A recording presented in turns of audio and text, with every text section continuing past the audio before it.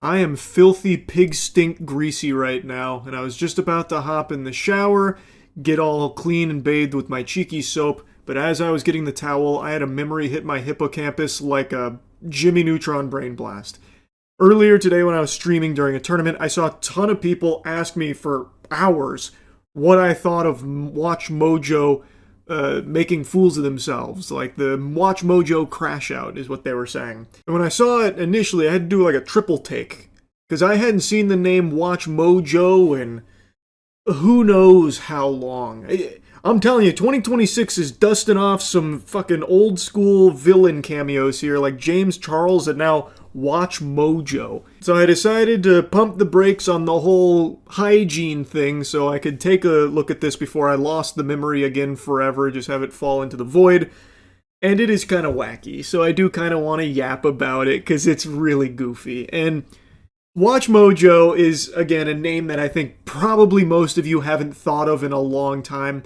They were one of like the earliest corpo slop YouTube channels that capitalized off of, here's the 5 most terrifying Disney deaths. Here's the 8 most important lessons we learned from The Poop That Took a Pee, the musical. That kind of thing. It was just algorithm bait in the early-ish YouTube era that caught fire, blew up, and they became like a conglomerate. Nowadays, you never hear that name brought up, not even as an insult. It's just a forgotten relic of the first wave of corporatization of YouTube content.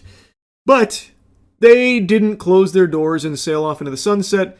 They still are out there with a sad whimper, just petering through and still desperately clinging to their formula that doesn't really work anymore, but they're still just tooting out the slime goop that they always did. 13 times toothpicks appeared in Quentin Tarantino films, or top 10 moments AI made the internet mad, that kind of shit. And recently, they made a comment that everyone has been dunking on, and that's why Watch Mojo is being talked about right now, because people are making fun of them for their crash out. Well, a YouTuber known as Voyan released a video called Watch Mojo's Downfall Should Be Celebrated. The video talks about how Watch Mojo was some of the first slop content on YouTube and has slowly decreased in views over the years. Not that their content was ever high quality, but it's definitely gotten a little bit worse. A little bit worse? What are you smoking? Get off the crack pipe, Buster. Who doesn't want to look at the top 10 AI-generated songs? That's some heat right there. They're cooking.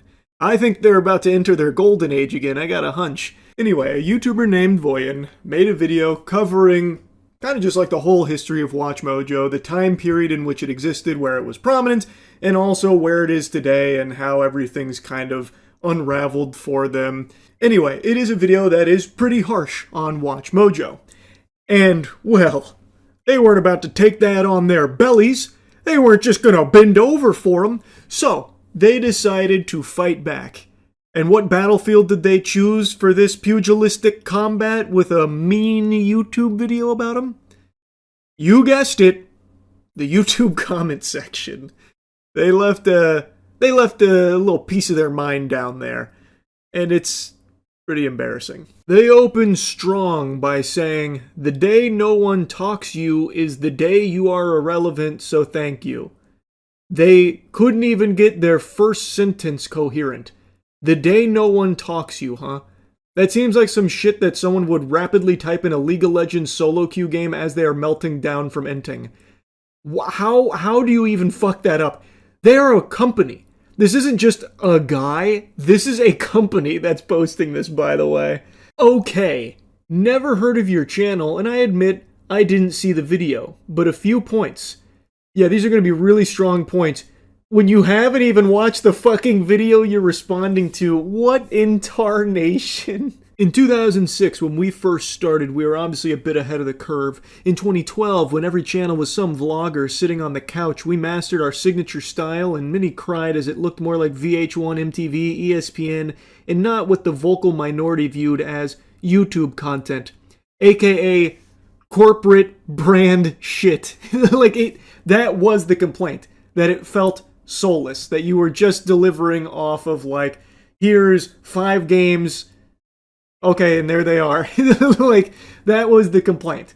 And it didn't look like VH1, MTV, or ESPN. It looked like just fucking montage of 5 things that you found on Reddit that you put into your top 5 games that have punching mechanics. That was what people were talking about there. The challenge in media is staying relevant, keeping your audience guessing, etc. There's what guesswork is there with a Watch Mojo list? What the fuck? Companies like BuzzFeed, Vice, Vox, and channels that inspired themselves by us, by their own admission, all came and went.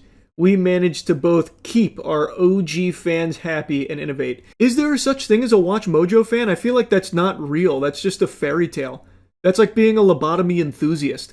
I feel like Watch Mojo doesn't have fans. It has bots or has people that just had the YouTube running in the background and Watch Mojo came on through autoplay. Or 12 years ago, they saw the title 8 times that sci-fi movies used a whoopee cushion. Some shit like that. And then they stumbled across a Watch Mojo video. But I don't think there's people that are like actively salivating over the next Watch Mojo release. Like, I can't wait to see what AI-generated song is popping this time around. Can't wait for Watch Mojo to deliver. If by downfall you mean being a survivor, having 100 plus FTEs who earn their living with us, then I will take it. How does Watch Mojo have 100 plus full-time employees? I'm assuming that's what FTE stands for. There's no way. That has to be a lie, or that is the most bloated company for the simplest dog shit ever. That has to be the easiest job on the planet. They're patting themselves on the back for still drooling out the lists, but it's not like they're doing well. That's kind of like one of the big points of the video they're responding to that they admit they haven't even watched. Like, they're hanging on in the same way that Blockbuster is. Like, yeah, there's still one left, but you wouldn't really call it, like, super healthy, but at least Blockbuster has its own charm to it. Watch Mojo has nothing. But they're over here like, any publicity is good publicity, you're talking about us, so how the fuck is that irrelevant? Checkmate. Also, this may be inside baseball, but you are aware that a VOD is YouTube 1.0, and the platform is evolved, right? I could break it down for you, but why bother? Hint, viewers are spending nearly an hour per watch session watching our content. We are, in the ways that matter, more pertinent than ever. Holy delusion. Yikes. As per Sound Mojo, again, think of 2012 when the vocal minority whined and then we got the last laugh. Then they sign off with a mic drop. Haters, envious, jealous people are fuel to our fire. The reply right under it had a big giggle out of me. It says, this is like the Ouija board speaking back. I thought that was a banger. Pretty stupid to respond to something they didn't even watch in the first place, and they just come across as like a bitter, delusional douchebag organization. What a dumb response. And again, they didn't watch the video, so they have like nothing to even like refute or even really dive in about. They just instead suck their own cock about like how long they've been around and how they were ahead of the curve. And actually, based on the data that matters, are more pertinent now than ever, which is just provably false. They are not. Unless they're going by like watch time metrics where they themselves are juicing it by auto-playing to bots or something, they are not as pertinent as ever. Anyone can look that up and see that that's just a full-blown lie. Maybe they're trying to like convince investors or something, I don't know, but it's not going to work on like sane people. It's just a really baffling decision because they didn't need to like respond to it or anything. And it's not like they're known for clapping back against people that make fun of them. It just feels so out of nowhere. So it is wacky, and I did want to yap about it because why? Why do that? Maybe it is just like one person who has the password to the account that felt personally attacked by it.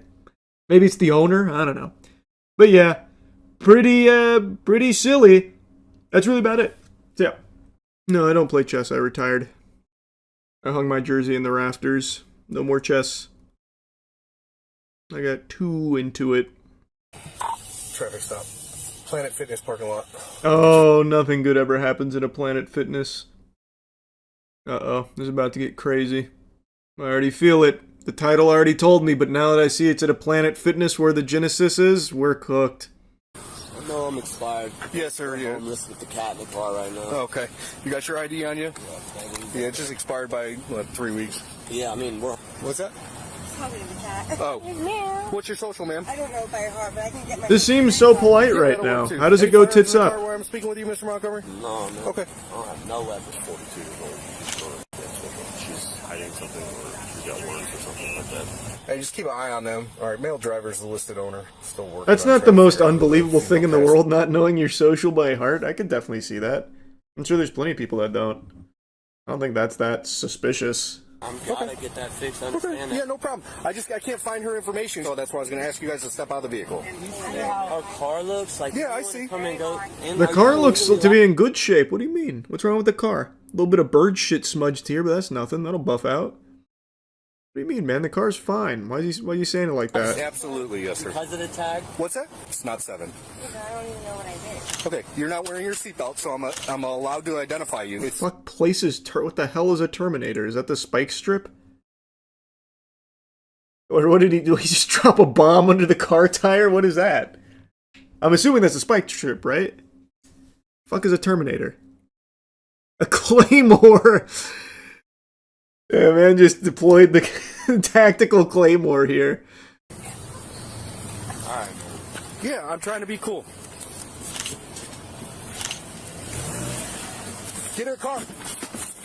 Oh, did he just dodge the Terminator? He outsmarted him.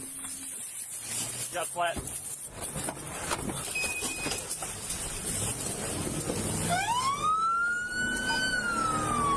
Well, look, that vehicle's taking off. Bye-bye, Planet Fitness. It's running on flats. It went over the Terminator. We're gonna have to swing Squad 2 around. I think I heard the lunk alarm go off in the Planet Fitness. Throw him in cuffs. Going through the construction zone. HQ, can you find me the biggest man in the Planet Fitness? I want to get him on the horn. We'll get him involved. Holy Jesus. Good, the officer's really going in.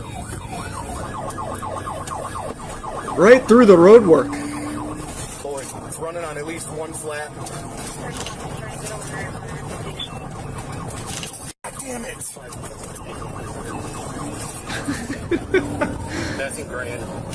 Squad 2, break off and pull that guy over. Hit him with a pit maneuver. Going over the railroad tracks. It's losing a tire.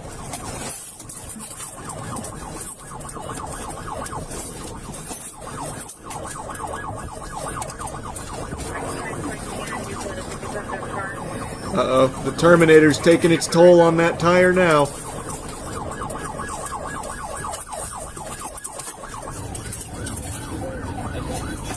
Oh, shit.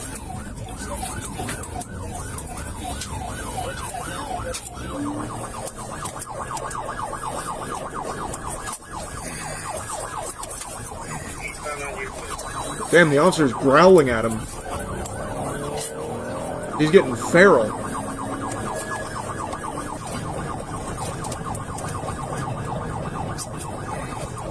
Throwing shit out the windows. Throwing something out the window. It was a banana peel. It didn't work. Try the green show.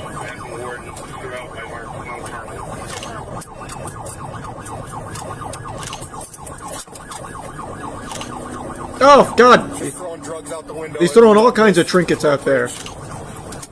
Oh, God. Holy fuck, he threw the whole sleeping bag. Now, that was an innovative strategy. I haven't seen that deployed. With Oak Ridge.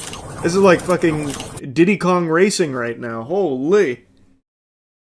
That's a big-ass sleeping bag, too. More stuff out the window. Oh, God, Jesus. The Jan Sports backpack as well? This guy's dumping all his loot.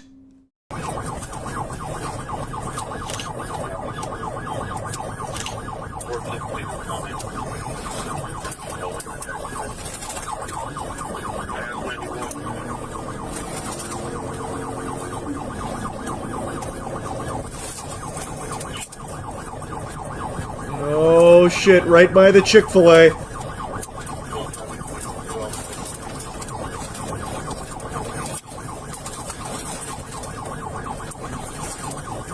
Man, this must be a bumpy-ass road. There's a lot of shit jiggling around here in the cop car. Also, what the fuck was this attempt here? This has to be the laziest deployment I've ever seen of a spike strip. Hopefully he's in the right lane going super slow. What happened? Did he like yank it too far back maybe and I just missed it?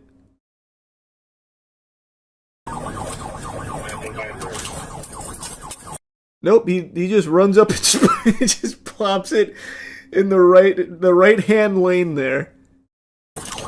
That one never stood a chance.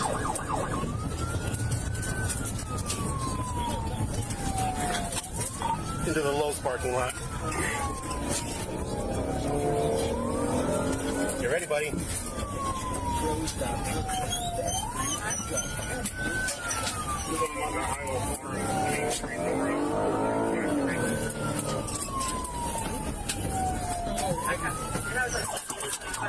Oh! I smell a pit maneuver. Yep. They had a bunch of open space. Oh, fuck, he's still cruising! Oh, there goes the whole tire!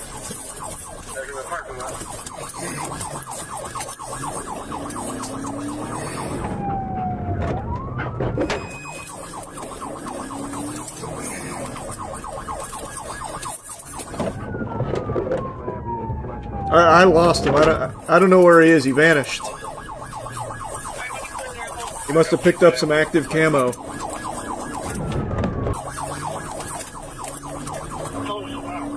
Dark blue. It's only got 3 tires now and damaged. Damn, he actually vanished.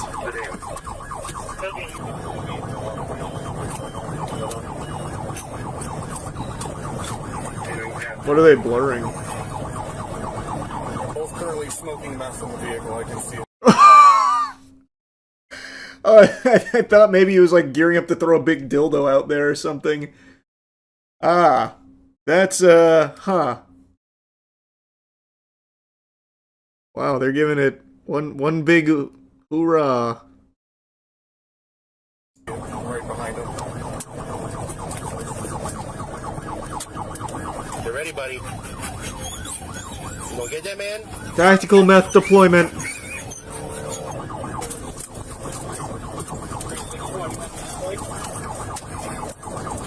You got more spikes. You can get them out.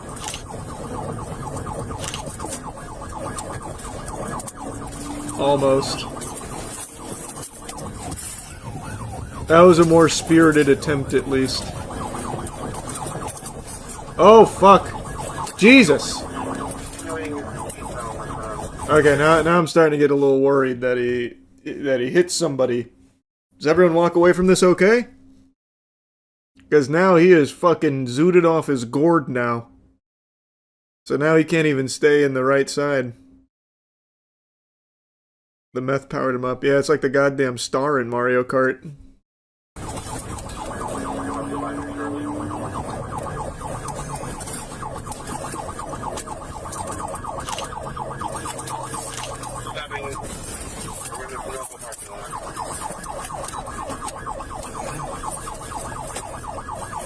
Was he actually looking to carjack there? It didn't really seem like it. Downtown Wilby. Let him go. Let him slow down, Sean. Let him slow down, Sean.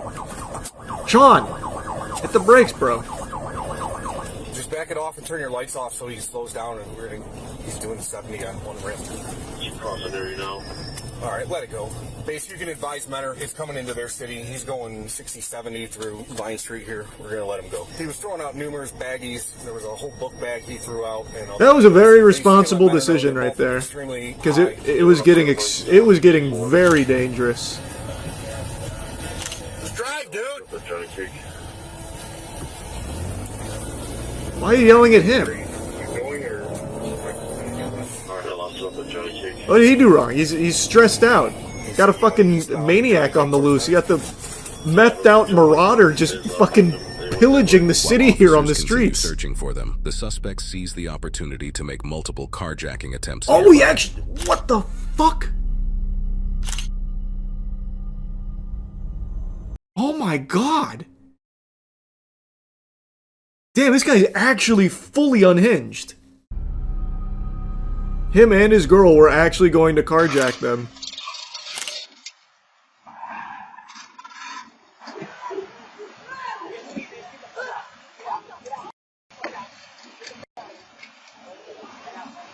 Damn! 911, where's the emergency? I just witnessed a car slam into another one, and now they're getting into another person's car. They're stealing her car. What kind of car are they getting into? It is a white four-door small sedan. I cannot see the make or model.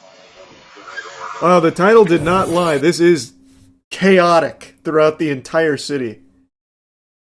And it all started over like an expired tag and asking for a social security number that she forgot.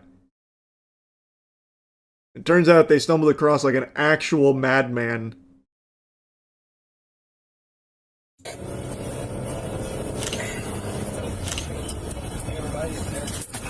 And they left their cat in that car, by the way. So they carjacked this and left their cat in this car that they have just crashed into another vehicle. I feel so bad for the cat. I hope the cat's okay. Are you okay, ma'am? I'm shaking up. Okay, were you in your car? Yeah, I was in my car. He Okay. made me get out. Do they have a gun or anything? We don't have a crowbar. So they turned right on 306. Holy shit. So this guy was actually gonna fucking beat her to get the car. Yeah, this guy's hopefully going away for a long, long time. Heading south. Chester Township as well. What a run to. We're going on a field trip. Hey, you write your 15th day paper today about how you almost lost your life 16 times in the car. We jumped this bitch twice. What are you What?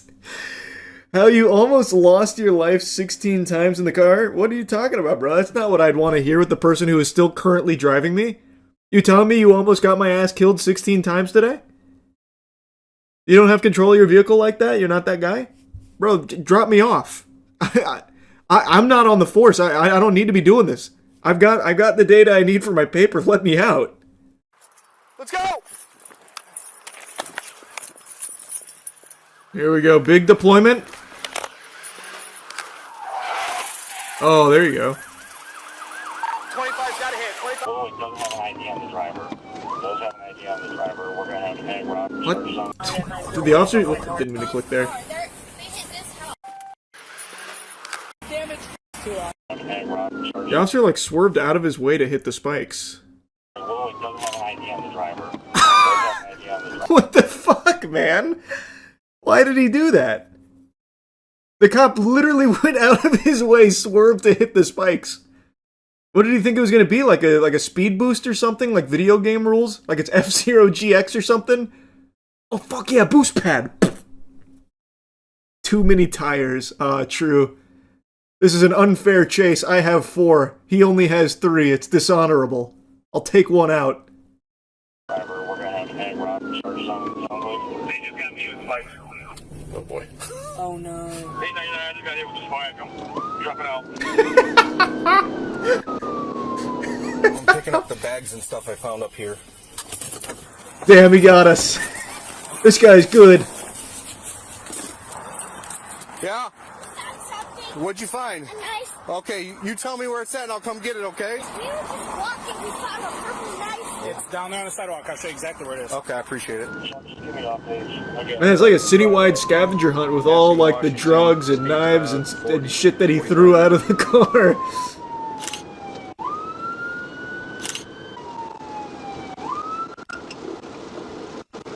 Yeah, he just pulled in the Giant Eagle, Mike.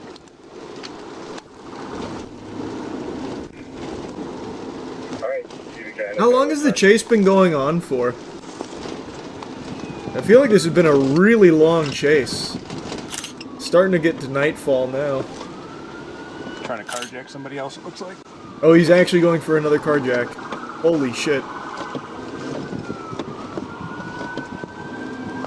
Alright, got a sheriff's car now on the lead. He tried to carjack another car, Mike. Alright, keep calling it. They're still chasing him right now as we speak.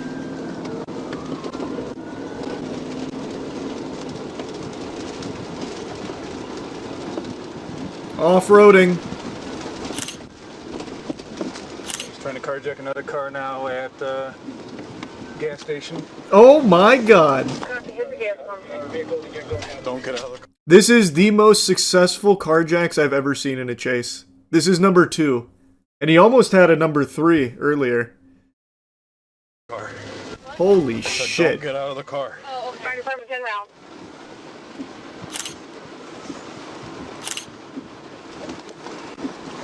Oh my god.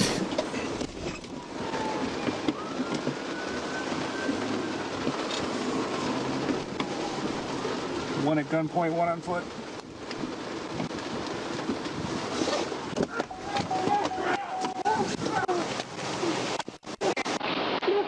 What seems to be the problem, officer? What's the charge? Yeah, what's up? Listen, please let me kiss him. I can't do that. Yes, you can. I can, but I won't. Brother, you carjacked 2 cars, attempted to get a third, threatened to beat a woman with a tire iron to get the car. I'm dead anyways. I'll be dead in 10 minutes. Okay. Alright. Car in our city and carjacked the car. What's your girl's name? Stacy Montgomery, my wife. Okay. Hey, this is so tight. Okay, we're gonna switch it off. Ma'am, sit up. Hello? Sit up, ma'am. I need you to sit up. Matt! Oh, Jesus Christ. Yeah, that's awful. Nah, I can't watch that. They actually just did all the drugs in their car during the chase. Yikes. No, she didn't. It was actually her just faking it. That's a big brain strat. Because they blurted and shit, and I was like, oh, it must be real. Oh. Damn, they got some fucking strats. That's the jailitis. Yeah. Jailitis, huh? Fake seizures for the last thing I want to do is. It was just drugs. No. So now it's not drugs. No, it's fake drugs. I said whatever was in the car. Just random. Our fire department. Jesus Christ. Robbery, grand theft of a motor vehicle, and vehicular vandalism. Separate charges were also filed through the Willowick Police Department, including failure to comply, obstruction, vandalism, tampering with evidence, possession of drugs, and multiple traffic-related offenses. I saw the littering Ohio in there. Adult Parole Authority later confirmed that Montgomery was currently on parole and had an open burglary case through the Ashtabula County Prosecutor's Office. The female passenger, Stacy Camplees, was not on parole, but was also connected to the same open case. Camplees, 42 years old, was identified as a passenger in a vehicle connected to an incident involving aggravated robbery with a weapon, robbery, grand theft of a motor vehicle accident, and vehicle vandalism. She was taken into custody. Why does it say free text? What is that? What is that? Is that a charge or is that like a placeholder? Like boilerplate shit? What is free text? Some lorem ipsum? Yeah, I guess. Maybe that is just bottom text, I guess. Packaging. They also observed white powder residue throughout the interior of the vehicle. Officers also located the cat concealed under the driver's seat, buried beneath various items. Oh. The cat was removed and transported to a veterinary hospital for evaluation before being transferred to animal care services and is not suspected of wrongdoing. For privacy purposes, we are not identifying the cat. That's cute. What an adventure that was. Wow. So she got off very easy. Which I'm very surprised about. She actively kept going in the vehicles he was stealing during the armed carjacking. Wow, they really took it easy on her for that. Probably because he did all the assaults and he was driving. Yeah, but she also saw the carjacking and then still got in the vehicle. Like on her own volition, walked and ran into the vehicle. Like, if I watch someone steal a car, I can't just, like, sprint to it and be like, alright, here I come! Or at least I didn't think I could. I thought I'd get in trouble for that. They got Cracksepticeye. He doesn't even look like him at all, but that's a great name. I feel like you just had that one in your back pocket and needed something almost close enough to use it. Well, it finally happened. We're here, baby. This day was inevitable. You didn't need to be Nostradamus nor Baba Vanga to predict that eventually someone was going to get shot over Pokemon cards. With the way the hobby has devolved and been completely destroyed, infested with greedy, insatiable worms that are seeking to just squeeze every bit of joy out of the hobby in the sake of financial gain, like tiddlywinks of financial gain in most cases, these pathetic scalpers are unhinged, unloved, unwashed losers, and it was always going to happen that one of them would snap and start shooting, and that's exactly what happened at a Kroger. Meanwhile, a dispute over Pokemon cards may have led to a shooting outside of a Kroger on the Near East Side. One person was injured. Police say both people involved are adults. The victim is in surgery. It happened in the parking lot of the grocery store on Twin Air Drive just before 7 o'clock this evening. That's near the Community Justice Campus. Again, IMPD says their preliminary investigation revealed the suspect and victim had a disagreement over Pokemon cards, which then turned violent. According to an eyewitness, it started because one of the men accused the other of cutting him in line at the Pokemon vending machine, which, I've said this a lot, Pokemon vending machines are basically PvP-enabled zones. That's where people go to just fucking scrap. That is where all thoughts leave the human brain, and it just devolves into Neanderthal mode. I have made so many videos clowning on and talking about the degeneracy in the TCG community, not exclusive to just Pokemon, but Pokemon is by far the biggest and scummiest of all of it. And these degenerate fucking vermin love to go to Pokemon card vending machines and just fight each other and fuck each other. It is just out of control. Like, I imagine not too far into the future, Pokemon card vending machines will just be banned, because it is constantly just a source of problems. People like glitching the machines and then starting fights with each other, causing a big ruckus and a commotion for all the normal people in the store and the staff. I bet stores will start electing not to put those in their establishment because it's dangerous. I mean, quite frankly, if it does turn out to be an argument over the Pokemon cards, yes, I think it's totally ridiculous. I'm not a collector of them. I understand that, there are some that are very expensive, but this, like I said, we were told an argument. The suspect is in custody, and IMPD says that there is no ongoing risk to the public. No one else in that parking lot was injured. I don't know. I'd say sleep with one eye open just in case. You never really know when it comes to these scalpers. They are demons. They are the lowest of the low, and there is nothing they won't do to get their grubby, unwashed paws on some Pokemon product to try and flip it for a $5 profit. Don't be like these guys. Don't be unwashed. Don't be these irredeemable losers. You need to start washing. You need to take your hygiene seriously, so go to usecheeky.com and get some of the best soap in the universe. I really do mean this though, by the way. The Pokemon scalpers are genuine maniacs, literal lunatics. So this shooting, I don't think is going to be an isolated incident. The violence is only escalating over Pokemon cards, and actually, just today, just like this shooting, I learned that there is now a trend where these scalpers are going to trade shows and putting trackers on some of the vendors and some of the customers in order to follow their movements, presumably to try and gank them later to steal their products, rob them of their Pokemon cards. Because at these trade shows, it's very high dollar cards that are being exchanged, tens of thousands of dollars worth of cards. So now people are reporting that they found trackers on their cars. Guys, I'm just getting ready to leave the expo, and we always check under our trucks and trailer, and it's a good thing we did. Somebody put a tracking device on us tonight. So somebody's trying to track our stuff, follow us home. You get the point. It's pretty crazy. Be safe out there. That goes for customers and vendor alone, any show you're at.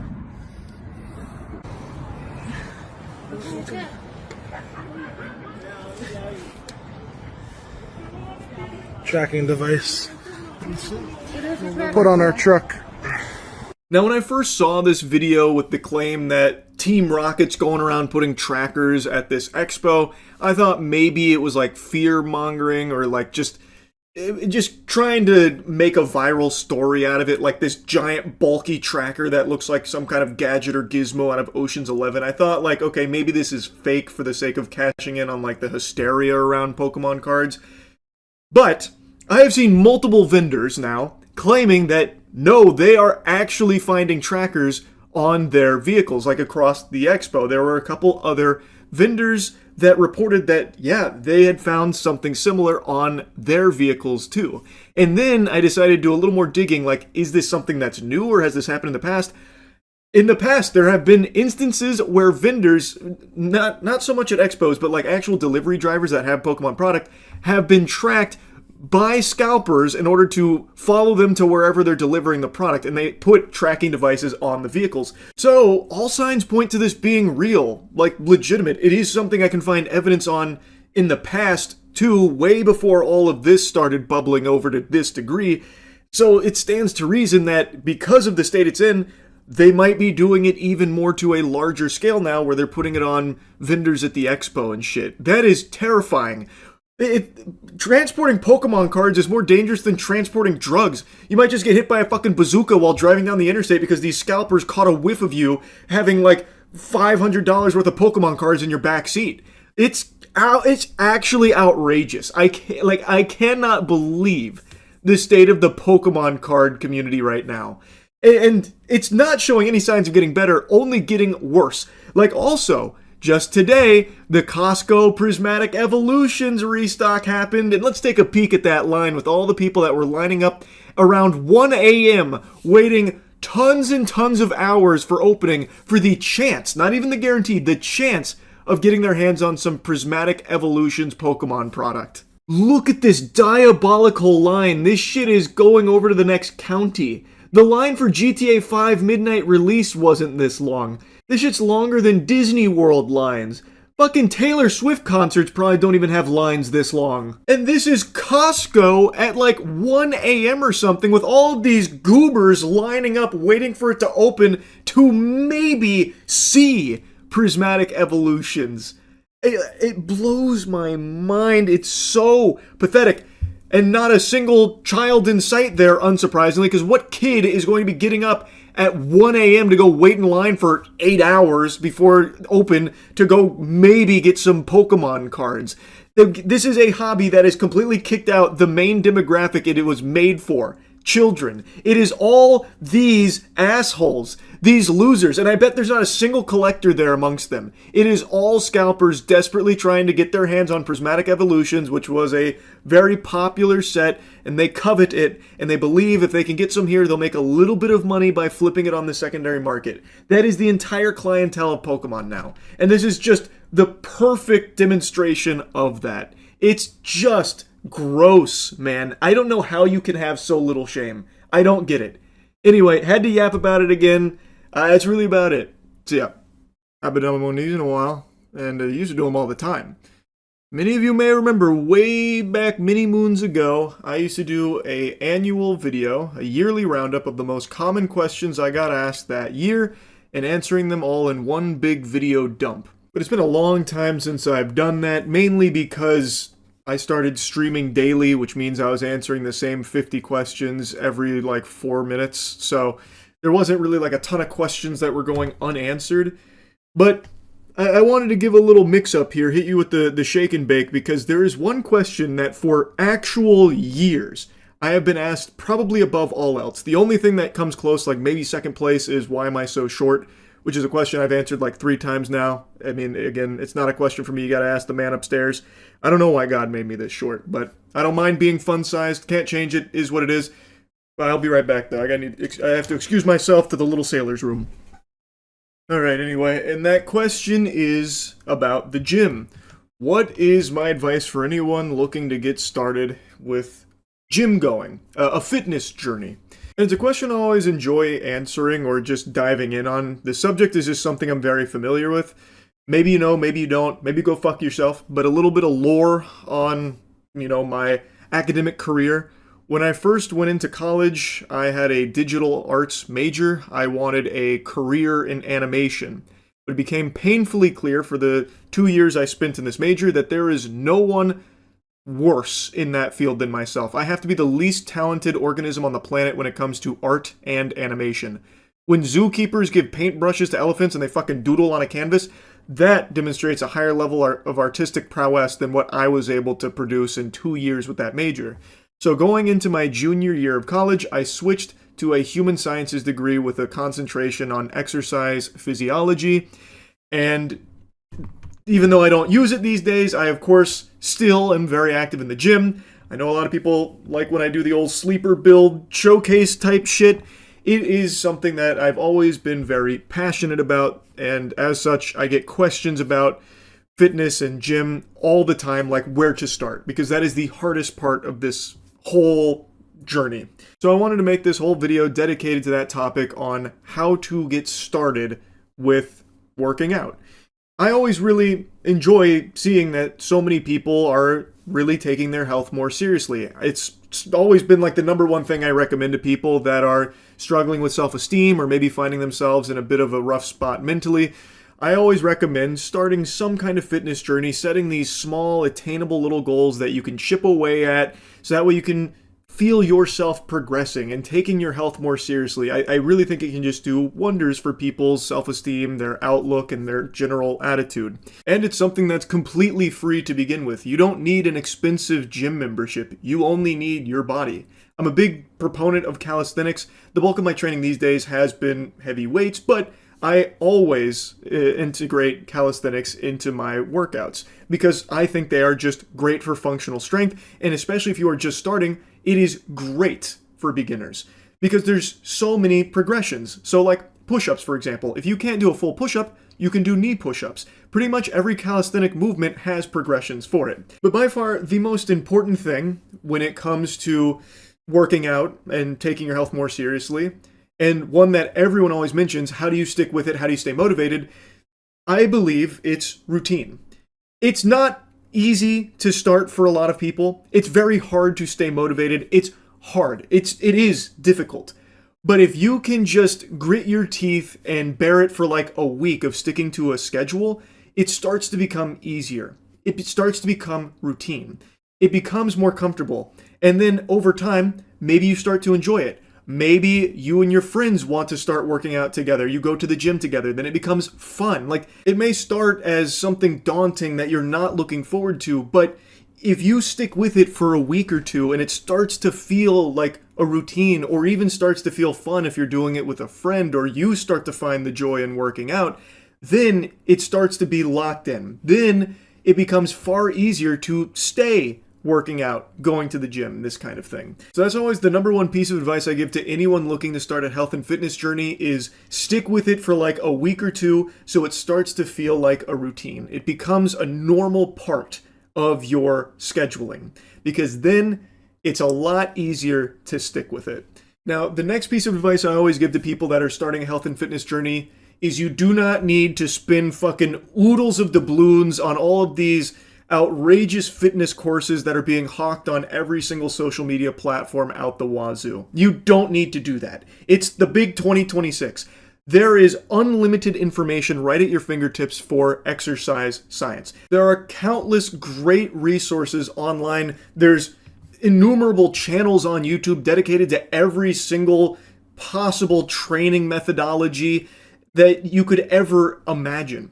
And when you're just beginning, you don't need to make yourself like the perfect split off rip. You don't need the perfect workout regimen to begin with. I think what's far more valuable to a beginner is having a big charcuterie board of a lot of different exercises that you have compiled from a lot of different training resources and trying them all yourself. Making sure to use good form, learning the movements, and finding which exercises you like the best.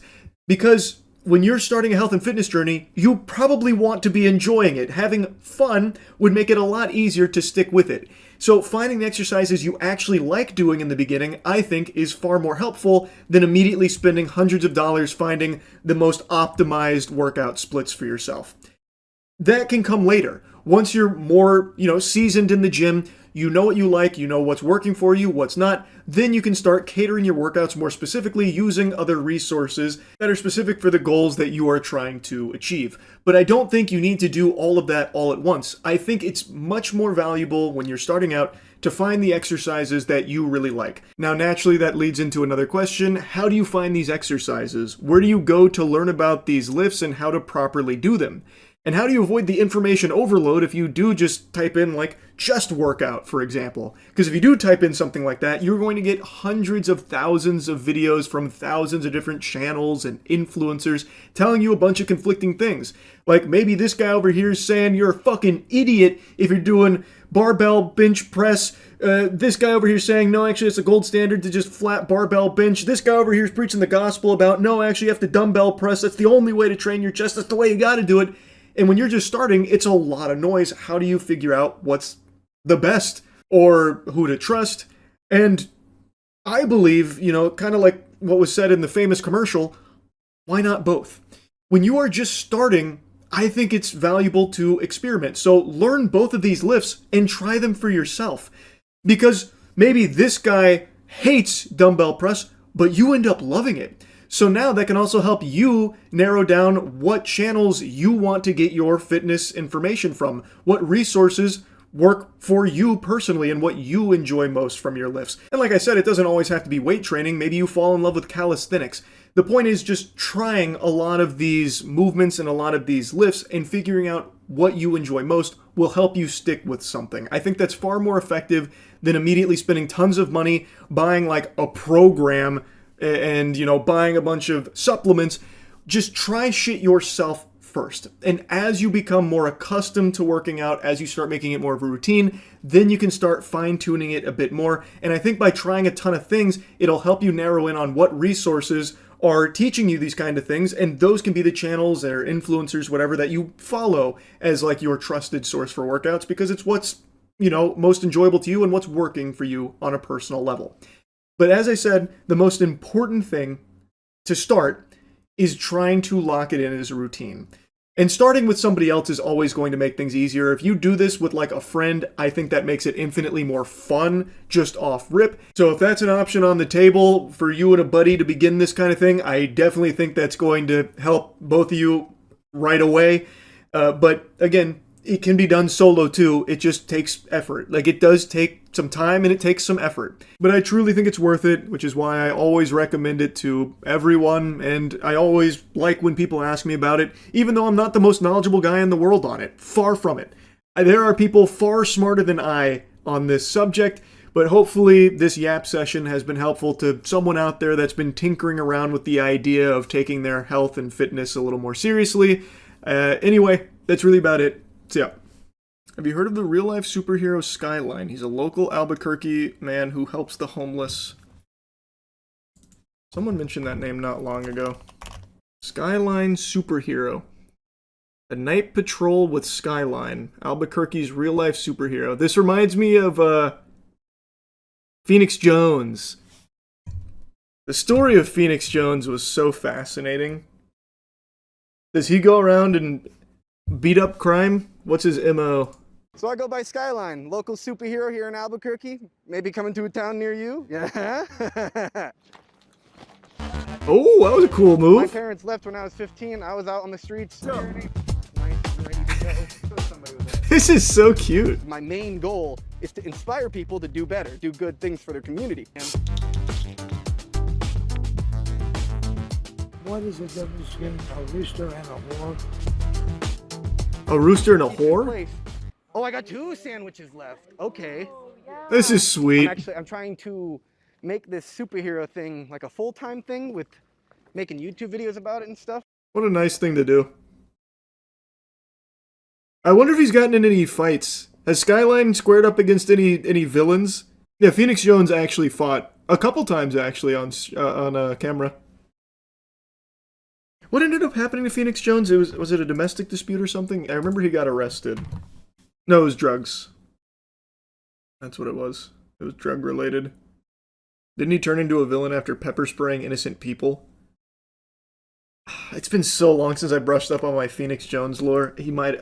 I vaguely remember him pepper spraying people. He pepper sprayed a group of people. I don't think all of them were guilty of wrongdoing. He actually became mainstream too. Bro had comic books and was in movies and video games. Yeah, Phoenix Jones was big. Back in like the 2010, 2011-ish era, Phoenix Jones was big. I had never heard of him until we watched the video about him. A great video, by the way, if anyone's ever interested in learning about Phoenix Jones. So I go by Sky.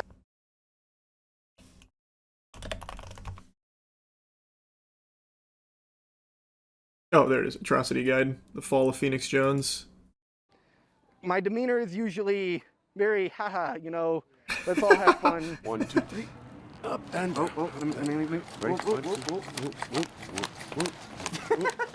Had a year This and is half just of a wholesome Navy as fuck. experience as well. Let's see that again? Can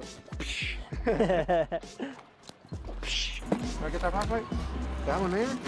I do wonder if he could fight somebody. He seems to have at least had some level of, like, at least moderate training for these kicks.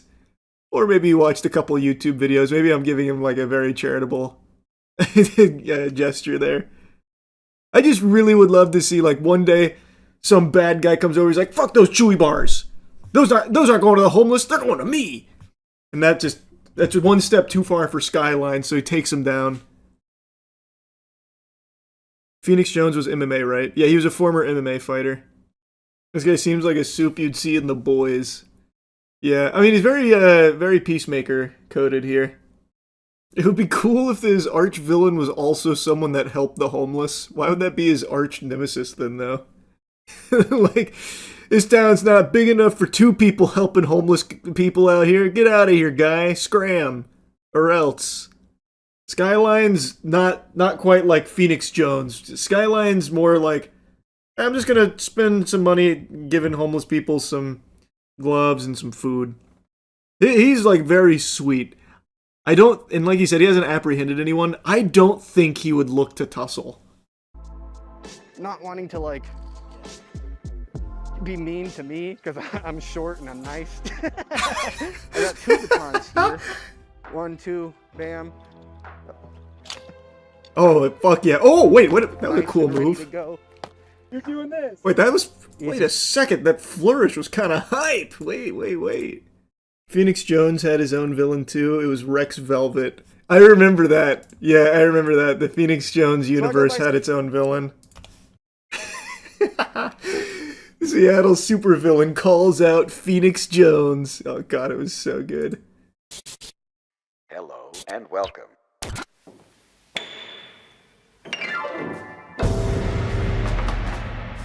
When I could leave this lair and conduct my duties proudly and without distraction. Oh, he's theater as fuck.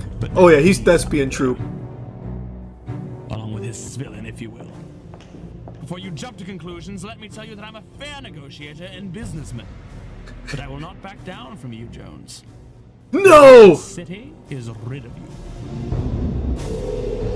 It can't be! Did Rex Velvet actually do anything? No, man. He made that trailer and that was it. I don't think he ever actually went out there to challenge Phoenix Jones. At least I don't remember him doing that. Rex Velvet was actually captured by a young kid during a Make-A-Wish who wished to be a secret agent. It's super wholesome. That is extremely sweet. What? Oh, and there's Rex Velvet! And Colby got him. That's incredibly sweet. Yes! You should learn staff. First off, nice. Cool. But secondly, you could find a staff just about anywhere. It could be a big-ass stick, or it could be one of my light stands for this video. Or you could always just use a PVC pipe like this one here. Really anything with a long pole arm. Imagine him busting that shit out on the street. Stop right there! When the homeless won't take a sandwich, he busts out the PVC pipe. What do you mean you're not hungry? Extendo pipe! I found a map that shows all real-life superheroes around the world. Look up the RLSH map. Wow, we have... Jesus, we have one all the way up here? Raven. Status active. Red Ranger has a whole fucking super suit here. Holy. And Justin Service. Damn, he's also got like a whole get-up. Okay, so that's the Seattle branch. There's... There's one guy down here in Auburn named Skyman. His fucking getup looks awesome. What does Skyman do? Oh, he's also a member of Echo. He was able to coax Iron Baron out of semi-retirement to mentor him. The Baron has his own unique history with the Seattle superhero scene. What's the history? The Amazing in Ann Arbor, Michigan. What does The Amazing do? His trademark gadgets are web shooters, including Bola Wrap iteration and a grappling iteration. So he has an actual utility belt? He started building gadgets from scratch, eventually moving to show the devices on YouTube as his channel grew, planned to use his gear to make positive impact in his community, often giving out supplies to the homeless. See, that's sweet.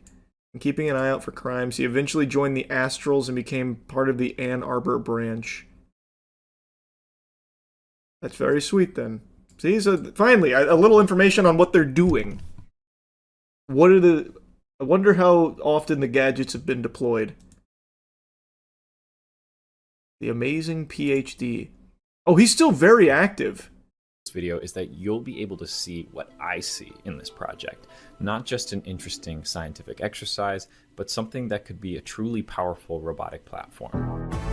Well, this is kind of an interesting little thing we've stumbled upon here. Does he still do the real-life heroing? Videos direct from the founder and CEO of Dragline Dynamics. So he's also a business owner. A brand new web shooter. I built a lot of things, so it's not every day I can safely say I've built one of the coolest things I've ever built. Charlotte was that day. The first version of this device that I made in 2025 This is so interesting. didn't really cut it. It was bulky. It was just kind of a proof of concept of my new... Not gonna lie, he actually looks like a Peter Parker. Kind of. I mean, he has like very standard comic book like main character traits. There he is, smoldering. Who isn't me wasn't a huge issue on my mind, but now that I want to distribute You're telling me his wrist web shooter actually is strong enough to support him rappelling down? No. General usability by someone who isn't. That had to be anchored up there with wasn't a something huge else, issue right? on my mind. No fucking shot, right? So what, is it a hook over here that he's got down there? Or is it actually just from that gadget wrapping around the... I think it's actually just from that. Holy shit, yeah, there's no hook or anything. It is actually just from his arm-mounted Spider-Man gadget. What the fuck?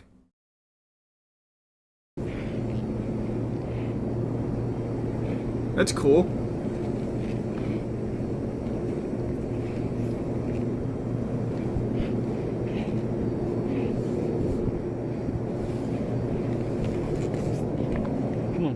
Attaboy, amazing.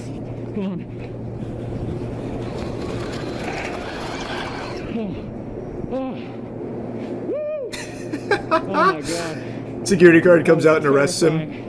Alright.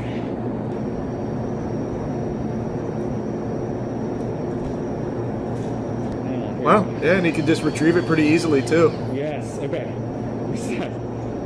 Jesus. Actually cool. Like, that's just actually cool. Good for him. I don't think we're gonna find any other real-life superheroes like that. Just a hunch. Yeah, maybe Reverb's got some cool stuff too. He's done Cold Fusion, perhaps. A former member of the Extreme Justice League. Extreme Justice League. Sounds like a backyard wrestling org. The XJL. It was founded in '06 by Mr. Extreme to prevent crime. XJL has been highlighted by Tom Cruise via Facebook. Please check Florida. Yeah, let's see what Florida has. Do we have anyone in Florida? Oh, we got a lot in the Tampa area. Wait, what the fuck? What do we have in St. Petersburg? The Warden, Good Samaritan, and Mercy. The Warden, probably the leader. He founded the Bay Coast Guardians. Oh, he was inspired by Phoenix Jones. I'm unfamiliar with the work of the Bay Coast Guardians, but I'm also not in St. Petersburg. Let me find something closer to Tampa itself.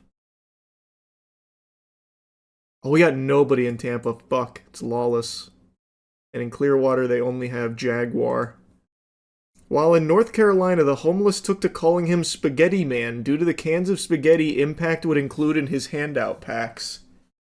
He goes on patrol to stop assaults, clean up litter, and help people in any way he can. Stop assaults is pretty lofty. Does he actually stop assaults? He gets in the middle of the tussles? Since then, he helped stop carjackings and had a crossover with the Bay Coast Guardians, during which he helped direct traffic away from someone who was hit by a car. He stopped multiple carjackings? Wow, wait, this is the oldest real-life superhero we've seen yet. Lord Chain has been active in some form since 1995. Dude's a fucking celestial. Holy. You missed one? In Florida? Where? Palm Coast, Orlando, and Tampa. Unless you're talking about, like, in here. Because if so, yeah, there was one down here, which is Night Vigil. Wait, Tampa Bay?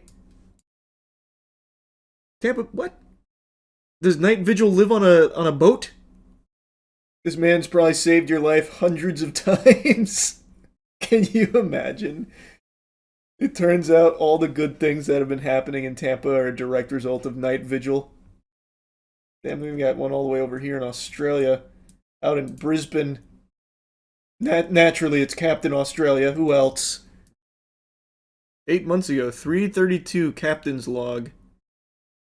Okay, Barry, before we do anything else, let's get the music on, okay? Ready? In 3. This is bop bop a diddly, bop bop a diddly, bop bop a diddly dee. Day 332 of the Captain Australia show. A boom boom. Otherwise, I'll just get ahead of myself and out of step. So, we're walking all around Australia for a charity called the Kids Cancer Project. Oh, that's super sweet. An hour and a half, and in the meantime, it's pack up the gear, get dressed, get on the road. That's super wholesome. Super fucking wholesome. Tomato Detective Tomatine. Stark. Risk Runner. Happy Man. And Greenpeace. Happy Man. First debuting in 2015. He does litter pickup and anti-bullying activism with school children. Oh, he has a YouTube channel as well.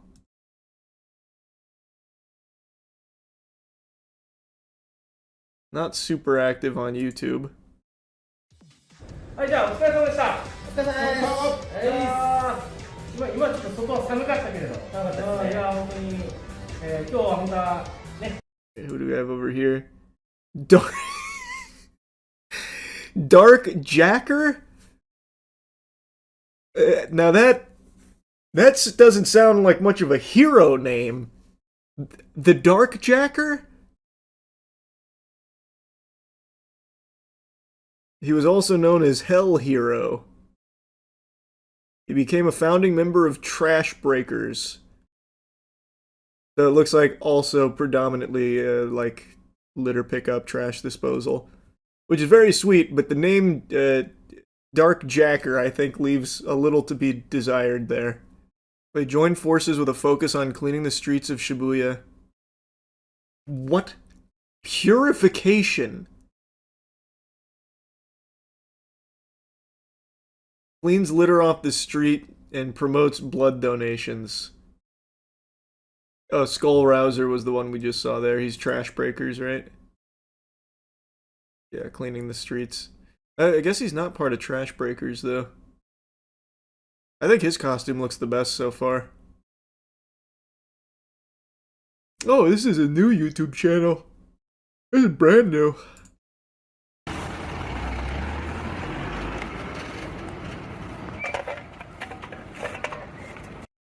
For the next TOC video, you and the boys should try and come up with your own superhero name and costume and go out to the streets and do some service.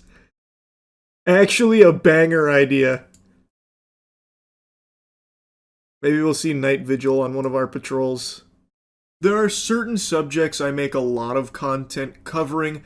There are just a handful of topics that always wiggle their way underneath my skin and grease my cheeks, and I can't fight the urge to yap about them. Like a dog chasing a mailman, just going around barking at it. And one of them, one of the biggest, is people using Christianity as a means to exploit and abuse others. Corrupt pastors that are using the faith as a tool for their own self-gain and self-interest. I find it to be vile, evil, and unforgivable. So over the years, I've made tons of videos covering these instances. And just a couple days ago, I made that video going over Robert Morris. This demon was the former spiritual advisor to Donald Trump. He was also a Texas megachurch turbo pastor who recently pled guilty to molesting a 12-year-old girl numerous times. And he only got 6 months in jail for this. He is now out of jail and will be serving the next 9.5 years on probation in his luxury property. Now, maybe you can call me short and ugly, but I gotta tell ya, I'll be honest with you sports fans, that doesn't sound like justice to me. That doesn't sound like punishment that fits the crime of molesting a 12-year-old girl numerous times. I feel like that should have been life in prison. But he got 6 months. I already blabbered about that out the wazoo, and I'm not here to just do it again. I wanted to do something a little different, because Robert Morris was Trump's former spiritual advisor. I want to show you his current spiritual advisor, because I truly think this administration is normalizing the epidemic of fake Christians that are just using the faith as a tool for their own enrichment. I believe it is full-blown, fucking full frontal, dangling right in your face, obvious blasphemy. It's not subtle, it's unapologetic. I mean, Jiminy Christmas, Trump was hawking and is still actively hawking Trump Bibles. Expensive Bibles for like 60 clams with Trump's name on them and numerous variants of it. They range in price from $60 up to $1,000, and also a little fun tiddlywink of lore here, they're printed in China. So they're made for less than $3 per Bible, yet he jacks the price up to $60 for the lowest plebeian edition of his Bible. But it goes all the way up to $1,000 for the one that has Trump's signature on the inside cover. Like, I just don't know how that's defensible from any real Christians. That is just completely unacceptable. These frauds worship Trump more than God. It's like textbook idolatry with the way they talk about and discuss Trump. Like, Nicki Minaj is a great example. She's a wonderful case study for this. She spent a significant amount of time squatting on top of the orb of confusion and debasing herself publicly, slurping for this administration, and eventually got in their good graces and received a Donald Trump-signed Holy Bible, calling it one of the most meaningful gifts she's ever received. Which is ridiculous, because Nicki Minaj has been very vocal about her faith in recent time. And I feel like anyone who is legitimately very proud of their faith as a Christian would receive a gift like that and be disgusted. There are some Bibles that get signed by like a pastor or someone who is genuinely in the faith and an active community member in Christianity in the local churches. That is something that I am very familiar with. That was something that I had seen when I was going to church, but they weren't sold. They were given to members of the congregation, and it was always just like, enjoy your Bible, or like, I hope I hope this resonates with you, and then signed by the pastor. This is Donald Trump planting his fucking name on top of the Holy Bible, literally going through the word Bible with his signature, making it seem as though he's the most important part of this gift, not the Bible itself. And yet, Nicki Minaj is like, oh my god, it's amazing. Nicki Minaj, by the way, whose husband is a registered sex offender, and her older brother is in the slammer serving 25 to life for sexually assaulting an 11-year-old child. Now, I'm not here just to talk about the Trump Bible. Like I said, I want to focus on his current spiritual advisor, Paula White, because I think she is the perfect example of this phenomenon and is serving to normalize this practice. Wherever I go, God rules. When I walk on White House grounds, God walks on White House grounds. I had every right and authority to declare the White House as holy ground because I was standing there, and where I stand is holy. To say no to President Trump would be saying no to God. And I won't do that. This is a montage that kind of blew up a few months ago. A lot of people have seen this, and it shows some of Paula White Kane's more recent highlights about how she can declare the White House is holy ground because she walked there and God walks with her. And also, she proudly proclaims that saying no to Trump would be like saying no to God, and she's never going to do that. I had the longer section saved, but now that video's taken down, so I can't show you the whole context of that statement, but from what I recall, she was talking about how Trump has basically been chosen by God, so when Trump asked her, to come aboard, saying no to Trump in that position would have been like saying no to God, which she refuses to do. That is an outrageous thing to say. That is genuinely, by all possible definitions and interpretations, blasphemous. To say that kind of statement about saying no to a man is like saying no to God, you are putting that person on this pedestal that they are equal to God. That is like a big no-no in the faith. It's fucking unhinged. And yet, nobody calls her out on that in the administration. All of these supposed Christians have no problem with her saying things like that and acting this way. It's baffling. Well, it's actually not baffling when you stop to realize that none of them actually care about Christianity. They are using it. To them, it is nothing more than a tool to be utilized to get people latched onto their bosom. Because if they can convince people that what they're doing is righteous and chosen by God, then people would be afraid to go against it, thinking that they have to fall in line, otherwise they've deviated from the path of the Lord. That's their whole tactic. That is the playbook that they're using. It is sickening. And it's working for them. It's working extremely well for them. Like just yesterday, Paula White had this to say about President Trump and his experience and how similar it is to our Lord and Savior. But the truth of it is you are here because of God and because of you. And I just wanted to share this thought and pray over President Trump. Jesus taught us so many lessons through his death, burial, and resurrection. He showed us great leadership. Great transformation requires great sacrifice. And Mr. President, no one has paid the price like you have paid the price. It almost cost you your life. You were betrayed and arrested and falsely accused. It's a familiar pattern that our Lord and Savior showed us. But it didn't end there for him, and it didn't end there for you. God always had a plan. On the third day, he rose, he defeated evil, he conquered death, hell, and the grave. And because he rose, we all know that we can rise. And sir, because of his resurrection, you rose up. Because he was victorious, you were victorious. And I believe that the Lord said to tell you this. Because of his victory, you will be victorious in all you put your hand to. Comparing Trump's journey to that of Jesus Christ. Wow. Powerful stuff, Paula. You know, when you put it that way, and I really stopped to marinate and stew, giving it a lot of thought, I actually think that my life's journey is pretty similar to that of Master Chief's. Huh. Isn't that some shit? Now, I know I've mentioned this a couple times in the past when covering people like Paula. I am not as spiritual as I used to be. Growing up, I was very, very religious. As I said, I got baptized twice because I was concerned that God may have been AFK for the first one, and I wanted to make sure that, he had front row seats and popcorn ready for the second one, just in case. So I came in there with the round 2 for the Jumbotron. It was a huge part of my life. And even though I'm not as spiritual now as I was then, I still care deeply for it. And seeing that this is becoming so common now is just gross. It's so fucking abhorrent. Paula White Cain is a televangelist demon. Her whole career is built off of begging for money from her followers. And she still actively does that while being the spiritual advisor to Donald Trump.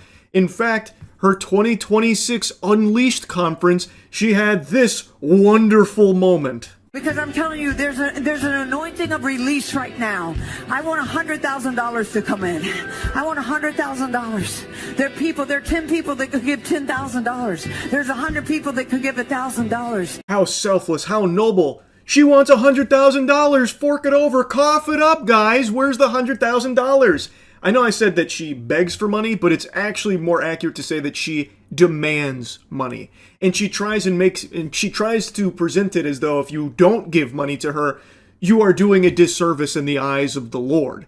This is a common tactic used by televangelists that have done this for many, many moons now, but very few of them have the same kind of power and influence that Paula White Cain does. One notable person that I'm sure a lot of you have heard of, and someone that I've made a couple videos on, is Kenneth Copeland. He's the guy who's very open about like how important it is that he has his private jet. So keep giving him money. He's the pastor and the Lord needs him to have a private jet, so give him money.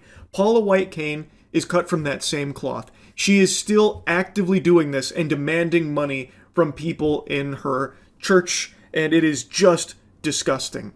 Get a check, make it payable to Paula White Ministry. There are people that are watching right now. If you say, I don't have it, give $100. Bring up a sacrificial seed. This isn't for me. This is about kids that will die without you being obedient. This is about kids who are going to be minstrels and instruments and warriors and mighty for God. This is about kids who are going to make a difference. I'm not going to take everybody's blessing. Come on.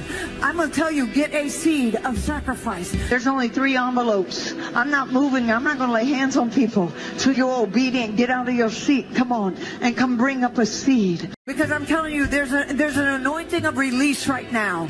I want $100,000. She says verbatim that there are kids that will die without you being obedient and giving her money. Oh no, the money is not about me. It's about these kids. We need the $100,000 now. If you can't afford that, the $1,000, then give $100. You gotta give something. If you don't give something, you're a bad person for it. You don't want to be a bad person, do you? Well, come give Paula White Cain some money. It is something that she has done her whole life. And I believe that when you honor God on Passover, starting on April 12th at sundown through Good Friday on the 18th and concluding on Easter Sunday, you can receive these 7 supernatural blessings for you and your house. According to Exodus 23, God will assign an angel to you. He'll be an enemy to your enemies. He'll give you prosperity. He'll take sickness away from you. He will give you long life. He'll bring increase in inheritance, and he'll give a special year of blessing. You're not doing this to get something, but you're doing it in honor to God, realizing what you can receive. For your special Passover offering of $1,000 or more as the Holy Spirit leads, you will also receive the beautiful 10-inch Waterford Crystal Cross. Don't miss your moment to release 7 supernatural blessings and provision into your life. That's right, you heard it here first. God can take your sickness away, but only if you send $1,000 to Paula White Cain first. Paula will get God on the horn and ensure that you receive these 7 blessings, but it's going to require $1,000, which is chump change compared to what you'll receive for it. It's transactional. So donate $1,000 to Paula White and receive these 7 blessings to save your life and increase your life, and also get this specialty cross. I'm confident that the people that followed Paula and Trump, and when they talk about how he's like Jesus and saying no to Trump is like saying no to God, I'm very certain these individuals have never read the Bible at all. Probably have never opened the Bible, and they just bite on to their words and accept them as truth, and that Paula and Trump are infallible because they are chosen by God. But if you ever decide to actually read the Bible yourself, you're going to see a lot of what they are demonstrating is directly frowned upon in the Bible. Most notably, Matthew 21:12. This gets brought up a lot in regards to frauds like Paula. This is when Jesus enters the temple and drives out all those who were buying and selling there. He overturned the tables of the money changers and the benches of those selling doves. He declared to them, "It is written, my house will be called a house of prayer, but you are making it a den of robbers." And depending on the versions, it changes a little bit, but the message is always the same. Jesus throws out those who use his temple as a means of profiting off of others instead of a house of worship. That is exactly what Paula and many others in this administration explicitly do, blatantly. It is corrupt, it is completely unacceptable, and unfortunately is being normalized, and it shouldn't be. So I really wanted to yap about Paula here, and yeah, that's really about it. So yeah. Alright, let's get some armor runs in there. I gotta get warmed up. What was thrust again? Alt, right? Yeah. Oh yeah, that's good. Okay. What was kick? Oh. I just threw my sword down. Hold on, give me a second. I gotta remember the controls. Man, they're much harder to slay when they have armor on, huh? Who would have guessed? That guy's over there begging for mercy. Here, I'll go finish him off. Ah! We don't do mercy around here, bud. You're making us all look bad. Stop looking at that guy. There we go. I'll carve you up like a fucking Thanksgiving turkey. God damn it. Where are the weaknesses in your armor? That's a crazy shield this guy has. There we go. Yeah, but you really regret it now, huh? Get him, yeah. Finish him off for me. They're all bullying him. Hey up! Oh, one. What the fuck? Why? I'm trying to bring this down and behead him. Not powerful enough, hold on. Okay. No honor, I see. I'm in a rough spot now. I cannot bring this sword straight down. He only wants to come at an angle. If this guy has a candlestick, it's already just GG. Oh good, he's got the shitty weapon. Yep. I win these. That was nice and quick. Bringing things straight down is fucking impossible. I just hit myself. Oh! No, put the pants on. Put the pants on. No! God damn it, put the pants on. Wait, how do I put the pants on? Oh, there we go. Phew. I got a better weapon as well. Oh! Tried to flank me, huh? Oh, wow. That was so clutch from me. He gave me a concussion, but I was able to fight through it. Shoes! Ah! Oh, I'm dual wielding. Wait, what? I didn't know this was possible. I feel like this isn't the most effective dual wielding. He's really taking a wallop though, good for him.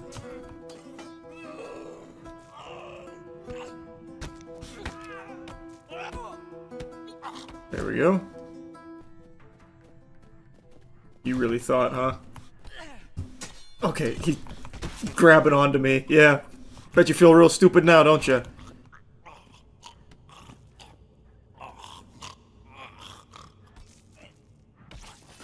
I'm trying to speed it up, man. I really am. Sorry, this is the gurgling's a little much, man. Thank you. Just pass away peacefully. Oh, yeah. Oh, yeah. Oh! Damn, I'm getting really good at hitting the throats. Oh, come on. Oh, my wrist. Oh, sorry. Oh, boy, that's unlucky. Oh, boy, that's real bad. I'm trying to end you fat. Oh, there we go. Cleaved in half. Much better. This is a very solid run I've got going here. Oh, shit. I got his throat. Did you die? No, he's still alive. There we go. This weapon's amazing. It's like a heat-seeking missile straight for the jugular. Oh, I knocked his hat off. He's nothing without his hat. I think this is my furthest run ever so far. Give me that hat. I'll wear it in your honor. Oh, what? We traded. Oh, that dirty rat. That was a bad luck hat. I shouldn't have picked up the hat. What a fucking mistake. This weapon seems crazy.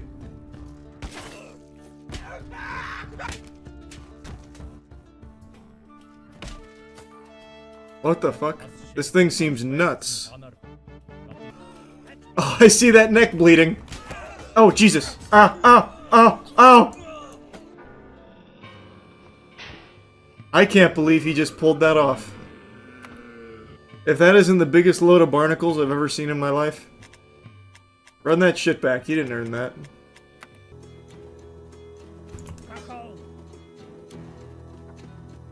I'm being double teamed. Oh, nice, nice.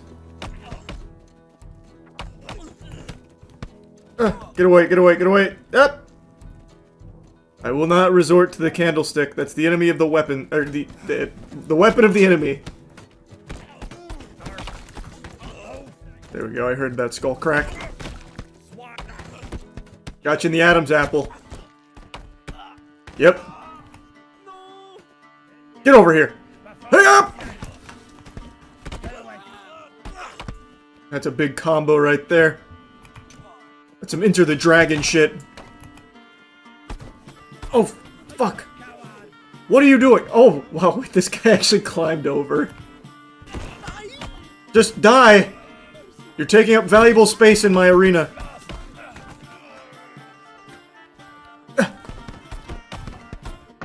Gotcha! And I'm not done with you either. Oh, man. Here I come again, yeah!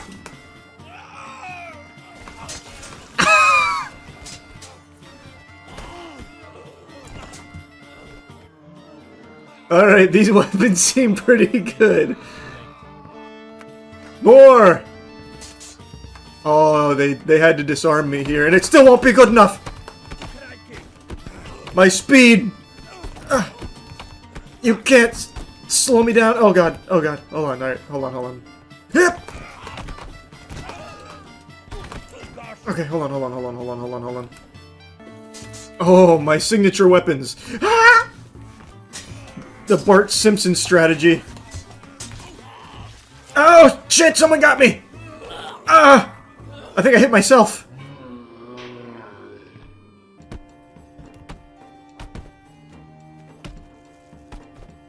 You dead yet?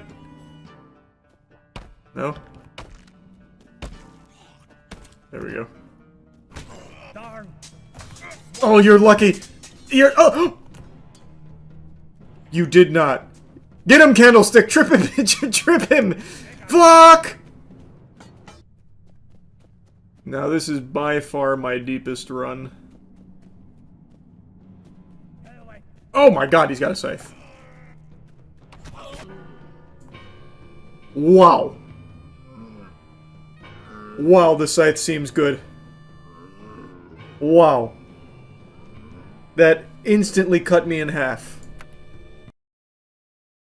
And he had 2 sickles as backup weapons. Holy. What a monster. He's about to fall. No! Come on! Yes! Now bully him! Get him! Trample it! Ah, let go of me! He's gonna get up! What are you doing? Oh no, he's stuck, he's stuck. It's exactly what I thought would happen. No! Mercy! Mercy! Alright, I'm back. God, it's like a rhinoceros beetle fight. Where you just try and flip the other one. Oh, you've given up entirely, haven't you? No! Ah! My feet! Ah! Get up! Yes! Ah! Ah! Get up!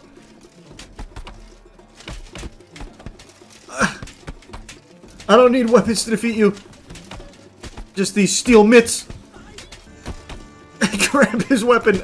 Oh! I went for like a rising kick there. This guy's balance is fucking extraordinary. Oh god damn it! All right. Let me catch my breath. Oh no! Oh no! I can't believe I just broke free. Yes! Yes! No! No! No! Fuck! I couldn't punish him hard enough for falling. Oh man! Ah! God damn it! I'm trying to rise like the Undertaker. Oh fuck, he's good. Oh Jesus! He's knocking my lights out. Get up! Get up! Get oh shit! It's tough. We're not done yet. We're not done yet. No! No! Get up! Get up, damn you! Ah. You're lucky I ran out of breath.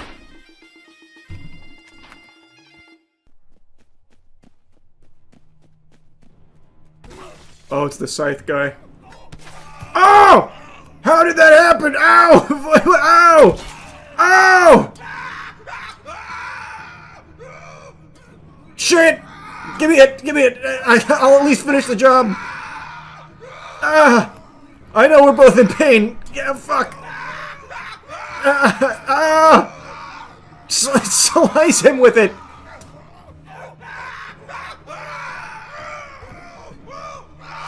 Oh my god, that worked. I did it. I don't need an arm to win. Oh! What the fuck? I don't like this guy's weaponry. My buckler isn't very useful. Shit! Get up, come on. Oh! Oh! It was booby trapped! Ow! Fuck! Ow! My foot! Oh! Oh! Jesus! Take it out of my foot! Oh! Oh shit! Let me up! Let me up! Oh! God! Ow! Ow! Ew! Ew! Ew! Ew! Oh!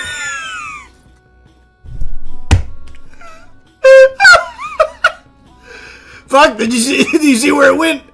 Shit! It slipped right out of my hands. If I could put butter on it, grease the damn handle. Shit! I need a weapon. God damn it!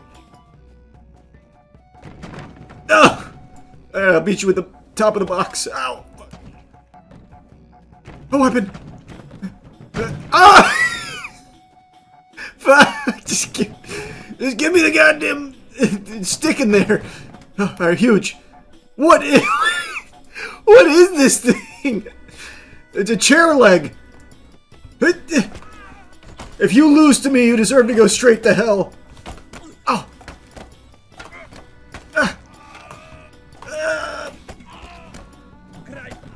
Yes. Yes.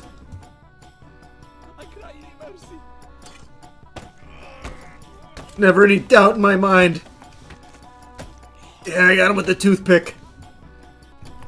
Oh god. Oh, stop! I keep going for my legs. Get in there. Man, I am tanky as fuck in this run. I'm eating everything.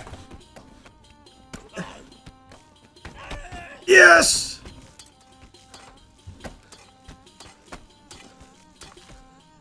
I am going ballistic with this thing.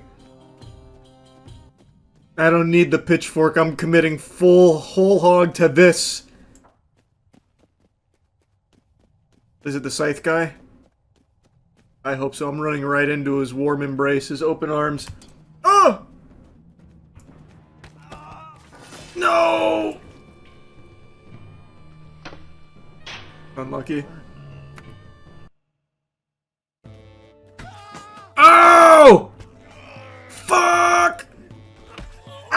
Oh, Jesus! Man, that weapon is giving me the business. Well, that's bad. We can shake this off. We can shake this off. Just find where my pitchfork went. This will make us stronger. We just gotta find my fucking pitchfork. Okay, fine. Any weapon at all, I'll take at this point.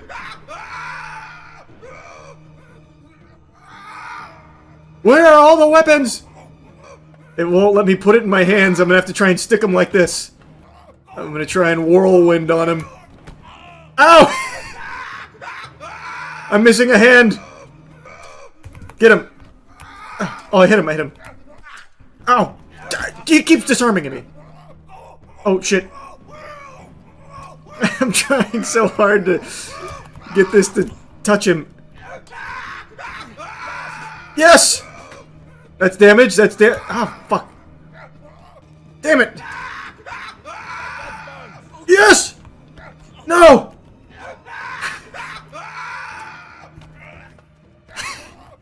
Oh!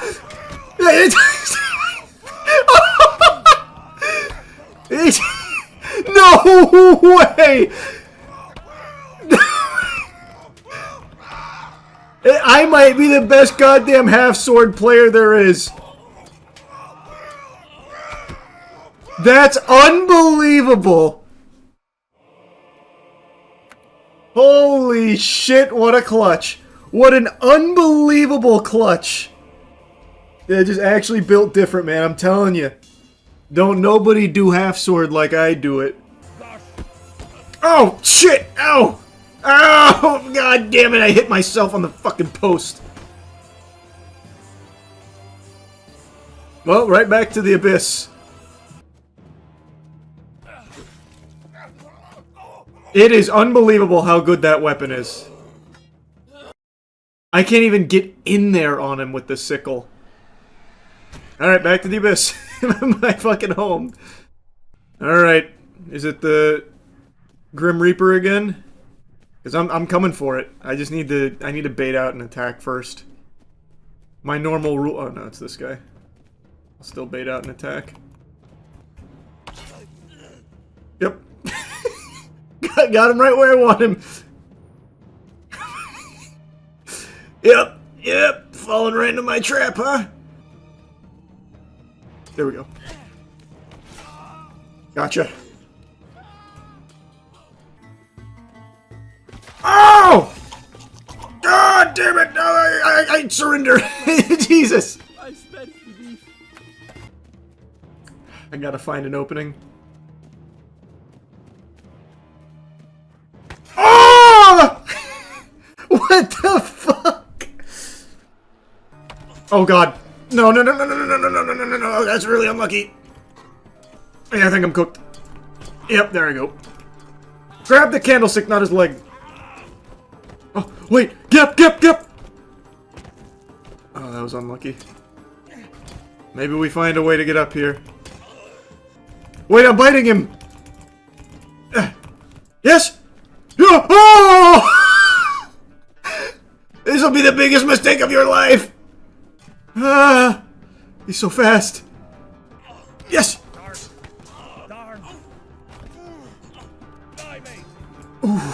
Ooh, that was a good flurry. No! How? God damn it, I couldn't get my arm up high enough. Fuck! Nice. Oh, what? I missed. Oh my god! No fucking way that just happened.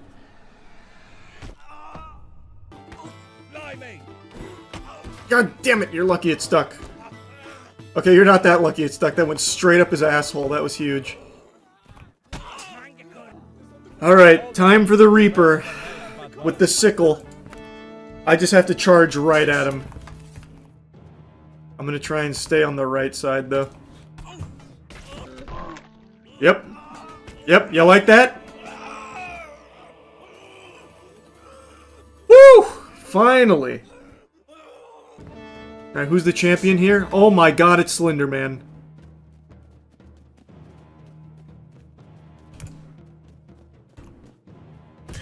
Oh, my ear. I can't decide. Yeah, I'm just gonna do it. Okay, leave me alone. Ah! Okay, we leave the fight another day.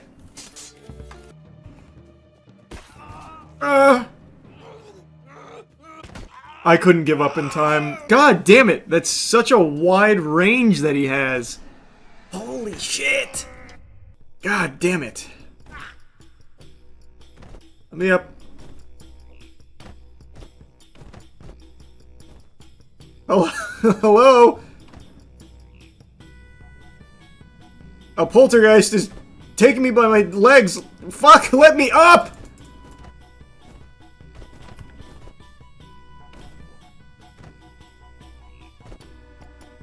Okay, why is this happening?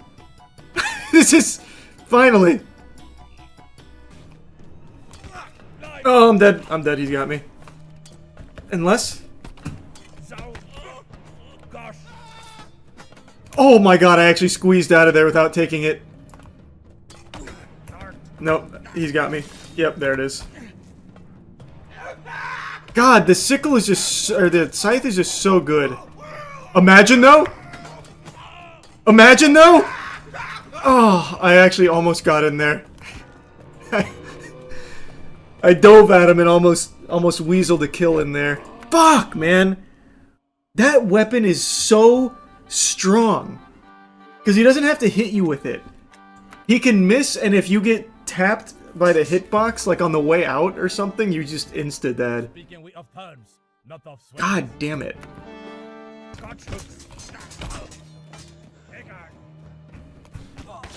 No fucking way.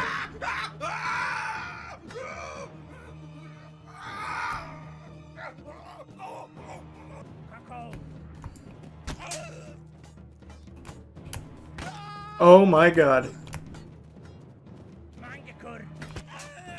No way! What? What?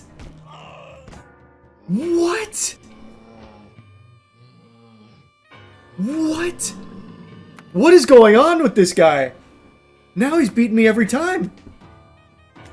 All of my good runs. Oh boy. I think he's got me. Yep. Yep. Yep. Yep. I don't know if they've like adapted to my playstyle or something, but man, they are really beating my ass here. Holy. I'm getting just insta-killed. Oh my god! What the fuck? This is absurd! I wanted the fucking stool! That keeps happening! I keep grabbing their body parts! Alright. No way I lose to him again. There's no weapons. There's tiny candlestick. Oh. Yes. Yes! Oh, tiny candlestick. Alright, finally moving on. Nope, I'm dead. Unless, oh my god, okay, I got the separator. No, oh, okay, we got a good hit there. See what I mean, though? He doesn't have to hit for it to be a huge threat. Because if I step on the blade, I lose my feet. And there it goes. Fuck! Fuck! Oh, and the pitchfork, GG. Did you have a weapon? No. Don't worry, I don't think this will even kill you. See? You're fine. Let me go hands unharmed. Oh, hey! Back to my fucking General Zod here. Oh my lord, it gave me the candlestick. That's great news.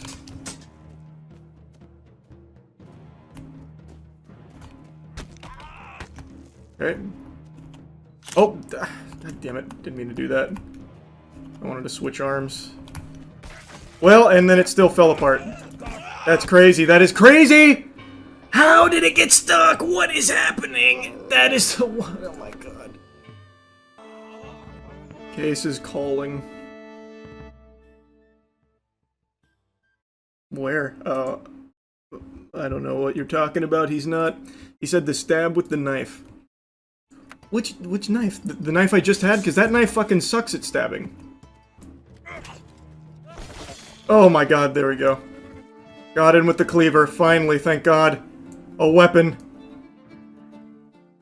Hey, man. Can you hear me? Yeah. I got some, man, I got some tips for you. What's up? Okay. So I'm watching you. You know I love me some half sword. Right. Okay. I'm watching you. First off, what I want to tell you, the knife, okay? I heard you make the point that the knife is absolute trash, right? Yeah. I fear that, you know, when you get to the dude with the metal helmet and he's using the axe? Yeah. The best weapon that you could use against him is that knife, and it'll spawn in the middle. Is that a guaranteed spawn? I think it is, but the thing is, when you have a knife, never slash with it. Even like the cleaver, you know how them cleavers and dudes be cutting them steaks with in them cooking videos? Yeah. Even that one, if you can get down, all you gotta do is run up, double tap, left click, and aim it at their chest. And if you have the timing right, you'll one-shot everybody. Okay, I'll give it a try again. I was having no luck thrusting though. It was not working. But if you double tap left click with the knife, good lord, that was a nice one though. I must give you credit. That was. Thanks, brother. That was a good burp right there. But yeah, double tap knife on the dude with the helmet. If you get the accuracy down, you'll literally stab him in the chest. He'll bleed out. It's like a one shot. I'm telling you, it's like a one shot. Okay, I'll start utilizing that more then. Yes, Sirski. All right, brother. All right, bro. All right, now it's gonna Chat, be did I clean help runs. You helped me. Yeah. Do I leave the Discord call? Oh, I got it. All right, I'll do more of the thrusting with the knife, but I've had no luck with it. Oh. Hook.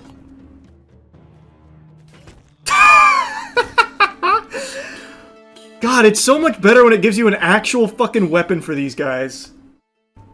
Oh god, he's got the toothpick. Oh! Oh! Fuck!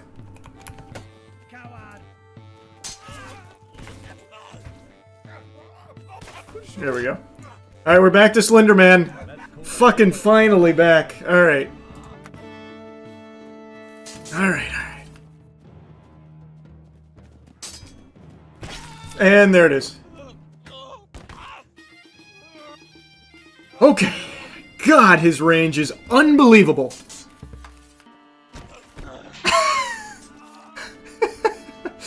I'm just gonna do that to Slender Man. Fuck it. Fuck it. If he runs into it, he runs into it. If not, so be it.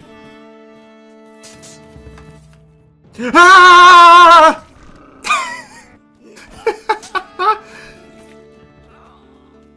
Outplayed. Finally moving on. Oh god. You get that shit. Oh my god, it's a 2v1. Maybe I can make them fight themselves. I'm gonna try and lead this guy into the other guy so he pokes him with it. Big brain strats, check this shit out. Ready? Bait it. Bait it. And that couldn't have gone worse. I got stuck on his sword. That's a damn shame. That is a damn shame.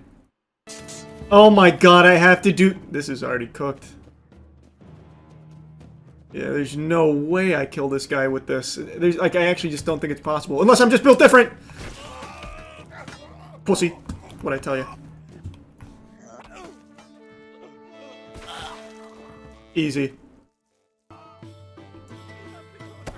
Oh, wow. Ate a fat spoon there. Oh, wow. Yeah, go talk to them. Go talk to them. They were saying mean things about you. Said you're ugly and you stink. You're tacky and I hate you, fucking idiot. Ah!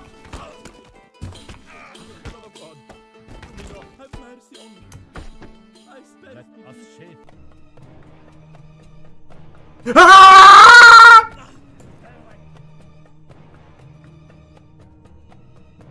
Yeah!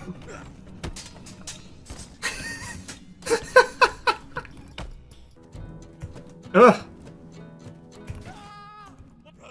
God, the pitchfork really is kind of fucking busted.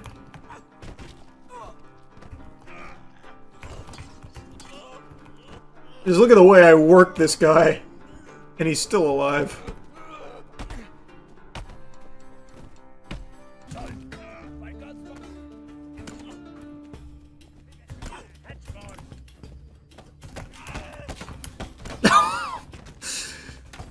Blasted his fucking hat off. And it'll happen to you too, it's more likely than you might think. Oh, my hat! Oh, wow, he got me on the backswing. Alright, you see that backstep? That was huge. Okay. Now this is where legends are made. If I can pull this off with this fucking setup.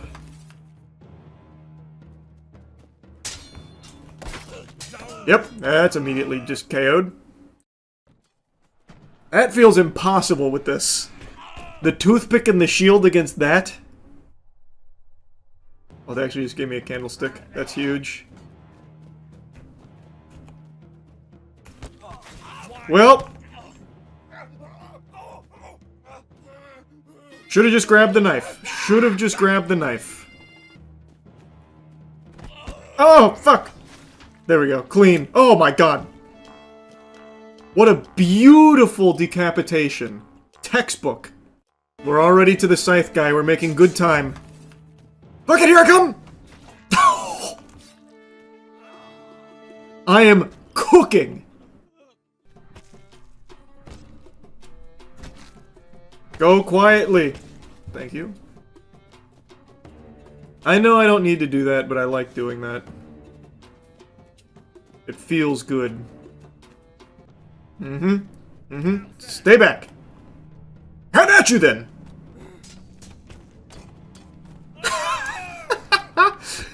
Okay. I am very surprised that worked that well. That's so cringe and you know it. Let go of it, it's mine. Let go of it, it's mine. Pussy. Let go of it. I fucking said let go of it! Damn you!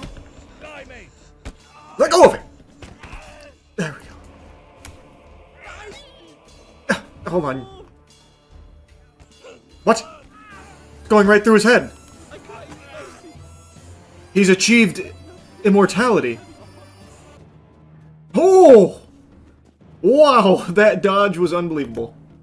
And I missed the knife again. He's having a really hard time picking up this knife. There we go.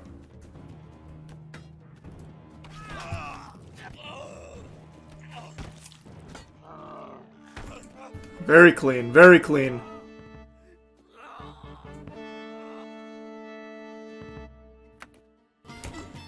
Yeah, hold him down. I got... Oh, fuck. I got the wrong guy. Oh, there we are. That was a really cool series of noises he made when he lost, like, his upper respiratory system. That sounded like a fucking tentacruel. Too much hath been lost. Oh my god! Excellent kick! I see you know your judo well. You already know the strat. Well...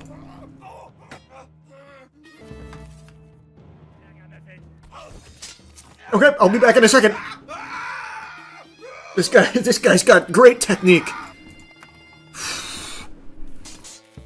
I've come to bargain.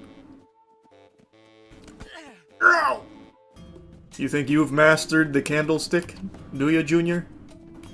Oh! Oh my god! Okay. An impressive move. Oh my god! How did he just do that? I'm trying to kill the other guy. Hit him with the sharp end. Oh! What the? Oh! What the fuck is that strength? There we go. That's what you fucking get!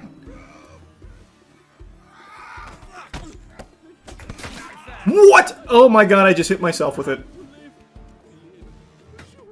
Ah! What the fuck?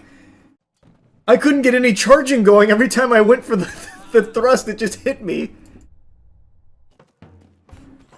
Oh, this is... Oh, this is weird. Oh, hey! Get your foot off of my hoe. Thank you. Alright, let's see how it does against the Reaper. I don't like my odds with this one. Unless... Oh, why? God damn it. What the fuck? Stab him! Stab him! Just fucking stab him! There we go.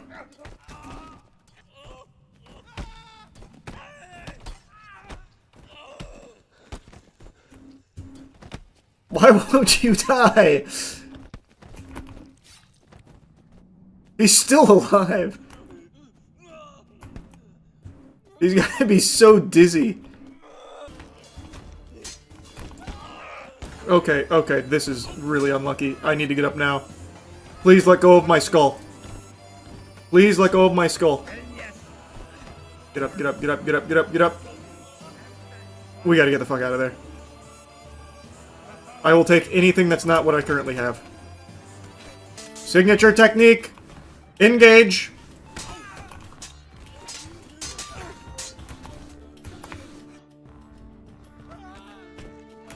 That didn't work nearly as well as I had hoped it would there, but that's fine.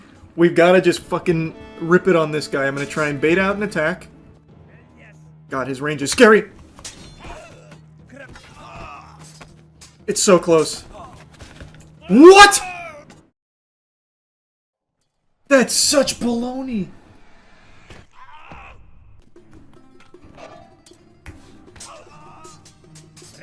What an amazing fucking rush from this guy. He's actually beating my ass so hard right now. Yep. Yep. That guy just went fucking crazy on me. Wow. Keep kicking him. Maybe we get out of this alive. There we go. Nuts now. We're in the nuts.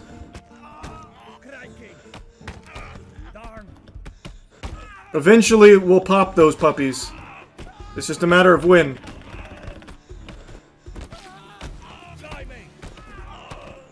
Yep, just stay in there, just stay in there. Keep tanking this shit. I can tell we're about to win. Damn it.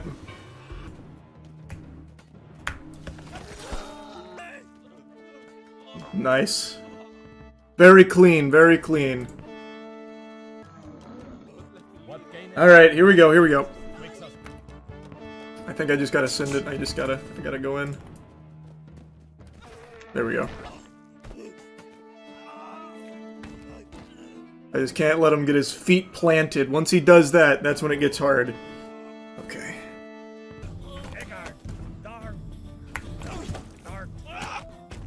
That little weapon is my kryptonite. That handheld candlestick? What the fuck? It is actually just like one-tapping me. Oh, there we go. Look at that technique. Wait, you still want to fight?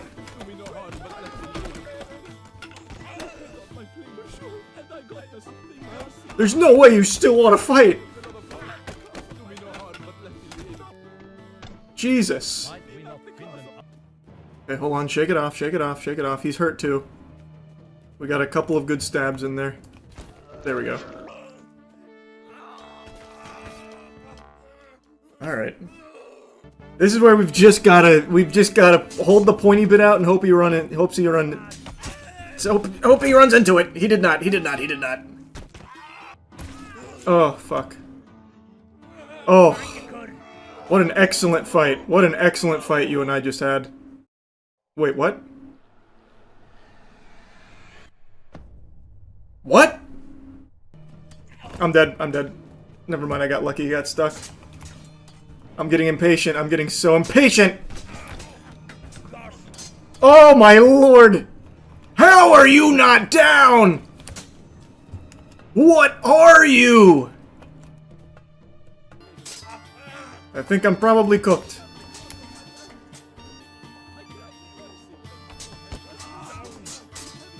Yeah. He knocked me unconscious. Whoa, wait. How did this just happen?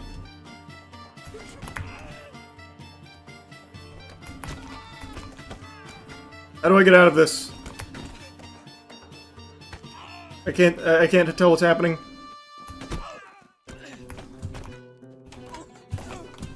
This guy is one hell of a warrior.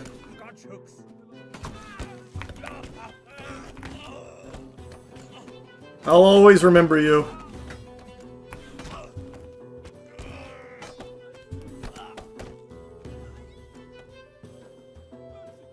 There's no way he still wants to fight. I can't even hit him from out there. Okay, we just have to charge at the big guy.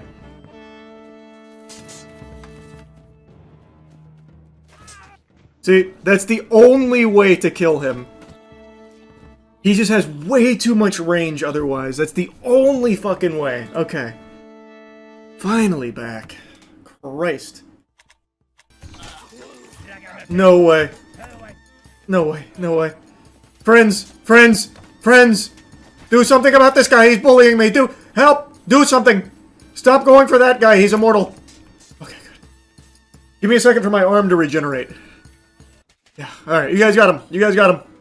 I'll coach you through this. Use the Mordhau grip. Is that guy dead?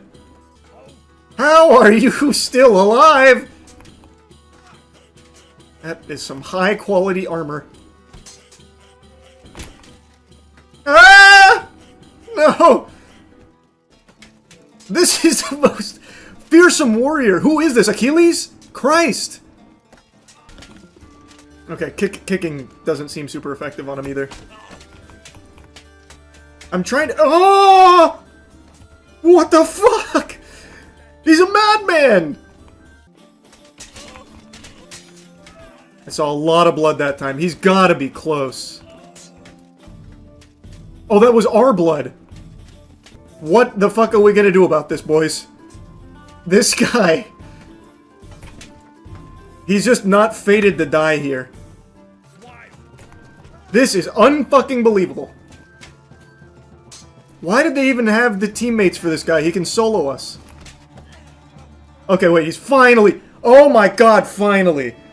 Who was that under the mask? Jesus Christ! Alright, Jesus. It wasn't an easy journey to get here. That's for damn sure. Alright, who's the champion? Oh, we have the same weapon, basically. Oh, fuck. Oh, fuck. Oh, fuck.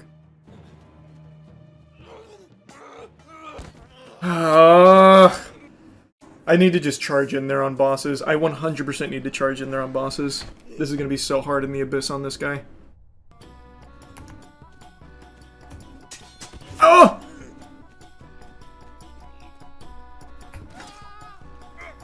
Give my pitchfork back! Give my pitchfork back! And there it is. And that's GG. I have one chance, and it's to stick him with the pitchfork on my whirlwind. Nope, he got me again. I actually hit him with the pitchfork, too, on the way out. He's actually grabbing me. This is unbelievably brutal. Wow. Wow.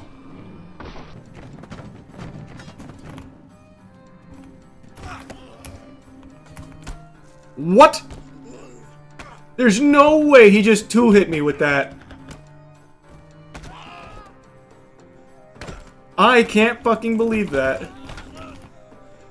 Punch him! Punch him! I can't believe that just fucking happened. Hold on, wait. Let's gather our strength. He thinks he's got us. Hold on. Just recharge our battery. Play possum. Play possum. And now we're up. Come on, baby. Come on, baby. Come on, baby. Yep. Shake it off. Shake it off. No. Come on. Come on. We can get up. We can get up.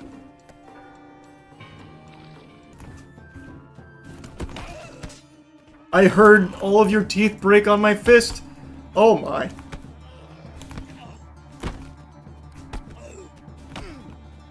Give me the hammer. There we go. No way you still want to fight. Alright, I don't think I'll kill Reaper with this, so if I die here, I'm throwing in the Abyss so I can get a better weapon. Okay. I think someone had already pre-sliced him before he got out there, and they just held him together with duct tape. There's no reason that should have happened like that, but I'll take it.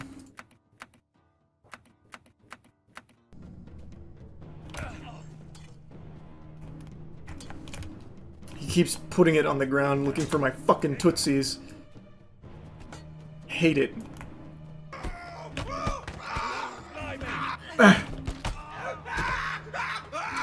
Ah!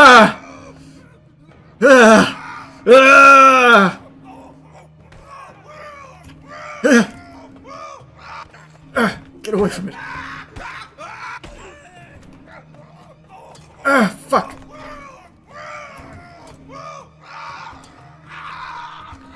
I can't fucking... I'm trying to whirlwind on him. Ah! Where'd it go? Oh, no, no, no, no, no, no, no, no, no, that's so sad. Wait! Where did the scythe go?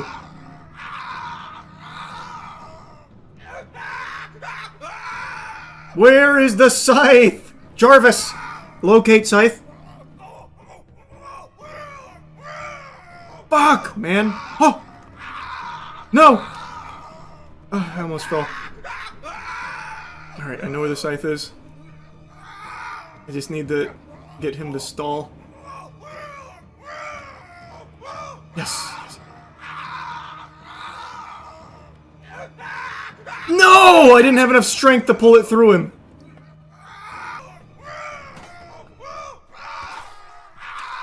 Almost killed him. Got him.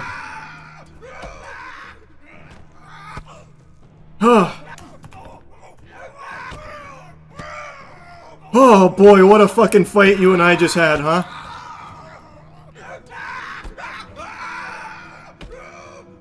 Jesus. Oh, Jesus. I'm actually about to die to this guy because I keep missing. I keep hitting non-vital points. Hey! Oh, fuck, we just stabbed each other. Jesus Christ!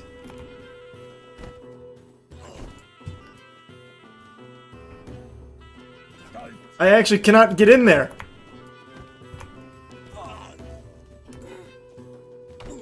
Who is this guy?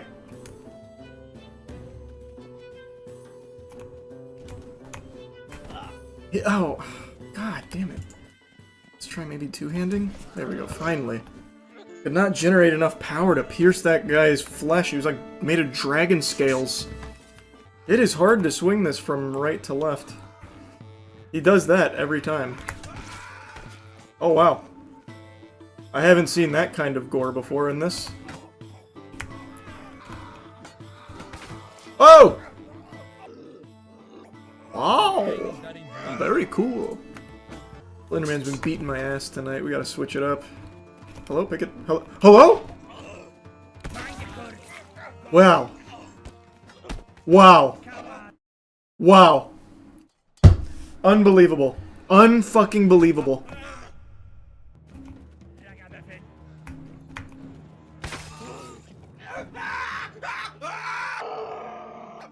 I won! Yeah! Yes! I wasn't giving up.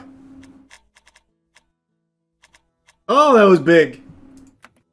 Alright, we're finally back. Christ!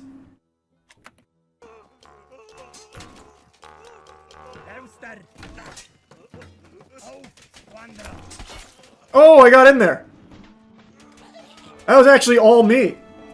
Okay, wait a second. Wait a second. Wait a second.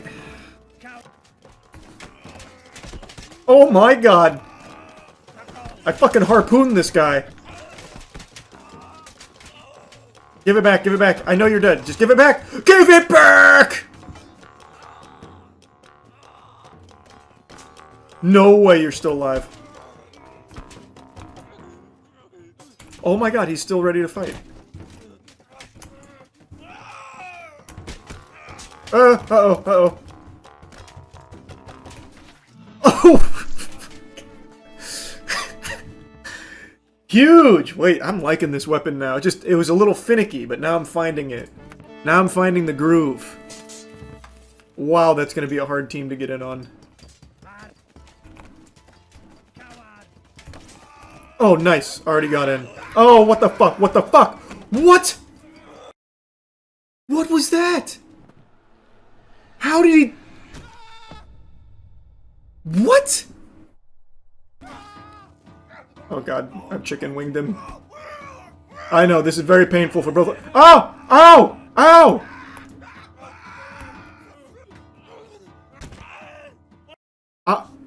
What? How does that keep happening all of a sudden? I can't speedrun this anymore. That guy's just too ready. What the fuck?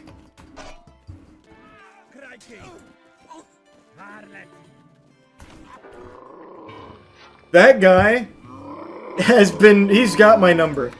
I can't do my speed strat anymore because of that guy. Let's try you. Are you just as prepared? No. It's just the guy on the left. It's just this guy. And he's still going. There we go.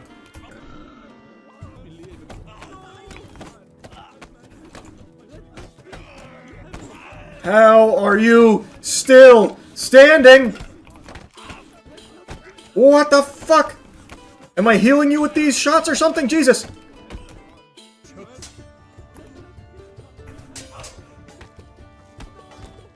No, it just crashed. Fuck, I gotta reset. Oh, it didn't crash. Good. Good. Oh, he's teabagging. What the fuck? We killed each other again! What was that move? What did he do? What the fuck was that? That was like an Ishin Sword Saint maneuver. What? How did that happen? Surely you're done now, right?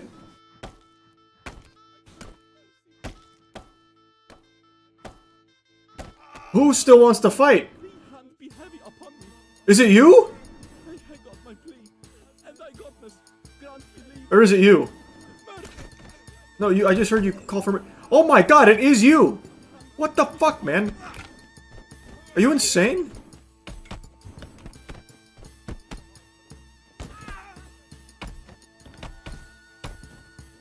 It can't be him, but it is him.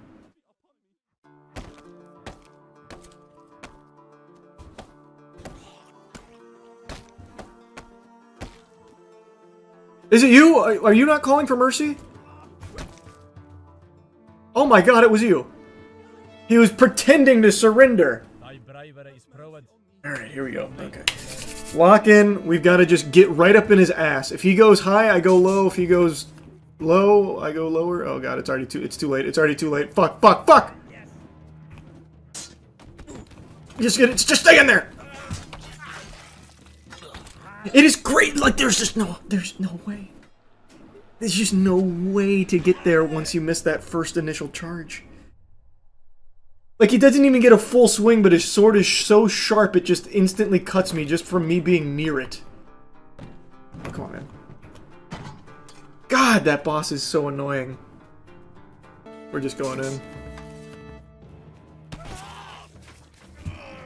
I didn't win that? That was through his chest! What? I hate fighting Pitchfork guy with this too. That's me on tilt right there. I gotta stop. I feel like having to go all the way back. Up! Back off, back off. And that's just GG.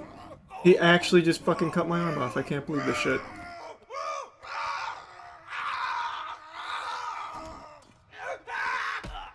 Why couldn't I pick that up with my other arm?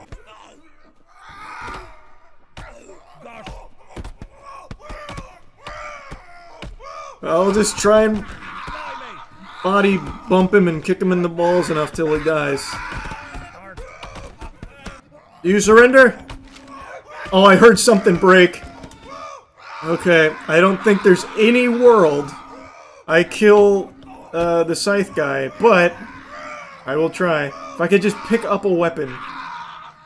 But my arms are broken and I'm missing a hand, so... Oh, what? How did I get... Oh, no, no, no. How did I get so winded? I actually think I might have been able to do that. You can pitchfork versus higher tiers. How?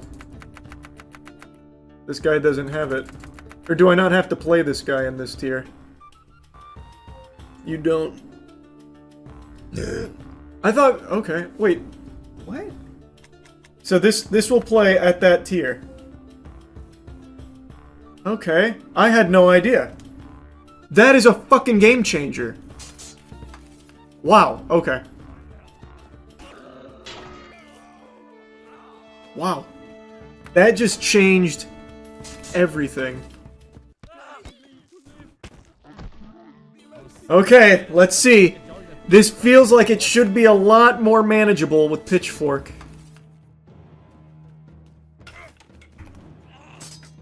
Okay. Yep. Yep. Yep. Alright, well, that was the ticket. I see. I had no clue you could do that. I thought you had to play that tier. Which one's my friend? I can't tell. I'm just gonna poke in there at... Okay, it's the tank. There's not a single fucking opening in there anywhere. Show you a fucking cuckold! Ah! I have no idea how the fuck to kill this guy. Legs, maybe? Ow, ow, ow, ow! Even his anus is armored. Nice. Good work, good work. Way to find the opening, way to find the opening. Good work, boys, good work. Alright, we're back to the boss. Okay, okay. Come on, come on! This guy's very scary.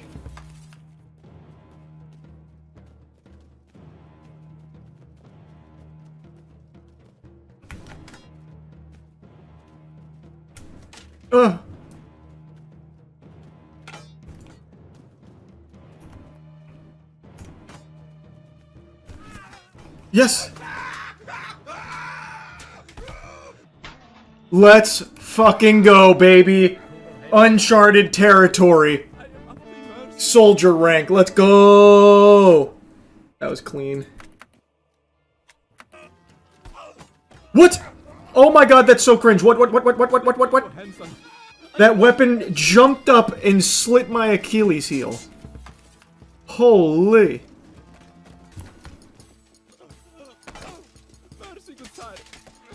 No mercy, no mercy. Okay, last guy, last guy. Oh, fuck! He's got a head of steam. Oh, it's a short guy, too. We're so cooked. Unless? Unless? Keep him wrapped up. Oh my god, I actually just TKO'd that guy. Let's go, let's go, let's go. Alright. Come on! Finally! Alright. New boss. New boss! Who do we got? Who do we got? Oh, fuck. Oh, fuck. Oh, fuck. This seems hard. Oh, okay.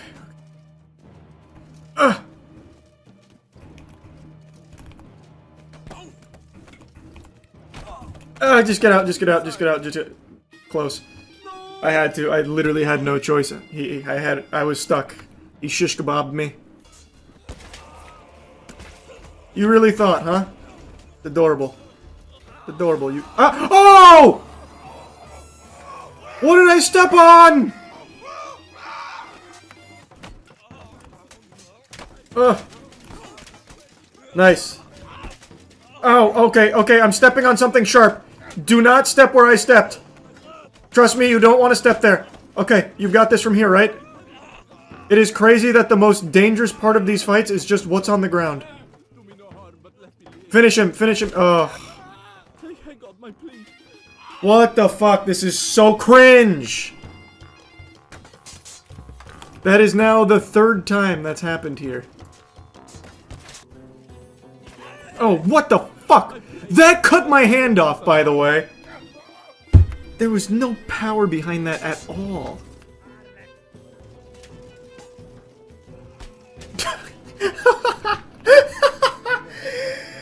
I came by and blew a kiss at him with that one.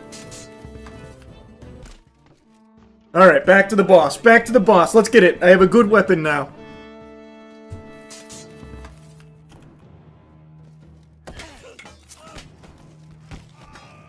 Instant kill. You love to see that, pussy. Yeah! Yeah! Let's go! We are cruising on this run right now. You get hit by this, it's your own fault. I'm using no technique. Oh. Oh, wow.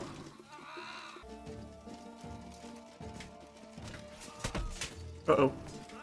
He's using the same axe, and they instantly killed my friend. Ooh. Got his throat at least.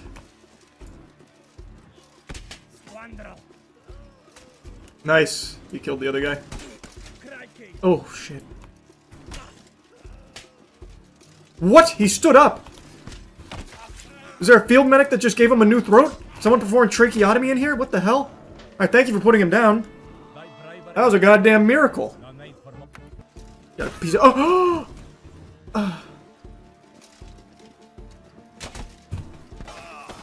Clutch.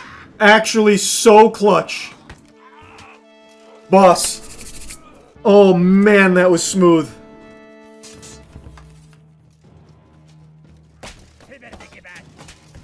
Whew.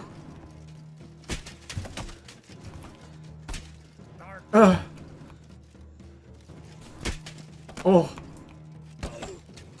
Okay, reset, reset.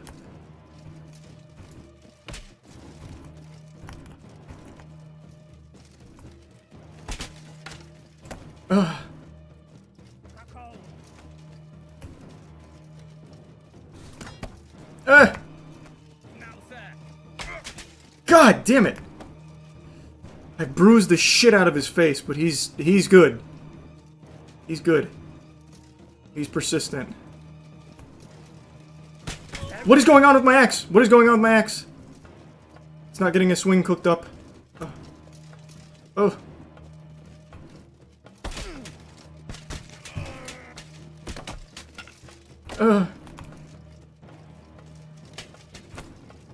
I'm getting desperate. I'm getting desperate. Ow! Reset, reset. Reset. Oh, he's wiggling his fucking wiener at me. Christ. God, he's tall. Oh, shit. No, no, no. It's okay. That's okay. Man, I had a really good hit on him in the beginning, and then it was very hard to get in again.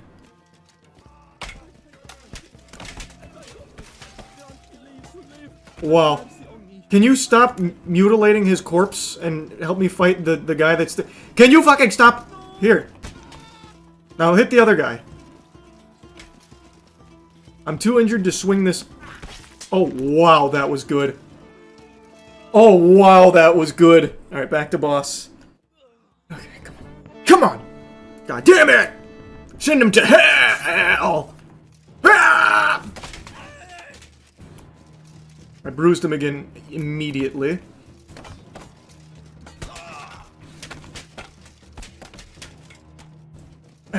Reset, reset. No. Yes. Yes. What is happening?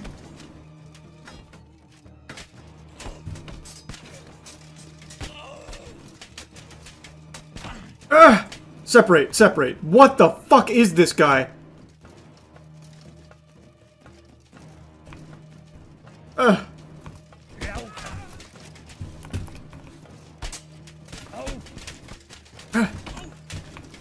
This guy is unbelievably unhinged. This is a fucking psychopath.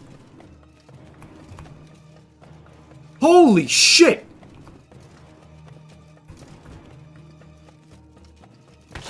There we go, finally. Had to put down that wild animal. Holy.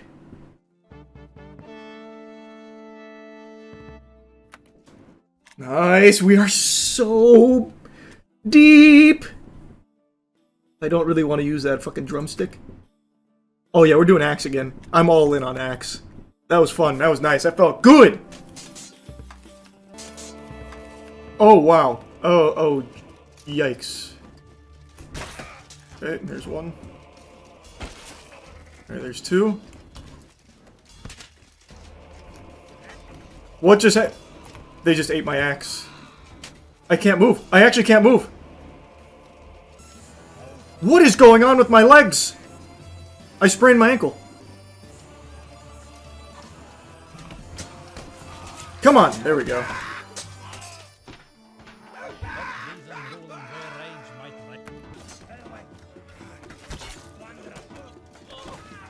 Oh man, imagine I went through and just one-tapped him as well.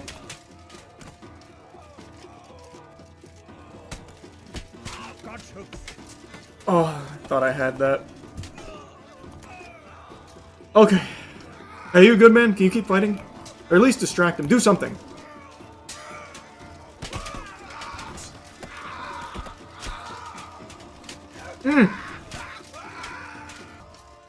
Keep distracting him. You're doing a really good job, actually.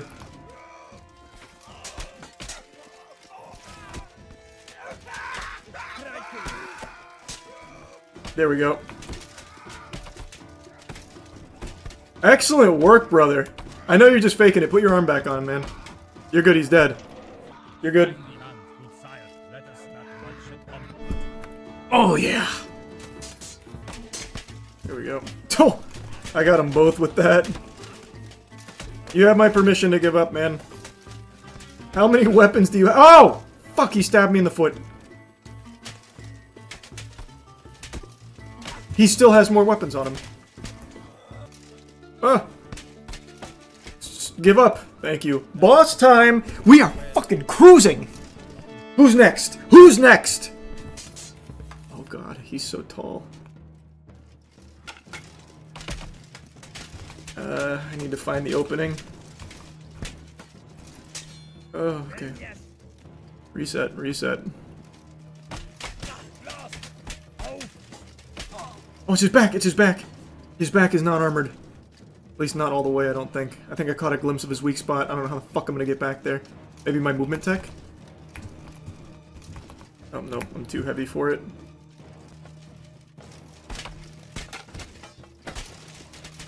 Oh, I tried to rip through his arm there. That was close.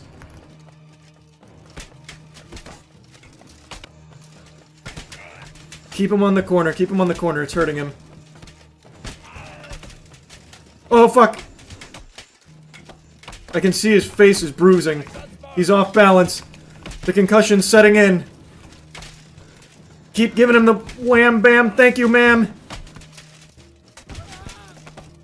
Oh, fuck. I cut something off. And he's still not giving up. Why? Won't you die?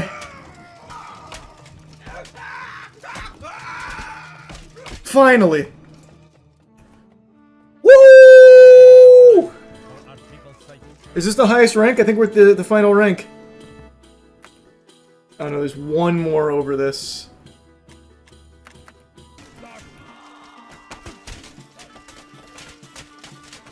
I'm making him motorboat me! It's not working, it's not working. I'm separating us. Or at least I'm trying to. There we go, finally. I'm not loving this weapon. Who just came here? There is no world you are still alive right now. People just do not die at this elo. What the fuck? That was your neck. No way you're surviving that. Come on. There we go. Good shot. Good shot, brother. Good shot. Ugh. This was not the play. There we go. That's better. That's better. Alright, so that's the strat. That's the strat. It's a hit and run attack here. Hit him with that. Back off. Come back in. Oh. Oh. There we go. See, that's the way to do it. What? Okay, don't worry. I put it. No, just stay down. Why won't you leave me the fuck alone? Clobbered the homie. Oh, is this a teammate? I wasn't paying any attention to who the fuck the teammate was. I've just been hitting everybody equally. I'm giving everyone the hands. Oh, fuck. Get off me! Apparently you're my teammate, so forgive me.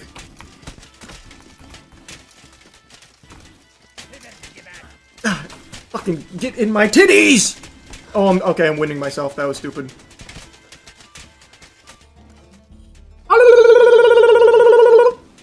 Oh, god damn it! They just don't die! I should have definitely picked a better weapon. The blunt on this is just not good enough. This is unbelievable. He's now fully regained his balance. He's probably full health now. Oh my god. Oh my god. Is there anything on the ground? Sword. Sword. Oh, mace. Finally! Potato sacked. No, no, no, no, no! I thought... Oh. Yellow guy's down. It's just... You... Just die! Oh, fuck! Finally! Holy shit! Jeepers creepers! Oh my god! Yeah, really, really fucking gang up on him. Make sure none of us can get good hits.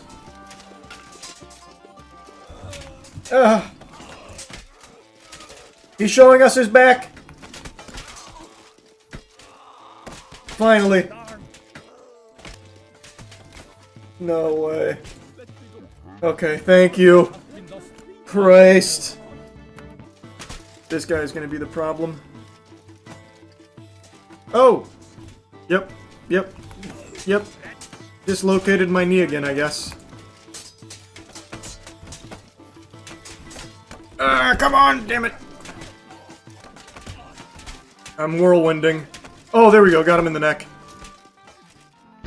Boss time, baby! What do we got? What do we got? Yep. That's gonna be hard.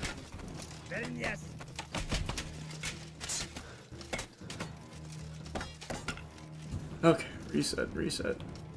I don't have good blunt. Really, any blunt. Oh! What? Wow, it's been a long time since I've been in the abyss. That's so sad. Oh, this is gonna be rough. This is gonna be fucking rough. He just refuses to die. I'm not gonna go candlestick. I don't know what boss I'm fighting. I don't remember. Oh, it's gonna be the fucking crazy psychopath armored guy. I'm cooked. Oh, that was unlucky.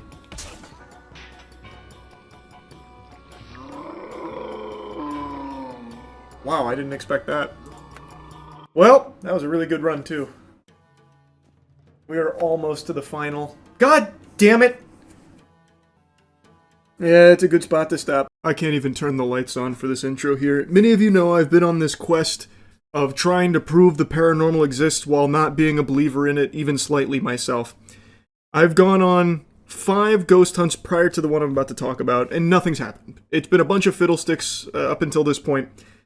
But the one we just went on at the Tampa Theater, I don't even know how to describe it. It transcends what I thought possible, and I've been racking my brain trying to come up with rational explanations for what we experienced, but just nothing is coming to mind. So I want to share some of the scariest moments with all of you here, but if you want to watch the full thing, it's over on the other channel. I'll put a link to it in the description. I highly recommend you check it out because this is a perplexing mystery, and for the first time, it's shaken my belief in what I thought I knew about our world and what's possible. I think there's a good chance that our investigation will be cited in numerous paranormal studies for decades to come. I think what you'll see. You'll see. This was a mistake. I didn't believe it till today, but it's right behind me.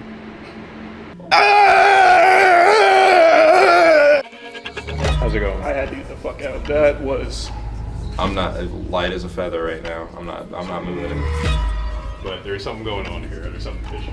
You guys ever wonder why darkness scares us? Hello. Can we speak with you today? Bloody Mary! Bloody Mary! Bloody Mary! Good evening, and welcome back to the other channel. In this week's terrifying episode, we stepped back into the historic and haunted parts of Tampa's past. Since our time in Plant Hall a year ago, we had hopes to someday get to explore one of the oldest and most haunted locations in Tampa's heart. Today is that day. The historic Tampa Theater was built in 1925 and opened to the public in 1926. Throughout its almost 100 years of operation, it has become a hub for spirits and wandering souls to take up shop and watch the shows it's put on for almost a century. Hey, it's the Tampa Theater, and we're at the Tampa Theater hunting some ghosts. Yeah, we're back. I don't believe in those bitches. And I'm here to prove that I'm wrong for not believing in them. Yep, we want to find the ghosts. So this time we did something we've never done before. Research. Yep, that's we talked to experts in the field. We got new tools, new mindsets. Mm-hmm. That was the big thing. Everybody said it. You got to be positive. We're here respectfully, not to be assholes to the ghosts. And I started that hostilely. I didn't. Matt hasn't shared his research with us. I didn't know. Let me tell you, I don't want to spoil too much. The first ghost is over there. We haven't crossed the barrier. That's right. They haven't heard anything. Oh, you're right. We're good. The Dark Souls falling behind.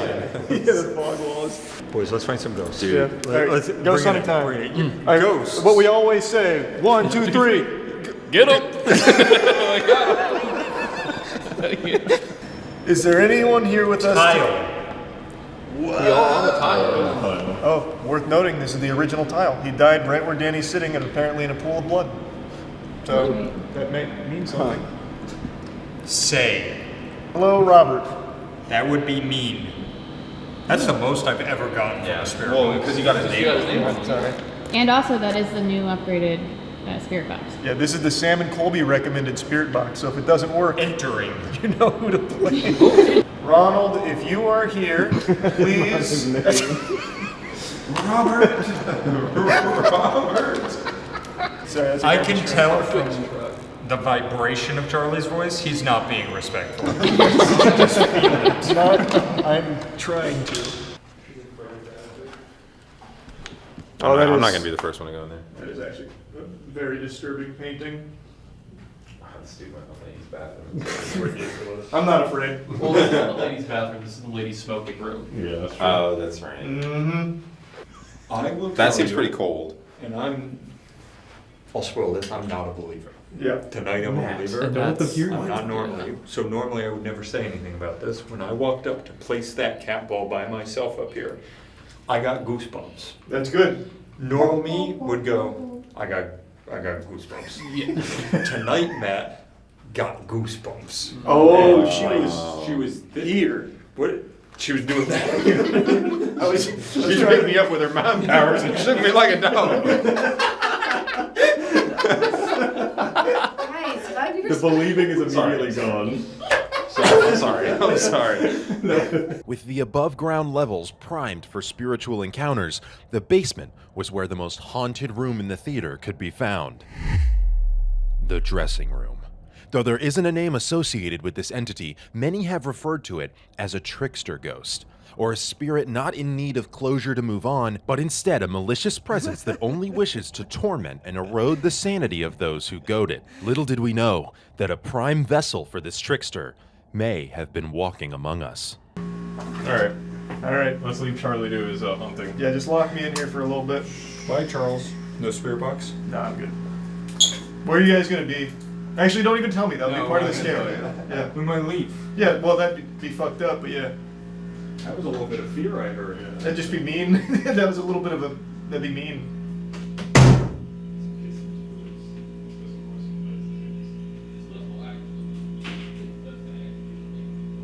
I have no idea where the light switch is here. So, yeah, if there's something here, feel free to touch the cat ball. Oh, you can't really see the cat ball on camera. Well, I guess I could move the camera if you wanted. I started taking creatine again. I don't know if you can tell, but I'm back on creatine. You know it's the most studied supplement? Can you believe that shit? It's good stuff, though. It is some good stuff. Meanwhile, the boys went to the top balcony seats to try and catch a glimpse of our next apparition, Fink Finley. Fink Finley was a projectionist at the theater and was known for his dedication to his job, sometimes being considered by some to live at the theater. His iconic smell of coffee and lilac aftershave can still be smelled occasionally near the door to the projector room, signaling that Fink is still watching over the theater all these years later. No coffee? I don't smell anything. I don't smell it either. My God. I don't have anything. Do you smell coffee? I did. I don't now. What's that? Can someone get this to be us? Alright, wait, just to show the cat ball is working. There we go. Oh shit. You alright? Did Fink throw something at you? Yeah, he did.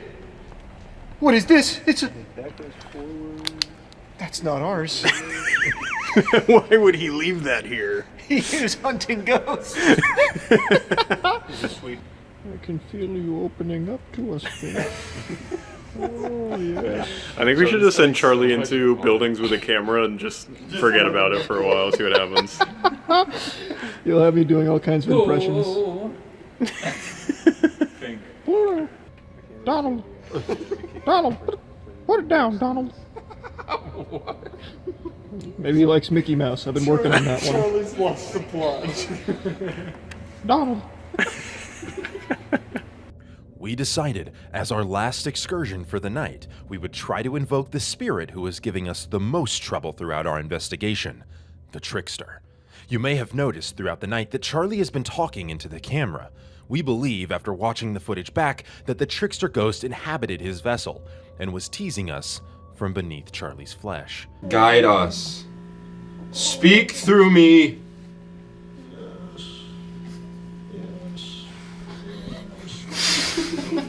The video's gonna be fucking haunting just because Charlie's voice. Oh. My laugh sped it up, I'm sorry. Where are you taking us? It's trying to tell us the year it died. Guide us through the ether. It's going to the 3. I have I can't see it. I'm just saying shit, really. With the trickster teasing us still through Charlie but giving us nothing to go off of, we switch back to the Estes method. Until suddenly... This hot tub for all of us. I'm here. Oh, that was real. Shut up. Hey, trickster. Hey. What is your name? What is your name? Speak up. Workers' compensation. Jesus Christ. Clark, if you appear in this mirror right now, I'll actually shit my fucking pants. What is it? You have to say it in 3? This won't go away. That's actually horrifying, Clark. So. Hey, Clark. Touch the antenna here in 3 seconds. 1, 2, The 3. consequences. There's no consequences. There's no consequences. You won't get in trouble. It'll just make a funny beep. Really. Here, Trace, want to show him what it does? So Yeah, he's look. not afraid. That's all it's gonna do. All you gotta do is touch it. It's that easy. I didn't even touch it. Debut. Yep, this is your big outing. Let's put the makeup on. You did Hard launch, am I right? Clark, here I come. Yeah, Oh. you got it, Clark. Touch it. If he touches it right now, I'll believe. It's been... Hola. Having given up on the dressing room, we decide to stop by our rally point and collect our findings for the night, when suddenly, we can only guess that the trickster leaves Charlie's body in what can only be described as a moment of pure adrenaline and agony.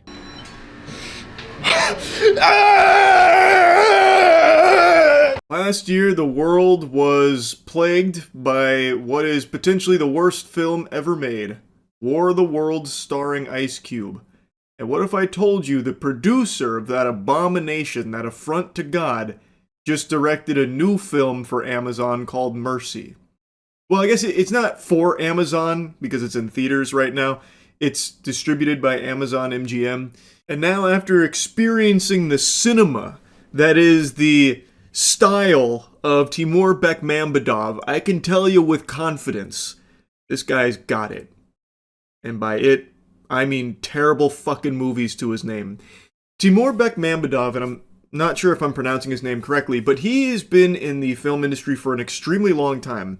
I went through his IMDb on stream, and he has produced some bangers, like 9, or Wanted, like some classic films. He has been behind them for a long time. So at one point, he did have an eye for quality, but I guess over the last 10 years, he decided to close his eyes, because now we're getting shit like War of the Worlds and now Mercy. I don't know what's changed or what's happened. What I will say, however, is that this film is a significant improvement to War of the Worlds. But then again, War of the Worlds can make even the Borderlands movie look like it's a fucking Nolan film, so it's not exactly like the highest praise, but truly Mercy is better than that, at the very least. I would even go as far as to say the first 30-ish minutes are genuinely pretty entertaining. Like, it's a very simple concept. There's an AI judge, and Chris Pratt is now standing trial. He is a detective who actually helped kickstart this Mercy program, that's the name of it, where an AI will look at the immutable facts in order to pass judgment and execution on those who are guilty. It's the judge, jury, and executioner, and it is there to reduce crime, which has spiraled out of control, so now they have the Mercy program to keep people in line. And now Chris Pratt is in its clutches here for the murder of his wife. And he has 1 hour and 30 minutes to try and prove his innocence. Now, when I first watched the trailer, it actually looked like Chris Pratt didn't put any effort into it all, like he was just in a fugue state taking a paycheck. I will say, in the actual film here, he does try. And he does, I think, do a pretty solid job with this character who just found out his wife has been murdered, and now he's about to be executed for it because they have so much evidence that places him at the scene and places him as the killer. And now he's got to find a way to try and argue his case and compile new evidence and try and find who the actual killer is. In the trailer, I feel like they took his lowlights, like they actually just took his weakest moments from the film and used it as promotional material. Because again, in the actual film, he does a fine job, minus like some really rough scenes at the end. The entire third act of this film is actually just extraordinarily silly. Anyway though, this film is shot in similar fashion to War of the Worlds, where we are watching everything unfold through videos that are compiled through like cell phone footage or security camera footage or drone footage. Very much like what they did in War of the Worlds, but it seems like the budget here was a little bit higher, so the CGI doesn't look like it's straight out of fucking GeoCities from the late 90s. So it definitely looks visually a bit better, but not by a ton. There are a few explosions here towards the end of the film that genuinely look like video game cutscenes. Like, I don't know what's going on with the CGI here for these movies right now, but my god, some of the visuals were like actually bad. But for the most part, it was much better than War of the Worlds. But anyway, if you have seen Chris Pratt's movies and ever thought he moves around too much, well, let me tell you something. He doesn't move an inch in this movie. He is strapped to a chair for the entire fucking thing, save for like the very end. We're going to be getting into spoilers here because I have got to talk about some of the wackiness to this film. Now, like I said, the first 30 or so minutes were actually pretty solid. It was setting up an interesting mystery with a damn near insurmountable task of trying to prove that you weren't the killer despite all of this evidence from a near omniscient AI that has every single fact at their fingertips. And with the Mercy program, they give the accused access to literally God mode where they can see, find, and hear everything. So anything that Chris wants, he can ask for, and the AI judge will provide it so that way he can try and prove his innocence. And just like in War of the Worlds, the AI can do anything lickety-split. So anytime Chris says, hey, can you find this bathroom? I'm looking for a glory hole that I might have caught a glimpse of in this one frame on this one video that you got from a nearby walkie-talkie that ricocheted off a radio tower. It's like, oh yeah, I've already found it. It only took me 2 seconds. It's like, okay, whatever. But that's fine. I don't have a huge issue with that. It's like silly, but whatever. It moves things along and lets the investigation get steam. But there are just some moments where it's genuinely laughable, the capabilities of the AI, where Chris can just be like, hey, my neighbor's got a bird feeder cam. Can you go ahead and pull that up? As if that would, for some reason, be something that it'd be readily available and easy to access. But the AI judge is like, oh yeah, I've got it right here. Looks like the internet went out though, so it's going to take me a little while to rebuild the video archive. And it's like, okay, it takes her like 3 or 4 minutes or something. It's like, oh yeah, I think I heard a fart on this one piece of audio here from the murder scene. Can we reverse this fart here and find out whose butthole this was squeaked out of? And it's like, yeah, I've got that. And like, that's actually like a core part of things, not a fart in particular, but there is a photo that is torn in half, and Chris notices that there are 3 fingers from somebody that are in the photo. And Chris says, can you find out who those fingers belong to? And the AI is able to run the database of every single fucking person's fingers on the planet and somehow find an orphan that was a child in the photograph. And like, oh yeah, this is who it is. Which was a key piece of evidence, by the way. So like, it is a little over the top, but I also don't care that much because the whole thing is just kind of wacky in that way. But anyway, the film is very, very, very, very predictable. I think anyone will watch this and know exactly who the real killer is. Because shocker, it's not Chris. I think you'll piece it together pretty much immediately. But then they start pulling out crazy ass pulls. Like, I mean the craziest ass pulls in the third act. But I don't even want to get to that yet. I want to talk about the journey even getting there. So Chris has got a partner, Jack, who he really trusts. He's also got a AA sponsor, Rob, who he really trusts. So he's trying to utilize them to help prove his innocence. Jack becomes like the main one he communicates with. So he basically keeps sending her out in the field to try and like do this and that to try and compile more evidence for him. And she has like a hover bike. So she scoots around on the hover bike and holy shit does it look bad. Actually looks like YouTube skit quality anytime you see her on that hover bike flying around the city. I don't know what they were thinking. They should have just like had her teleport or something at that point because it is so fucking goofy when she is on that hover cycle. But anyway, so he's sending her on those like odd jobs to try and like interview people or try and like search crime scenes for certain things, this and that. And through this, we learn that his wife was privy to a scheme at her business where one of her workers was stealing product and maybe using it to distribute drugs, something like that, to make money on top of all this very shady dealings. He uncovers this big conspiracy, this big plot. I'm fast forwarding through a lot here, but trust me, it's very good. Chris also eventually admits to being an alcoholic, and he had a huge argument with his wife the day she was murdered, and also a whole year leading up to this murder. Their relationship had soured. There was even talk of a divorce. Chris was very aggressive, even like slamming a knife one time, grabbing stuff out of her hand. And on the day she was murdered, Chris went to work and then inexplicably drove back home, broke the Ring doorbell in a fit of rage because he found out his wife took away his secret booze stash in his car. So then he closes the door, goes in, they argue for 26 minutes. He leaves, his daughter comes home, finds that her mother has been murdered. And the last words from the mother, which is on body cam when they're asking, as she's like fading away, shedding the mortal coil, they're like, who did this? Who did this? She says, Chris, which is never addressed again. I want you to keep that in mind. That is never addressed again. When asked, as she is dying, who is responsible, she answers the question saying, Chris, and then she kicks the bucket. But Chris didn't kill her. It is proven that Chris didn't kill her.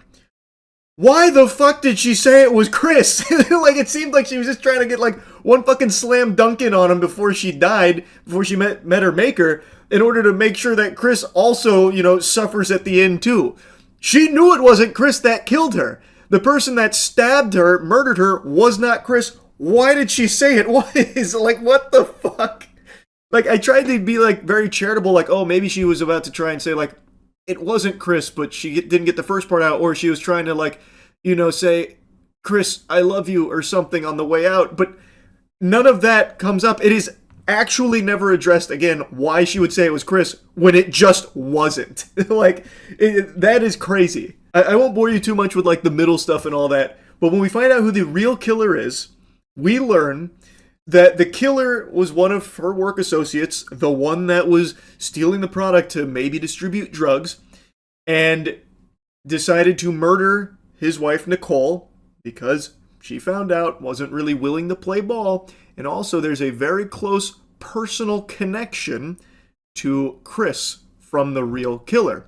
The real killer was able to pull off this kill by going to Chris's barbecue 2 days prior to the murder and hiding in the basement for 2 days, and then sprung out and stabbed and killed his wife. Now, the close personal connection is that picture I mentioned.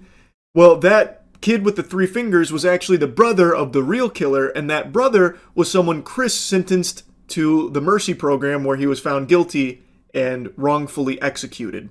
And he never forgave Chris for it, so he got close to Chris for 2 years, and then eventually killed his wife, built a bomb with all of the material he was stealing from their workplace, and was going to crash the bomb into the Mercy headquarters, killing Chris and the AI with him in order to prove his brother's innocence. And he framed Chris for this. That was his master plan. Now, I want you to really think hard here. He planned this for 2 years, but his plan boiled down to just getting extremely fucking lucky that Chris, when he went to work, decided to come back home that same day. Because if he didn't come home that day and argue with his wife, then this would have never fucking worked. He would have not gotten away with the murder initially. Like, Chris would have never even been a suspect. So his plan that he planned for 2 years boiled down to just something that he could have never possibly foreseen. And he didn't even know Chris left for work, by the way, while hiding in the basement. He just guessed lucky. So Chris went to work and then just happened to notice the booze wasn't there. So he went home, argued with his wife, and then broke a vase, which ended up cutting his wife and got a little bit of blood on Chris. And Chris was like, really distraught about it. And that's how all of this evidence led to like them knowing for sure Chris had to be the murderer. But actually it was all part of the real killer's master scheme, which again, none of this he planned for. He couldn't have planned for any of that to happen. He just got lucky. It wasn't a master plan, yet they keep pretending as though it was. Like, I was, when I learned who the killer was and what the method was and everything, it was actually just like a laughable moment. And then the entire third act, he's got this big semi with a bomb in the back that he's gonna blow up the fucking city with, like the Joker. And then the police are so incredibly inept, they can't stop him, they can't do anything. So he just keeps like hitting all the police officers, and it's like the worst CGI carnage where the officers' cars are like ramping off tow trucks and the officers are going, as they're like getting slammed by the truck. They can't stop this guy. They've got the drones out on him. And by the way, I was really expecting them to do an Amazon shout out when there's a scene where Jack is like, I'm gonna get the scouting drone out. I thought for sure she was gonna say like, I'm gonna get the Amazon drone out. It's really good for scouting too, not just delivering packages immediately to your doorstep with Amazon Prime, like what we saw in War of the Worlds. I thought for sure we were going to see some Amazon plugs. Surprisingly, we did not. But anyway, they got the drones out and shit. They still can't fucking stop this guy when all he has is the semi-truck, and then he eventually makes it into the Mercy headquarters. Chris has already proven his innocence now. They clearly know it's Rob. They have him dead to rights now. He is the murderer. And he also kidnapped Chris's daughter and brought her there because he wants to ruin Chris's life just like he ruined his by killing his brother. Well, by having his brother go to Mercy, which ended up killing him. He then argues with the AI judge that his brother was innocent, which is where another shocking twist comes into play, where he's arguing about how his brother was innocent, and it turns out Chris's partner, Jack, was actually the one who didn't process the phone from that guy's brother in his murder case, because his brother was said to have murdered a woman. Turns out he didn't murder that woman, and the phone that would have proven his innocence had been thrown off the side of a bridge by Chris's partner because she wanted to ensure that the Mercy program was a success so they could stop crime together. So they just framed a completely random dude for the murder of this woman, which Chris and the AI judge reveal at the very end there. So it's another big, like, twist moment. I'm serious, the entire third act is actually, like, very, very silly in, like, a fun, bad way. I probably don't need to yap any longer about it. It's not a good movie, but I will tell you, I had fun watching it. And I do think it is objectively a huge step up from War of the Worlds, so we're on an upward trajectory right now from this director-producer. So perhaps the next one's a fucking home run. Anyway, though, that's really about it. See ya. I got no wacky intro for you on this one. We're going to be covering a degenerate scumbag streamer who appears to have beat his wife on stream, and now, since it's blown up, he's trying to use a Jedi mind trick to convince everyone that their eyes were wrong. That you had a malfunction in your vision, because he didn't beat his girlfriend, he only pushed her, actually. Your eyes are wrong, you didn't see what you thought you saw, is his strategy. But how about I show you the clip first, and then we'll go ahead and digest that a bit. Okay, take these off. Take the lids off. Chill. You need to have no drinks in here. Ow! Ow!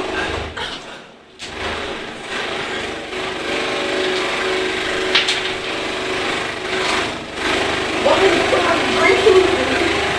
It was in here. It was on this. I don't even know how. I turned around and... Calm down. I don't know what to do. I don't know what to do. I don't know what to do. Turn your thing off and turn the fan off. Yeah, it looks like he strikes his girlfriend. Who pushes someone with a closed fist? You can see on that first time he brings his arm back, he has it balled up. You can very briefly see like a frame of what looks like a closed fist. Who is pushing someone like that? And also, she responds to the very loud noise that sounds like a hit by saying ow. She says ow twice, both times after he thrusts his arm forward towards her. So if it wasn't a punch, it was a slap. Either way, he is striking his wife.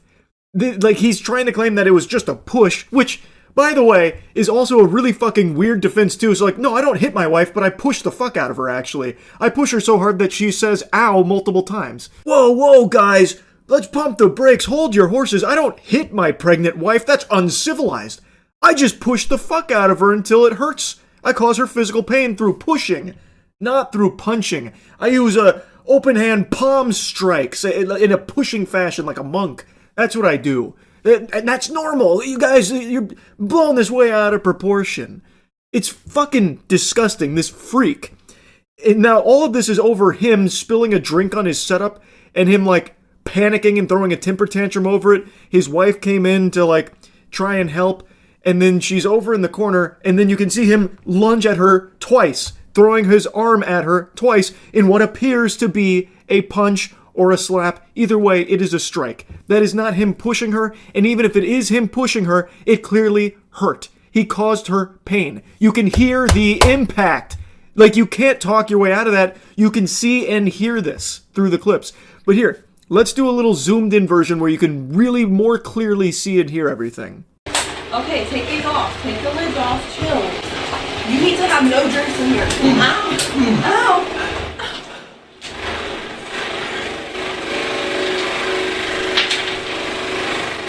I think it's pretty obvious. Now, I'll go ahead and show you his response to it, where he tries his best to convince everyone that they're wrong, and he doesn't hit his wife in the face, specifically, is what he clarified. He doesn't hit her in the face, and that what actually happened is that he pushed her. And actually, he pushed her to save her life, actually, because her fingers were caught under the PC, and that's what was hurting her. That's what was making her say, ow. And him being so brave and courageous, he pushed her twice, just like that, in order to, keep her safe. His pregnant wife, by the way. They're saying, like, the grunts make it look bad, like the way I was grunting.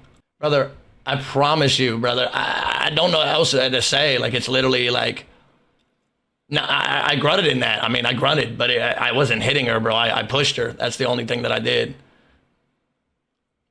I didn't fucking hit her. I would never hit her on her face, bro. That's fucking crazy. She was not crying afterwards. What the hell, bro? She literally was like, she was not crying. She just literally said, turn the fucking thing off. Bro, what I was saying is, if I hit her, she would have been like, yo, what the fuck? Why'd you do that for? What'd you hit me for? It wasn't one push.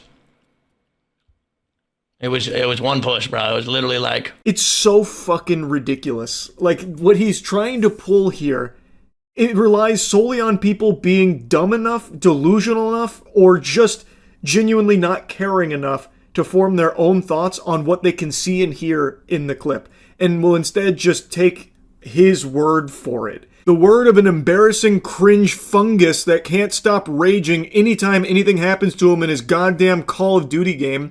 This guy flips out constantly, and then he starts becoming Donnie from the Wild Thornberries, and then like going crazy and just like punching and throwing and destroying things around his room. He has so many fucking rage moments, and in one of them, he even like charges at his wife again. But in that instance, he doesn't appear to hit her. Instead, he just like body bumps her, or going for like some kind of like chest bump on her as she tries to check on him to make sure that he's still okay and hasn't given himself some kind of fucking aneurysm or blown a gasket. You fucking stupid! Oh my god, you just got me banned!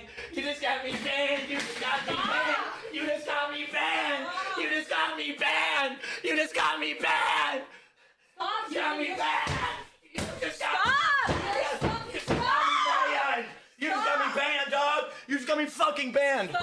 You're shit! You're gonna ruin your... I don't care. I don't give a fuck anymore. You just got me banned. You just got me fucking banned. You just got me banned. There are just so many clips just like this one of this fucking loser. It became his shtick. Like, I'm pretty sure he tried to make this his whole brand image. I can find clips just like this going back to 2024. He is always just freaking out constantly because he is just a maniac, like an actual lunatic person who needs to be institutionalized.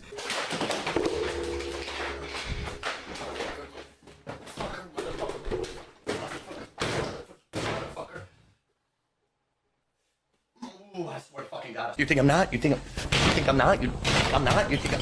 And I just spilled it. Of course, the 5 seconds I gotta clean up. There's a... Please, on God. I don't know where my remote went. I don't know where my remote went.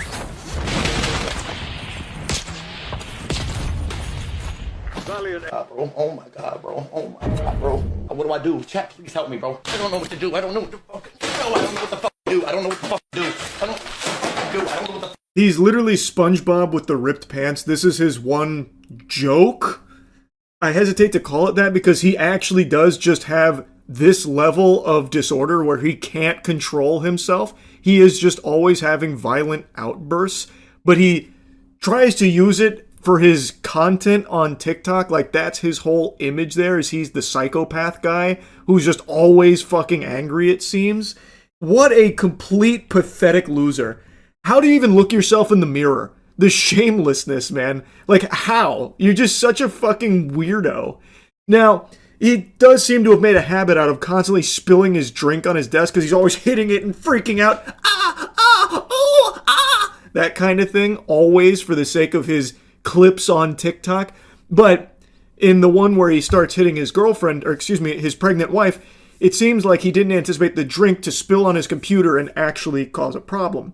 So from what I understand, it did actually get in there and cause an issue on his PC, which is why he was freaking out even more so than usual, and then got physical with his wife. Now, to really seal the deal, Jordan Cisco here had a galaxy brain scheme of bringing his wife on stream to defend him and trying to really showcase everything that happened, you know, giving his side of things to make sure everyone understands the truth of the situation. And his wife seems to have a bruise around her eye. That's what it looks like. I want to see what he says, Chat. I'm literally like hyperventilating and shit. And then I come in here, and then she comes in running after me. Then I pick up the PC. I put it on top of that PC. You see that PC right there? I put it on top of that PC. All right, you understand? Let me put it in context, bro. So when she's standing there, I'm putting the PC on right here. Hold on, let me see. Wife, can you come and record this, please? Wifey? By the way, I just wanted, before I'm talking about before I'm talking about everything else, like, if I ever did hit her, which is insane, I would never hit my wife, and she's pregnant, she would have... It looks like you can see, like, the fucking mark in her face from where he fucking apparently hit her, you know? Looks like she's got a fucking black eye. Have stuff on her face. I mean, you could... That's what I say. You guys can look here. Literally see, like, I have shorts on. It really does look like that. And his explanation here of, I was stacking the PC on the other PC like Lincoln Logs. You see, that's what was happening here. And then my wife came in and I needed help, and then her fingers got caught under there, so I had to start pushing her, you know, in order to protect her. And she was saying, ow, like it was hurting her because her fingers are under the PC and it's really heavy. It's like tungsten. It's like a tungsten block. Very dense. Fucking 10,000 pounds on her fingers. I had to start just striking at her face to push her off of there. And I basically, with the cords attached, I was trying to pick up this PC like this, Jack, and I was putting it on this PC. You understand? On this PC that I just had. Nobody saw anything. Like, it was insane. This. Laid it flat like this. Then it got on her fingers. You saw it. It was in the corner of the screen. By the way, nobody saw anything. Like, it was insane. Man saw me use one arm motion and thought I hit her. Like, it's insane. Listen to his story, chat. I'll show you the clip. Hold on. She had her fingers right here. And she literally, that's when she was like, she couldn't get it on the PC. So I pushed her, and she literally was saying ow because of the fucking shit was on her fingers. It was literally on her fingers. This like, I don't know how much it weighs, but it was on her fucking fingers like this. The story doesn't make any sense. She wasn't saying ow until you threw your arm towards her, man. And you're saying you only pushed her once, but you can see your arm go towards her twice, and she says ow both times. If the pain was caused by the PC on her fingers, she would have been saying ow or expressing discomfort before you started thrusting your arm towards her, you wife-beating freak. You fucking scumbag. And every sensible, sane person on the planet is calling him out on that obvious lie there. There are no other explanations for what happened here because his official story doesn't pass the smell test. If the pain was caused by her fingers being under the PC, why was she not saying anything like ow until you started doing this at her? And he's saying he only pushed her once, but you can see 2 thrusts towards her. So what, did the second one not happen? That just doesn't exist? He's just rewriting the lore there, just trying to hope that you didn't watch the clip yourself? It's just ridiculous, man. I'm not, I swear on my life, on my soul, I'm not an abuser. We are in a happy relationship, a very happy, we're literally married, and we've been together for 5 years.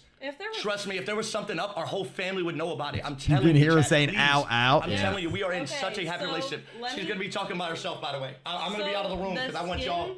I don't want y'all to think I'm being like that. The skin contact that you guys are talking about, where you're hearing it, Jordan was so freaked out in that situation, and I love him, and I've been with him for 5 years. Like, when Jordan flips out, like, I mean, y'all have seen him many, many times. I mean, if he punched me, I mean, it would be very obvious. I'm very pale. It'd be very obvious if he, like, literally hit me or something. So, her eyes. She's not really saying that she's not saying he did it either. What I normally look like all the time. She goes on to say that if he hit her, it'd be very visible, and that the mark on her eye is just what her eyes normally look like. Now, I haven't seen a picture of them outside of, like, a stream setting, so I don't know if that's true or not, but it definitely does seem like a mark. But she goes on to defend him, and it's just heartbreaking. And even in the initial clip, after the very clear signs of a strike and the sound of the impact, the skin-on-skin contact, she, like, responds, ow, and then, like, kind of shocked, like, you can hear that. And then she goes back to talking to him as if it's normal, like it's just business as usual, like it's treatment she's used to. And it's fucking heartbreaking to hear that. And for him to then put her on stream, like, okay, she's going to talk all by herself. I'm not going to do anything. She's going to talk all by herself. Now she's going to be over here and you can ask her anything you want. She's going to talk all by herself. She's going to be out there. And then she sits there to, like, defend, like, oh, no, it's all good. It's just very sad and scary. I just had to yap about this. I'm wishing the absolute best for her and the baby. I really hope she finds a way out of this relationship. I think the evidence is pretty clear that there was definitely a impact that caused pain. If not a punch, potentially a slap. I don't believe his narrative that it was a push. But even if it was just a push, why are you pushing your fucking pregnant wife? Why? Why are you putting your hands on her aggressively like that? He's saying he only pushed her once, which again is easily disprovable. It's categorically false because you can see twice he thrusts his arm towards her. So if it is a push like he claims, he did it more than he's saying he did, and it clearly was aggressive and a violent push. But I am of the belief that it was either a punch or a slap based on the sound of things. A push doesn't make that kind of sound. But I will reiterate again, if it was a push, it's still completely unacceptable to be violently shoving your pregnant wife, you gross fucking scumbag freak worm person. This whole thing has been infuriating. I really think this should constitute not only a ban, but an investigation. This should probably lead to jail time, I would think. Like, they should look into it at least. I think the evidence is pretty clear, but let's see what authorities have to say. I hope there is a follow-up to this, because it's just completely unacceptable. So yeah, I wanted to yap about it. That's really about it. So yeah. What if I told you Santa Claus was on his way to your house? Old Saint Nick wiggling down your chimney to deliver to you the thing you've always wanted. But en route, on his way to your residence, he was gunned down, murdered in cold blood, and your dream gift stolen. That's exactly what I'm telling you. It literally happened. A Bloodborne remake was taken from us. In early 2025, it's reported that Bluepoint pitched a Bloodborne remake. They were pregnant with Bloodborne, and then they were punched in the stomach, killing it before it ever even had a chance. This news just broke in light of Bluepoint's closure. It's been announced that Bluepoint is shutting down, which is an absolute fucking shame because I thought they were making bangers. They most notably made the Demon's Souls remake, which I thought was incredible. I recently replayed it, and I think it's an amazing game. And they also made the Shadow of the Colossus remake. And now they have been put in the dirt. The reason for their shutdown is because Sony seemingly lost faith in them. They thought they couldn't make their own game, didn't have the gall for it, and they just couldn't find a partnership that made sense. Which I think is a fascinating take, considering this is the same company that was more than willing to queef out hundreds of millions of dollars shoveled into Concord, of all things. So you're telling me they believed more in Concord, the live service hero farter, than Bluepoint, with a proven track record of making good remakes, and having the facilities to make good games? Super confusing, especially when you consider Bluepoint was one of the few studios that was actually able to put out a high-quality game exclusive to the PlayStation 5 that made it enticing for people to even want to purchase the console in the first place. For me, Demon's Souls Remake was a system seller, And there are very few games that PlayStation 5 even really had throughout its run here. PlayStation 5 is going to finish this console generation with less games on it than the fucking Shrek 2 DVD had in its main menu. So one of the few studios that proved that it was able to actually make a good game now no longer exists. In all fairness, I will admit that the title Bluepoint was cooking for the last X amount of years sounded fucking abominable. It sounds like such a bad joke. It was a live service God of War spin-off adventure. Oh god. So that was a really bad project for Bluepoint to be undertaking. It was canceled by PlayStation in January of 2025, which is then right after when Bluepoint pitched the Bloodborne remake. And I will say that a live service God of War game sounds like a Sony decision that they tasked Bluepoint with. It sounds like something that they took and said, Bluepoint, you're doing this. I don't think that was Bluepoint's main goal. I don't think they were salivating to create a live service God of War experience. I can't imagine Bluepoint was crawling on hands and knees, groveling and kissing the feet of Sony, begging them to allow them to make a live service God of War spin-off game. That just seems like a Sony corporate zombie decision. And Sony publicly stated numerous times that one of their main focuses was live service experiences. So this really does seem like an idea, cooked up in the laboratory of Sony. And it's the exact same brain-dead approach that led to the foul, smelly Concord that only breathed for about 2 weeks. An embarrassing 2-week blunder. So this feels like it was a Sony decision, and then after the disaster of Concord, they probably wanted to pump the brakes a bit, so then they canceled the God of War live service game that they put with Bluepoint, and then when Bloodborne Remake pitch didn't make it across the finish line, then they didn't have a whole lot that they were working on, so they shut them down here a year later. And I also thought when reading this headline that it was Sony that poo-pooed on the idea because Sony basically just says Bloodborne is our property to sit on and do nothing with. But it turns out that's not the case. So according to Bloomberg, Bluepoint was told that the numbers made sense to remake Bloodborne, but FromSoft didn't want it to happen. So it wasn't Sony that put the kibosh on it or anything. It was actually FromSoft. Former PlayStation executive Shuhei Yoshida theorized during a Kinda Funny interview last year that FromSoft president Miyazaki, who directed Bloodborne, was interested in remaking the 2015 action game himself, but was too busy to do so. Yoshida said he doesn't want anyone else to touch it. And if that's true, he believes PlayStation will respect Miyazaki's wishes even though PlayStation owns the IP. Now I understand, and I think most people have understood, that Bloodborne is a very special title for Miyazaki and FromSoft, but I think most people have also heard about how much they've wanted to do with Bloodborne, and multiple times in the past they've reiterated that that's not their decision to make. So the impression was, for the last decade, Sony was the one predominantly making the decision to keep Bloodborne in the toy box under lock and key, letting the dust gather.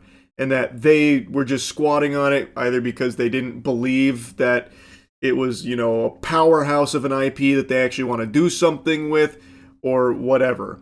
But it seems like there also is the case of FromSoft just not wanting anyone else to work on it, but they themselves are too busy to do so. Which is understandable, but they did allow Bluepoint to remake Demon's Souls. So then I got wondering, well, were they just disappointed with how they handled that remake? Like, maybe they thought that shit was poop, and they didn't enjoy it, they weren't a fan, so they didn't want Bluepoint to touch Bloodborne, which is an extremely special title to them. So I went looking for, some old interviews, and the most I can find is this. It's an Edge magazine interview with Miyazaki talking about Demon's Souls remake, and one of the things that was a big topic was how impressive visually Demon's Souls remake looked, talking about the graphical fidelity, and Miyazaki even said that actually added pressure to them with Elden Ring, because Bluepoint's Demon's Souls remake looked so good.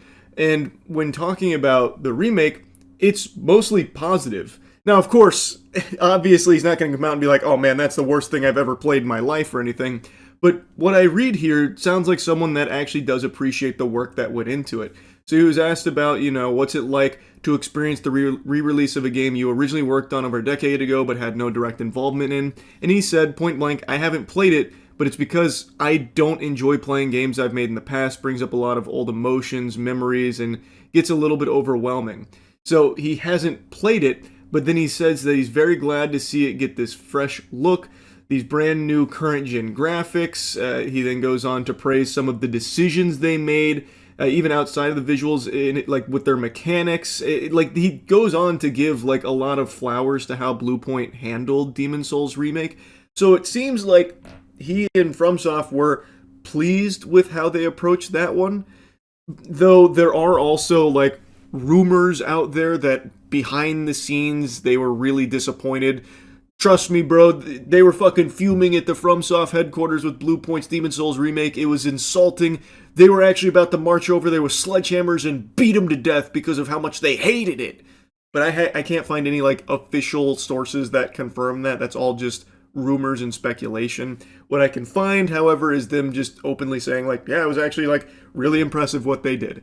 It doesn't seem like there's any animosity. It doesn't seem like they hated that or anything. But when Bluepoint pitched the idea for a Bloodborne remake, I guess they weren't interested there because Bloodborne means too much to them, and it's something I guess they directly want to be involved with, which they wouldn't be if Bluepoint took it over, because like with Demon's Souls remake, they weren't involved with that.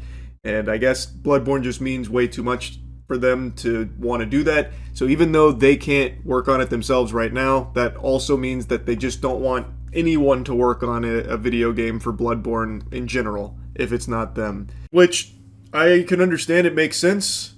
However, that also means 11 years of no Bloodborne anything. This motherfucker is still 30 FPS. This bitch is still 30 FPS. There's no remake, no PC port, no nothing, no movement, no schmovement on Bloodborne for 11 years for something that is one of like the most beloved titles like in PlayStation's catalog these days. Like it's up there with some of the greats, and it's only one game right now.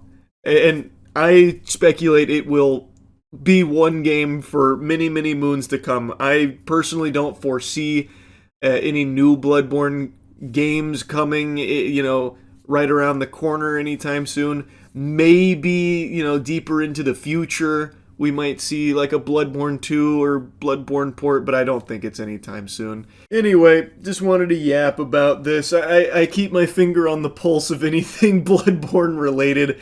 Fingers crossed that one day we'll see more from this. It's one of the best games ever made. It's such a fucking shame that we still don't have more from it. Anyway, though, that's really about it. So, yeah.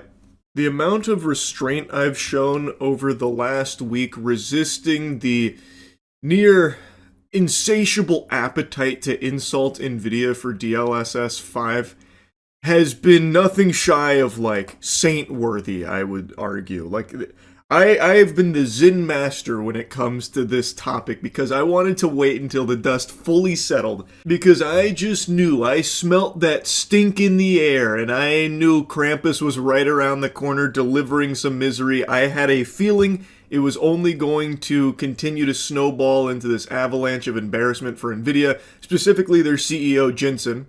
I knew that he would continue to make a fool of himself, and boy howdy, has he ever. So I'm going to show you some clips that I've recorded throughout the week on it, so you can watch it all unfold here in real time. But to give you where we're at right now, after the initial backlash, Jensen went out there and said, everyone's wrong, you guys just don't see the vision. It's not just a slop filter. It's called neural rendering, you swine. It's the most sophisticated form of art this planet is capable of producing, the apotheosis of video games, where we have AI come in and guess on what it should look like. Yeehaw. Basically, his whole response was, you guys just don't get it. He came in with the Neil deGrasse Tyson, actually, and then everyone collectively rolled their eyes. This is the same song and dance we're seeing from every industry ever as they scramble to find usage for AI that they've dumped endless billions into, and no one really wants it, except for like a pocket on Twitter that anytime AI gets mentioned, they open their mouth to just suck as much cock that they can from anything AI adjacent. But most people are like, okay, this is a feature I'll never turn on. And this was a pretty dog shit response from the CEO on why it's even here in the first place. And then today, it was revealed, thanks to a YouTuber having further correspondence with NVIDIA, that Jensen might have told a big old fib. Jensen might be a liar, plants for hire when it comes to the topic of DLSS 5. And based on his further insight here, it's looking like everyone else was right with their theories on what DLSS 5 is doing, which is basically boiling it down to being a fucking Snapchat filter you can slap onto your games where AI guesses and it just makes like a little fucking filter for everything. I highly recommend you watch Daniel Owen's full coverage of this. It is very fascinating because it basically just wipes its whole ass with everything Jensen was saying about it. So it feels like that was a desperate lie on his end based on new information here. And it really does seem like it's just a fucking Instagram filter that they slap on your games to look like fucking YouTube AI generated shorts. Cool. Very awesome. All right, now anyway, let me show you some of the older clips that I was recording throughout the week. That's kind of like the, current timeline. That's where we're at. Now let me show you like the lore and how we got here. Zoinks, NVIDIA just made a new announcement here for an upcoming feature. I really don't think that it's gone over as well as they had hoped it would. It has been a unifying moment, really, that brought everyone together under the same banner of disgust. Pretty much everyone's giving this big thumbs down, boos. It was this showcase right here, announcing NVIDIA DLSS 5, an AI-powered breakthrough in visual fidelity for games, coming this fall. DLSS 5 infuses pixels with photorealistic lighting and materials, bridging the gap between rendering and reality. Oh yeah, it's hitting all those glorious buzzwords you love to see. It's not just rendering, it's considering all the endless possibilities, M-dash, gawk on cock. Like, it's just, even the announcement feels like it was AI powered. The whole thing is just really uninteresting to the vast majority of people, and the showcase for the power of the tech is laughable. Actually laughable. NVIDIA, more like Activia, the way they just took a shit here with this announcement. Gee willikers. Let's see. My eyes have been blessed. After seeing the glory of DLSS 5 in action, I can't even stomach the idea of looking at Resident Evil Requiem with its old graphics out of the box. Ugh. At long last, Resident Evil has been saved thanks to the power of NVIDIA's DLSS 5 slapping a Snapchat filter on the game. I don't think it enhances the visuals at all. This isn't an improvement. It just makes it look like less of a game and more of a YouTube AI short. That's it. It just has that same glossy, soulless, wacky fucking feel to it. So now it doesn't even really look like a game anymore. It just looks off. This is the same DNA of those goobers that always go online saying like, don't worry, I fixed Breaking Bad. I ran it through Gen AI to improve its visuals, and it like handsome squidrifies everything. Like in their first example here, Grace actually looks like a different character with DLSS 5 on. It looks like it really messes with the model's face here, even though I'm pretty sure it's just an AI filter. It takes some liberties there, and it's not just Grace, but I think that one's a pretty clear example. It looks like a different character from the screenshots we see of it there. Like, it's just, I don't know, it's that same, like, I hate this mentality of, like, alright, here's what the artists made, here's what they developed, but we know better at NVIDIA. Let me show you what AI thinks this should look like. The real vision. This is probably what they intended, which does nothing for me. It doesn't enhance the visuals, at least to my taste, so it's definitely something that I'm going to keep off. Now, of course, this is a feature that you can toggle on or off at your heart's content, so you're not forced to have DLSS 5 on, but I imagine a lot of people will elect to because there's plenty of people out there that just like to have their eyes glaze over and just clap at photorealism AI. So this is going to be right in line with something I'm sure they're very happy about. Even though I also don't think this actually looks photorealistic in a game. It looks like when you ask Grok, hey, make this image ultra realistic, and it just makes that shit look of how trivial the improvements are with DLS 5. All it did was bump up the saturation on this character's clothing and face, where their face almost looks blown out, like cel-shaded even, almost like a Borderlands character, and then added a few additional wrinkles. Cool, I guess. What an amazing feature. I just think it's so obviously off, too. Like, even if you never told me that this was some kind of, like, AI feature or something, or filter, whatever, and you put this Hogwarts image of that character side by side with the DLSS 5 enhanced turbo version of it, I would still gravitate towards the actual video game graphics looking one as opposed to the one that looks like a goddamn Thomas Kincaid painting where it's all like glossy and off. Like it doesn't even really look like gaming graphics in the first place. It does just look like standard AI slop short. Ugh, this section was a double whammy of sin. Not only does the AI filter here look like shit, but it also had to remind me of Starfield's existence. Ugh! And somehow it does the unthinkable and makes Starfield look worse, like the characters in Starfield look worse. Now they just look plastic, as opposed to like lifeless husks in the actual Starfield game. With DLSS 5 engaged, it looks like little plastic, almost like porcelain creatures. And especially like that one where they're carrying the boxes, that looks like you're watching Spy Kids 3D without your 3D glasses on. It's just so weird looking. Like, I don't think it's an improvement visually. But all that being said, make sure all of you at home activate DLSS 5 on this video so you can watch me polymorph into Keanu Reeves thanks to the power of AI. Now, Digital Foundry also just posted a video doing a deeper dive here into DLSS 5. And yet we're still seeing transformative changes here, particularly in terms of character rendering, which is an area where Starfield received quite a lot of criticism. And surely this would help with that. Look at how much better that looks. Yeah, and oh my I God, found this very interesting. So we saw spilling out over the scene in a much more realistic manner, where you're getting those contact shadows. It's horrifying. Oh, thank God.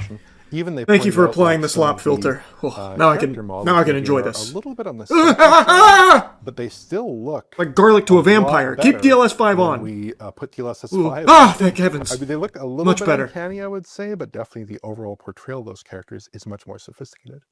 Yeah. I mean, I guess to some people out there that are addicted to AI slop, this would be great. But I mean, if you fall into that camp, I think you should just go voluntarily institutionalize yourself somewhere, get some professional help. Because I think that's fucking terrible. There's a couple things they show in the Digital Foundry video where, like, I can almost see someone being like, oh, that's super cool. When it comes to, like, environmental lighting in some of the games they showed. Because there are times where they use the DLSS 5 showing, like, some environments where it, like, cleans up some of the lighting. But also in doing so, it gets rid of certain things, like shadows. It doesn't really like a lot of shadows in some of these places. So then it just feels very sterile. And then it also then stops looking like a game and once again falls into looking just AI generated. So I don't like that either, but I have seen a lot of people really excited about it, which, I mean, I'm not your fucking dad. If you want to activate DLSS 5, by all means, all power to you. I just think it looks not great. It seems like a useless feature. It feels like a useless use of resources. Alright, big news today. There's quite a few reports of game companies out there that also aren't excited about DLSS 5, such as Capcom here, that was reportedly in the dark about it, and based on reports, pretty anti-AI when it comes to practices like this. A lot of companies have actually come forward based on information out there now, saying that this isn't something they signed off on and isn't something that they like, which is unfortunately a big blow to everyone that was coping and doing their best to defend DLSS 5 by saying, look, some of these developers are really excited about it. And then they mention Ubisoft, because Ubisoft seems to be like the only place that is really celebrating this, because now they get to be even fucking lazier, I guess. If you have Ubisoft singing the praises of something, the good rule of thumb is it must be bad. I can't believe we've reached the point where now people are like using Ubisoft as like a look, no, this is a good thing because Ubisoft says so. You are really scraping the bottom of the barrel if you're saying that Ubisoft pumping their fists means we all should be happy about it. There is no corporation more delusional in this universe than Ubisoft. Everything they touch turns to shit. It's the opposite of the Midas touch. It's just the mid-ass touch that they have. They literally can't do anything right. So I really don't think this is a strong champion here for why DLSS 5 is amazing in this breakthrough innovation that's going to usher gaming into the next golden age or anything. You have to remember, when Ubisoft smiles, the rest of the world frowns. It's just always bad news when it comes to Ubisoft. Anything they like is something that is probably shitty. So I don't think that they're necessarily a good gauge for how excited the rest of the industry is and we've just got to get with the times or anything. It is a feature that just doesn't seem very good. It's something people aren't really asking for. Gen AI to overwrite some of the look of the game. An AI filter for their game so they can see it through the lens of what AI thinks it should look like. That's not appealing to me, and it's clearly not appealing to a lot of people out there. I don't think it makes the games look better. It just makes them look like just generic AI slop. And now, based on all this information we have out there, it seems like the CEO of NVIDIA has lied about what it actually is when he was saying everyone was wrong. Thanks to Daniel Owens doing a lot of digging on this and pressing them with actual legitimate insightful questions, it really feels like it genuinely is just a Gen AI filter that you could slap on your games that I think make them look much less like games and much more like fucking mobile ads promoting like an AI girlfriend. It's, I think, terrible. So it will be perma off in all of my games. But I've got to be honest with you, I'm really excited to see what Jensen has cooked up next. I'm really excited for his next round of PR disasters here where he tries to once again defend it and mislead people on what it is or what it's doing. But anyway, that's the scoop on DLSS 5 for now. That's really about it. So yeah. Alright, man. This new tactic that they're pulling out for the Epstein files that they're really digging in deep in the John Madden playbook for is unbelievably ridiculous, even by the standards the circus has already set. This is like if I pissed on your head, but didn't even try and call it rain, I just called it piss. I just say, hey Buster, I'm urinating on you. And you're just supposed to thank me for it. Last night there was a big bombshell breaking. All Epstein files released. Pam Bondi announces DOJ has released all Epstein files under the Epstein Files Transparency Act, including justified redactions and a list of high-profile names appearing in these documents. When I saw that fresh little nugget drop there, I actually thought that there was a huge Epstein file dump where they actually did unredact everything. Maybe Pam Bondi getting biblically smacked down at that hearing the other day and embarrassing herself actually did lead to these files coming out, the remainder of them. But it turns out that's just a fucking lie. That's just a big-time, full-blown fib.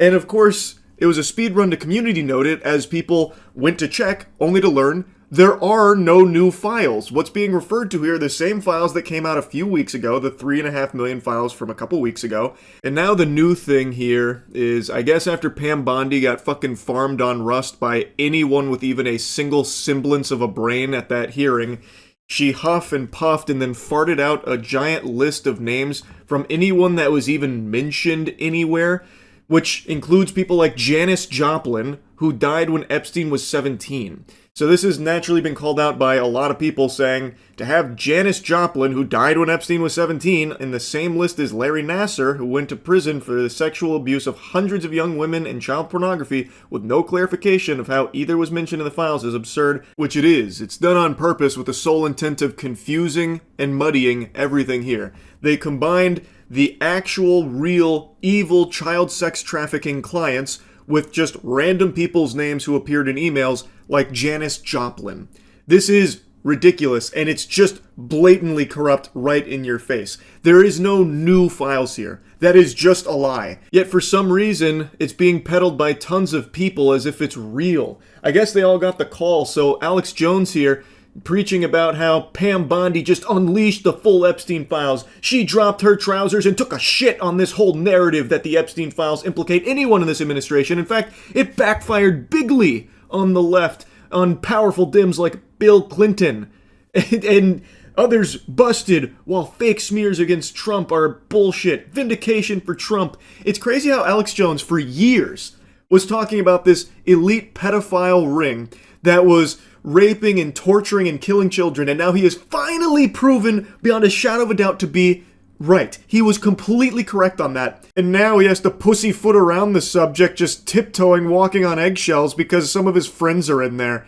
Dude went from secretly filming Bohemian Grove to being best buddies with its members. So now, we all know that this is correct. Alex Jones could have taken a victory lap on this shit, but instead he's been preoccupied with 6'7" Labubu and whatever other dog shit that is, and anytime he mentions the Epstein files, he has to do so with Trump's cock in his throat about it. He only focuses on those easy, low-hanging fruit of the Epstein files like Bill Clinton. Alex Jones explores the Epstein files like this, with his hands over his eyes, really scared, making sure to put on the blinders so he could block out all of his friends' names, so he can laser focus on easy shit like Bill Clinton, who everybody knows is guilty in all of this. Real groundbreaking stuff, goober. It's incredible what a paid shill this guy is. And I just saw he's doing like a press tour about how all of this is the result of Trump, by the way. He went in there and said, you gotta release this now. It's time we fucking release everything unredacted. No more, softball in it. As if Trump was the reason this happened, even after, for a whole year, Trump has been saying it's a hoax, it's not real, move on, move on, move on, we gotta stop caring about this Epstein stuff. Does anyone still care about this? No one in America cares about this. Yeah, Alex, I'm sure Trump is the one that went in there and really strong-armed the release of anything. And again, Alex Jones is saying all the files are released now. That is just provably false. That is not true. There are no new files that Pam Bondi just released, Alex. It should be obvious to anyone paying attention, or even just a smidgen of attention. You don't even have to, have your eyes glued to it or anything. Even just glancing should be pretty clear, painting an obvious picture that the powers that be are using Alex Jones as a very convenient mouthpiece to regurgitate their shit and defend them, and do a lot of sweeping for them. We are in an era where you have this information at your fingertips, and they are telling you, disregard what your eyes can see and listen to us and nothing else. It's so fucking scary, because people are willingly doing it. You can check yourself to see if there are new files that dropped, and it only takes a couple of seconds to get the real answer.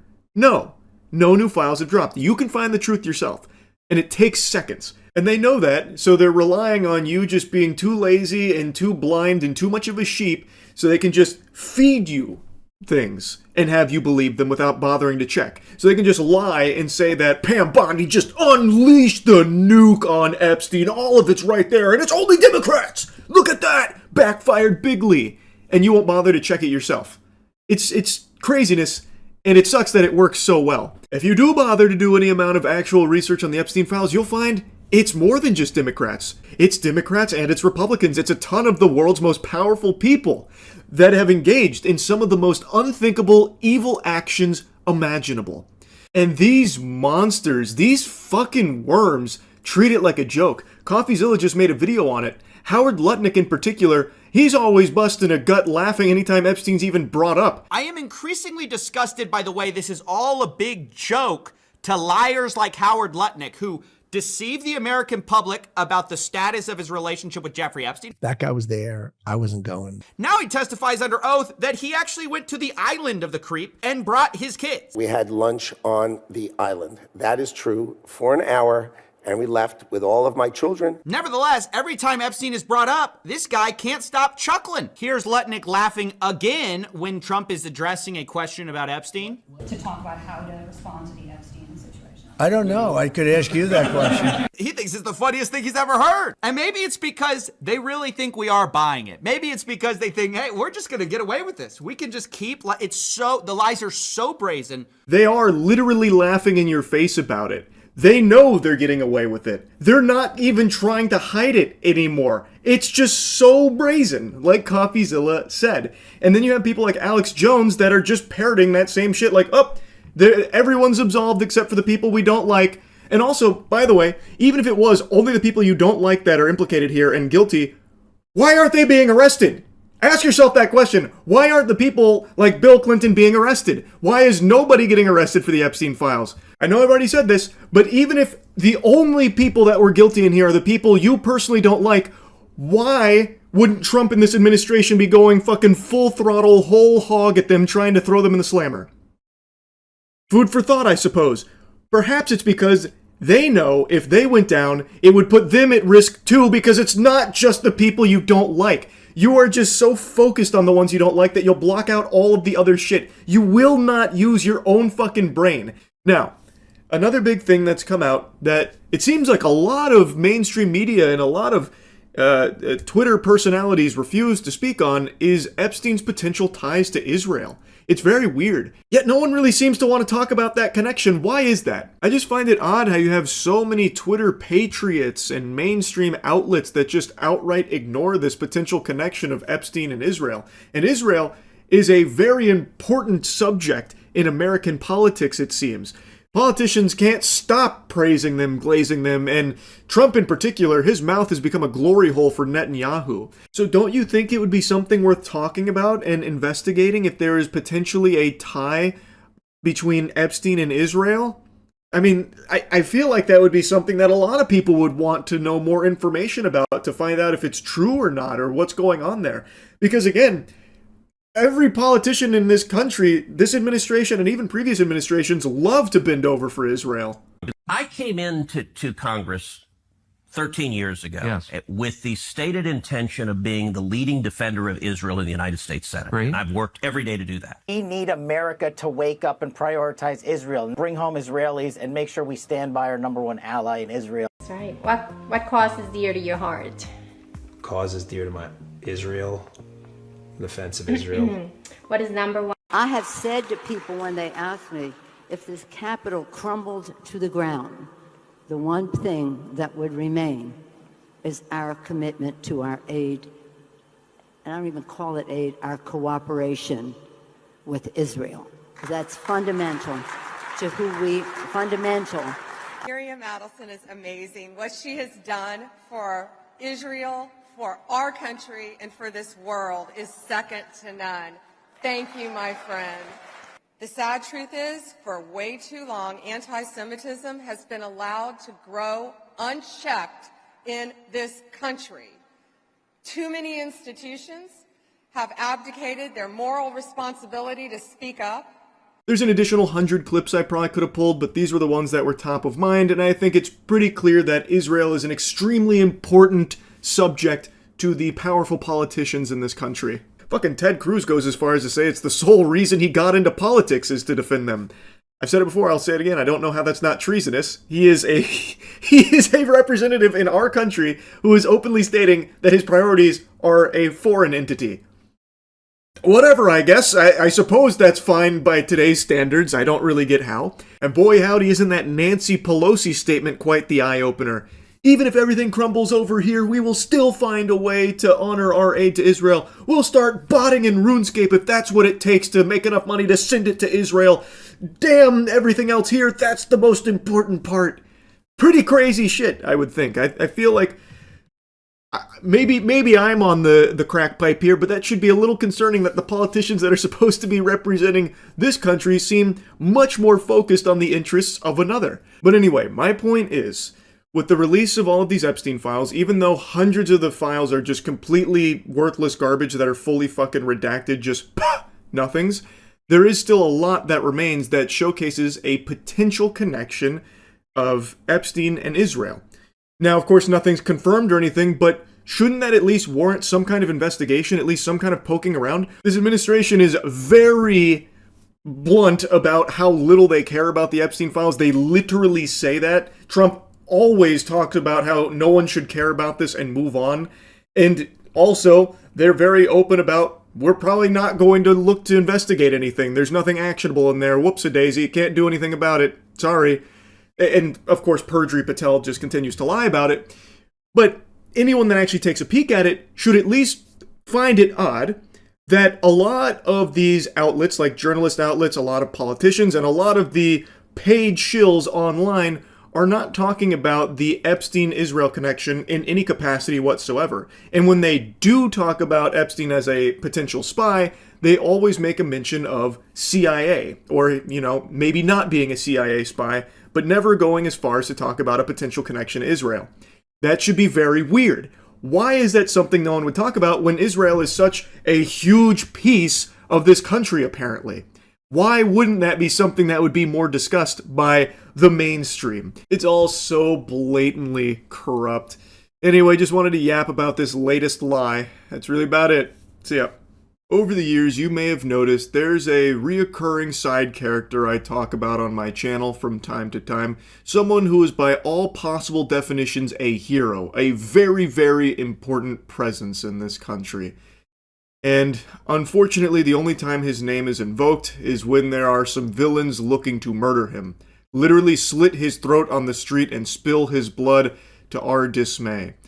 This is a hero that every normal person should be celebrating. It's like Moomin Rider from One Punch Man.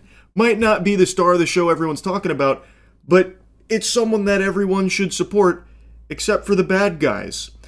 This character's name is Section 230. I got a little lost in the sauce with this introduction here. Section 230 is an extremely important piece of legislation that's been around for coming up on 30, well actually exactly 30 years, 1996.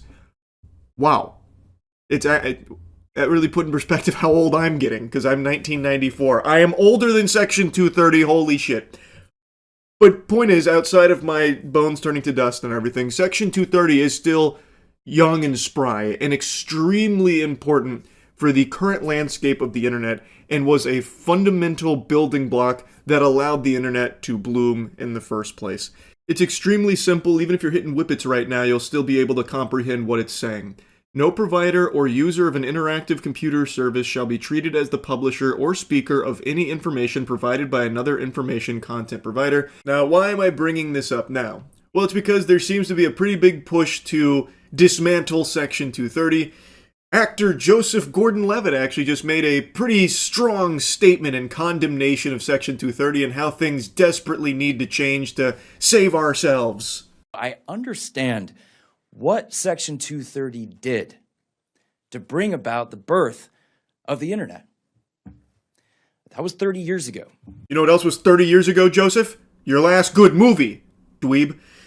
So even though it was 30 years ago, it is just as important today as it was then. Now, over the years, I'm sure a lot of you have heard me yap about Section 230 a handful of times because the people in power are trying to kill this fucking thing more often than Kenny in South Park. They hate Section 230. When Democrats were in charge, it caught a lot of scrutiny, claiming that it was enabling the spread of racism and harming children. With Republicans in power, they're claiming that it's spreading misinformation and anti-Semitism. This is a bipartisan punching bag that they desperately want to just beat down. It's just been thorn in the side of people that want to control your speech pretty much since its inception. Since the advent of the internet, Section 230 has been a target for people that want to control your speech and infringe on your First Amendment rights. And dismantling Section 230 would fundamentally change the internet as you know it, and that's not an exaggeration to say it. To put it even more simply, Section 230 allows goobers like me to post whatever they want, saying whatever they want, and the platform itself is not liable for whatever I've made or said. That is on me, personally. The platform isn't going to be, fucking dragged through the streets with legs spread like a goddamn Thanksgiving turkey for it and getting blasted by lawsuits or whatever. Now, of course, there are limitations in place when it comes to illegal content, things that actually break the law. That is, of course, a very different set of circumstances. That's a different can of worms, and that's handled differently. But it should be obvious why Section 230 is so important, because if these platforms were held liable for every single thing people post on their platforms, they would get into a lot of hot water and they would just not allow people to post things. Full stop, because it would be too dangerous to do so. they would need to micromanage and control every single thing that hits the platform in order to protect themselves. No matter how you spin it, this would ruin the internet. It's a pile of dog shit. No matter how much perfume gets sprayed on it or how they want to repackage it, it still stinks. This would affect literally every platform that has anything user submitted in any capacity at all. And I also understand how the internet has changed since then. Because back then, message boards and other websites with user-generated content, they really were more like telephone carriers. They were neutral platforms. But that's not how things work anymore. Today, the internet is dominated by a small handful of these gigantic businesses that are not at all neutral. So nothing's changed. Brother, wake up! Stop sipping the stupid potion.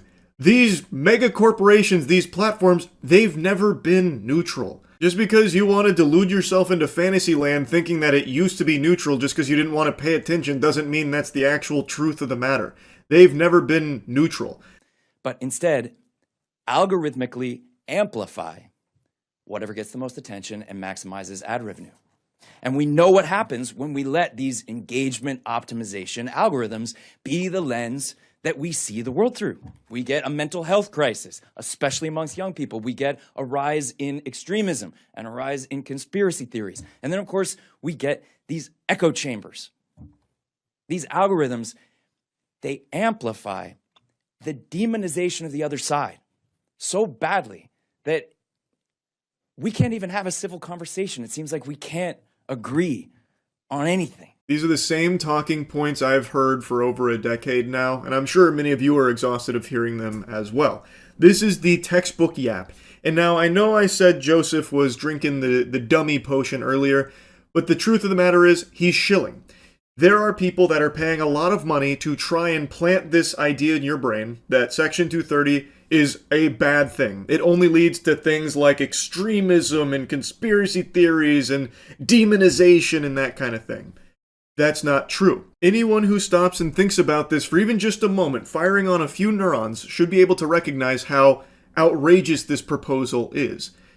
How would shutting down conversation and shutting down the ability to express thoughts and opinions somehow help combat the rise of extremism and conspiracies? That would only exacerbate the problem. Censorship doesn't solve these issues. It makes them worse.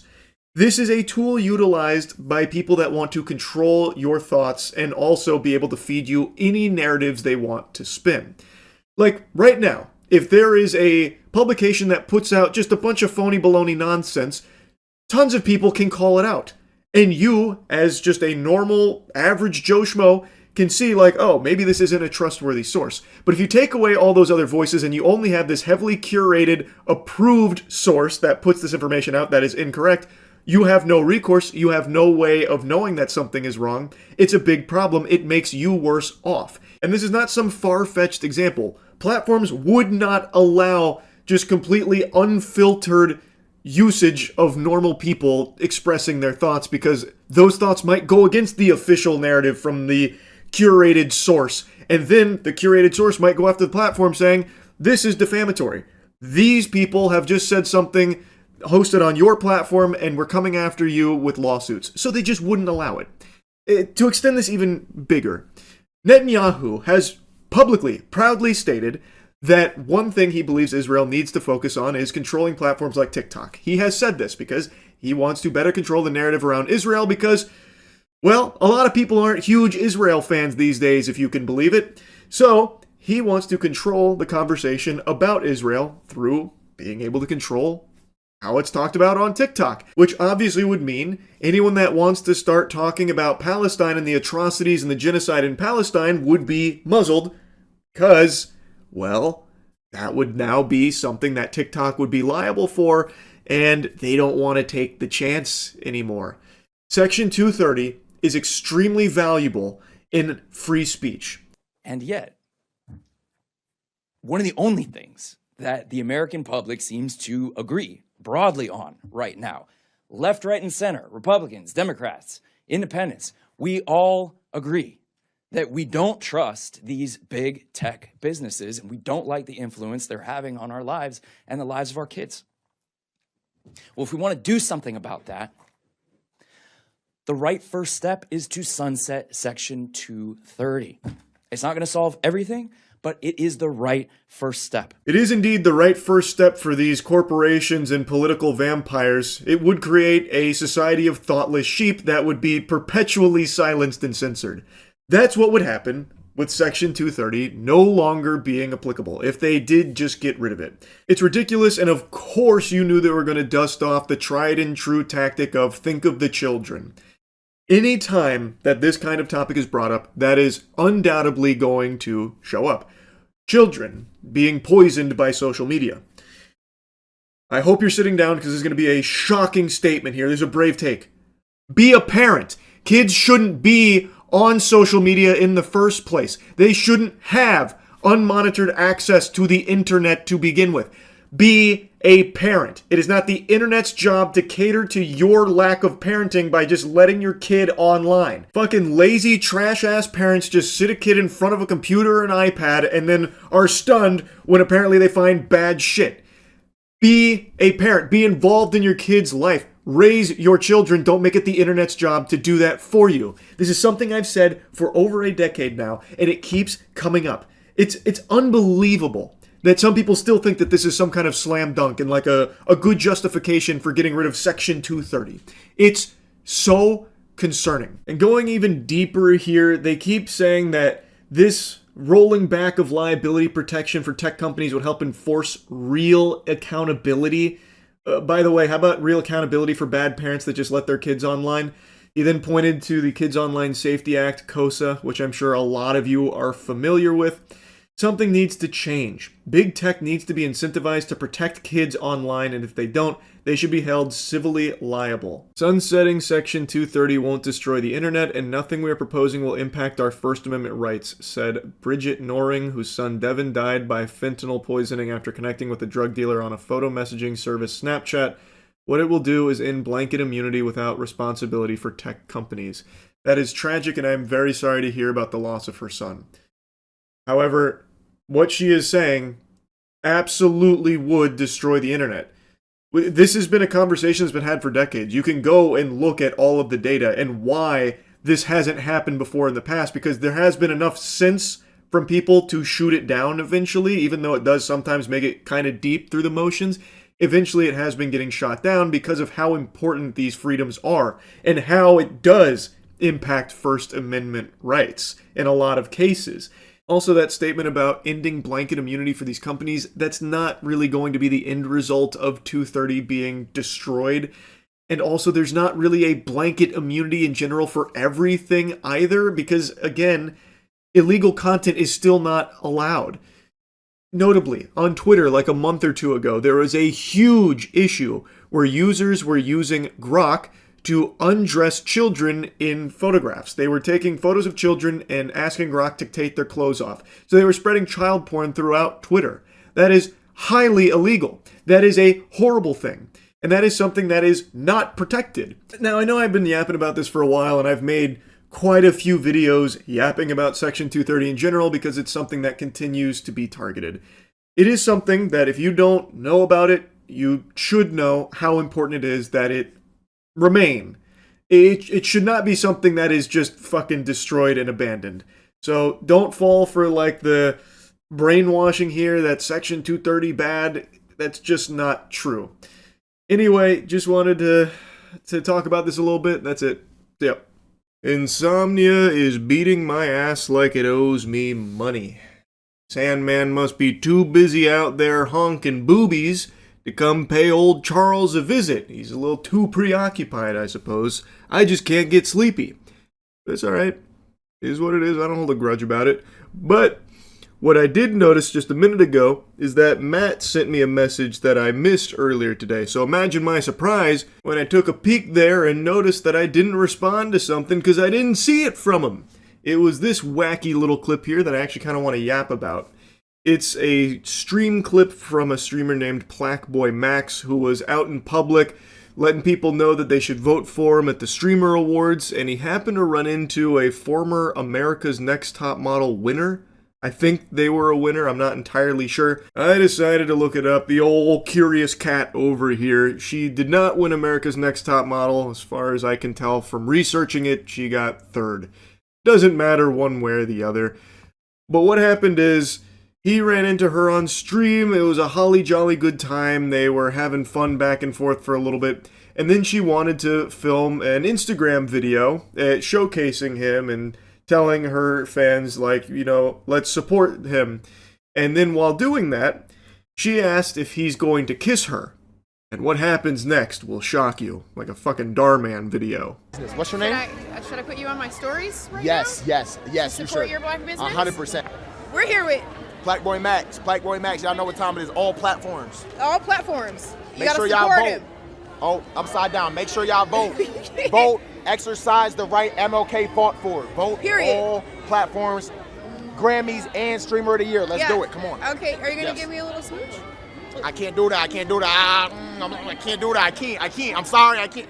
You know what? I can't. Love though. I'm out. Oh my God, what the fuck? He declined the kiss. He said, I don't see no mistletoe, no thank you, ma'am, and excused himself from the situation there.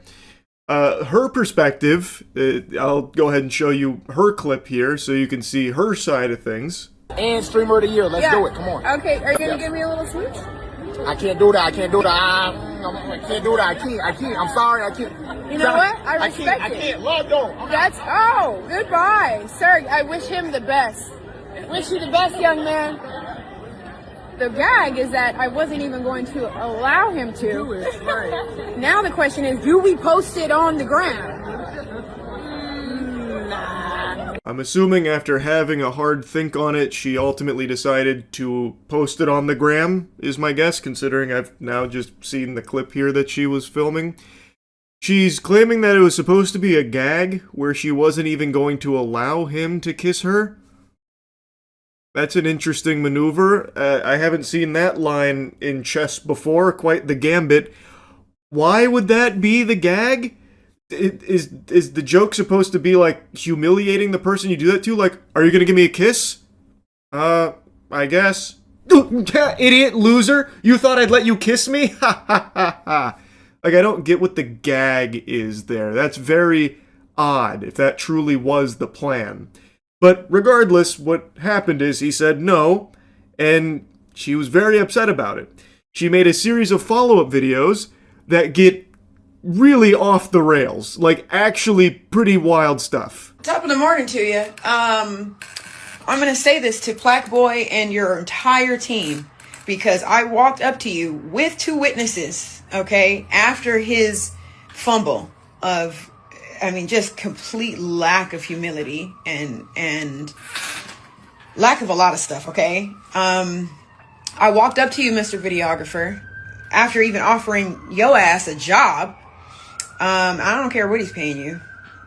She hit us with the Jacksepticeye top of the morning to you, and then calls what Plaque Boy Max did a fumble, and then tries to say it demonstrated a lack of humility from the way that he departed from their conversation. Like, she found it, like, you know, in poor taste to leave the way he did.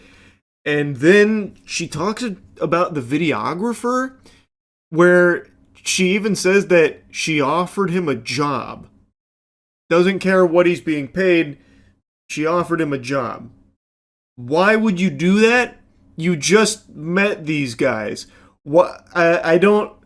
There's a whole lot here that I'm not really able to wrap my noodle around. Why would you be offering the videographer a job when you don't even know who the streamer is? She says multiple times she has no idea who Plaque Boy Max is. Thus, I would have to imagine she also probably doesn't know the videographer. Why is she randomly just trying to, like, poach him from Plaque Boy Max? It doesn't make a whole lot of sense, and it's kind of just a weird thing to even mention here in the first place. And you guys were filming stuff obnoxiously with every single person who recognized him. I don't even know this guy. I literally am running an empire right now and have no clue who. I don't have X and don't even have the time to log in and sign up. What the fuck does that have to do with anything? I mean, congratulations, I guess, for not having X. That's admirable, I suppose, but what does any of that have to do with this tantrum that you're throwing because he declined the kiss and left? Keep in mind, Plaqueboy Max, that was the end of this whole interaction, and he probably forgot it ever even happened until she started going on this, like, massive rant about it. About how she doesn't even know who this guy is, it was so obnoxious, yet she wanted to give his videographer another job, wanted to steal his videographer for her own business. And she's talking about like how busy she is running her empire, doesn't have the time to even learn who this guy is, just a plebeian to her because she's too successful. Did you know she was on America's Next Top Model? Like, I don't even understand where this is coming from. So, I walked up to you after his little outburst.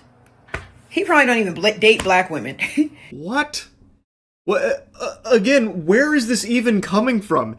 Just because he didn't accept your, like, kiss offer gag, all of a sudden now she's saying, oh, he just probably doesn't date black women. What the fuck? Like, this is so weird. But I said to you guys very clearly, please don't use that footage. And I don't know what collegiate level you guys are at, if you guys went to college or whatever. But I asked you not to use that footage. Not only did you use the footage, but out of everybody there, you talked to a lot of people. We heard you a mile away.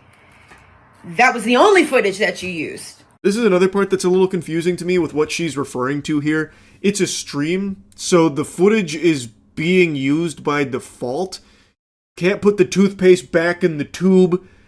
It's already broadcast, so her asking not to use it, the ship's kind of already sailed. Maybe she means like he used it elsewhere, but I can't find it anywhere else. It truly has lived as just a stream moment from him. The only one that's using this whole situation anywhere else is her.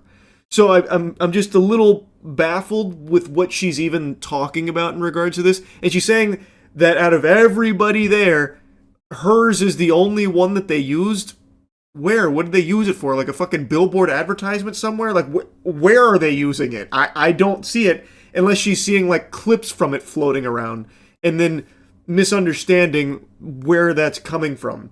Because as far as I can tell, it's not like Plaqueboy Max or his team is, like, you know, plastering this all over the place to try and besmirch her name or anything. The only one that is attacking anyone here is her to Plaqueboy Max. And in fact, on his stream, he did, like, address this saying, hey, all love, this is kind of weird, especially because she threatens a lawsuit. He's like, hey, don't really know why we're talking about that.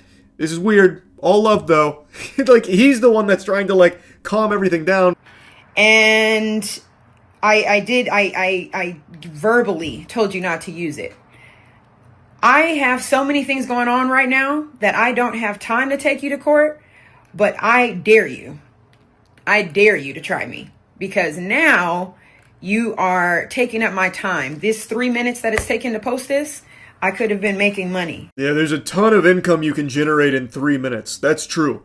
Yeah, he's going to be liable for damages in that lawsuit, too, for that extra 3 minutes that was spent with these Instagram reels she was posting. That's going to be up there in the tens of dollars, potentially. So be careful with this lawsuit that she's, like, vaguely tiptoeing around, saying, try me, and you'll be hearing from my lawyers, pal. You best hang on to your britches, Buster, if you want to try me here. Try you for what, though? What, like, why would he do that? Like, what would he even be, like, attempting to go after you for? There's nothing here.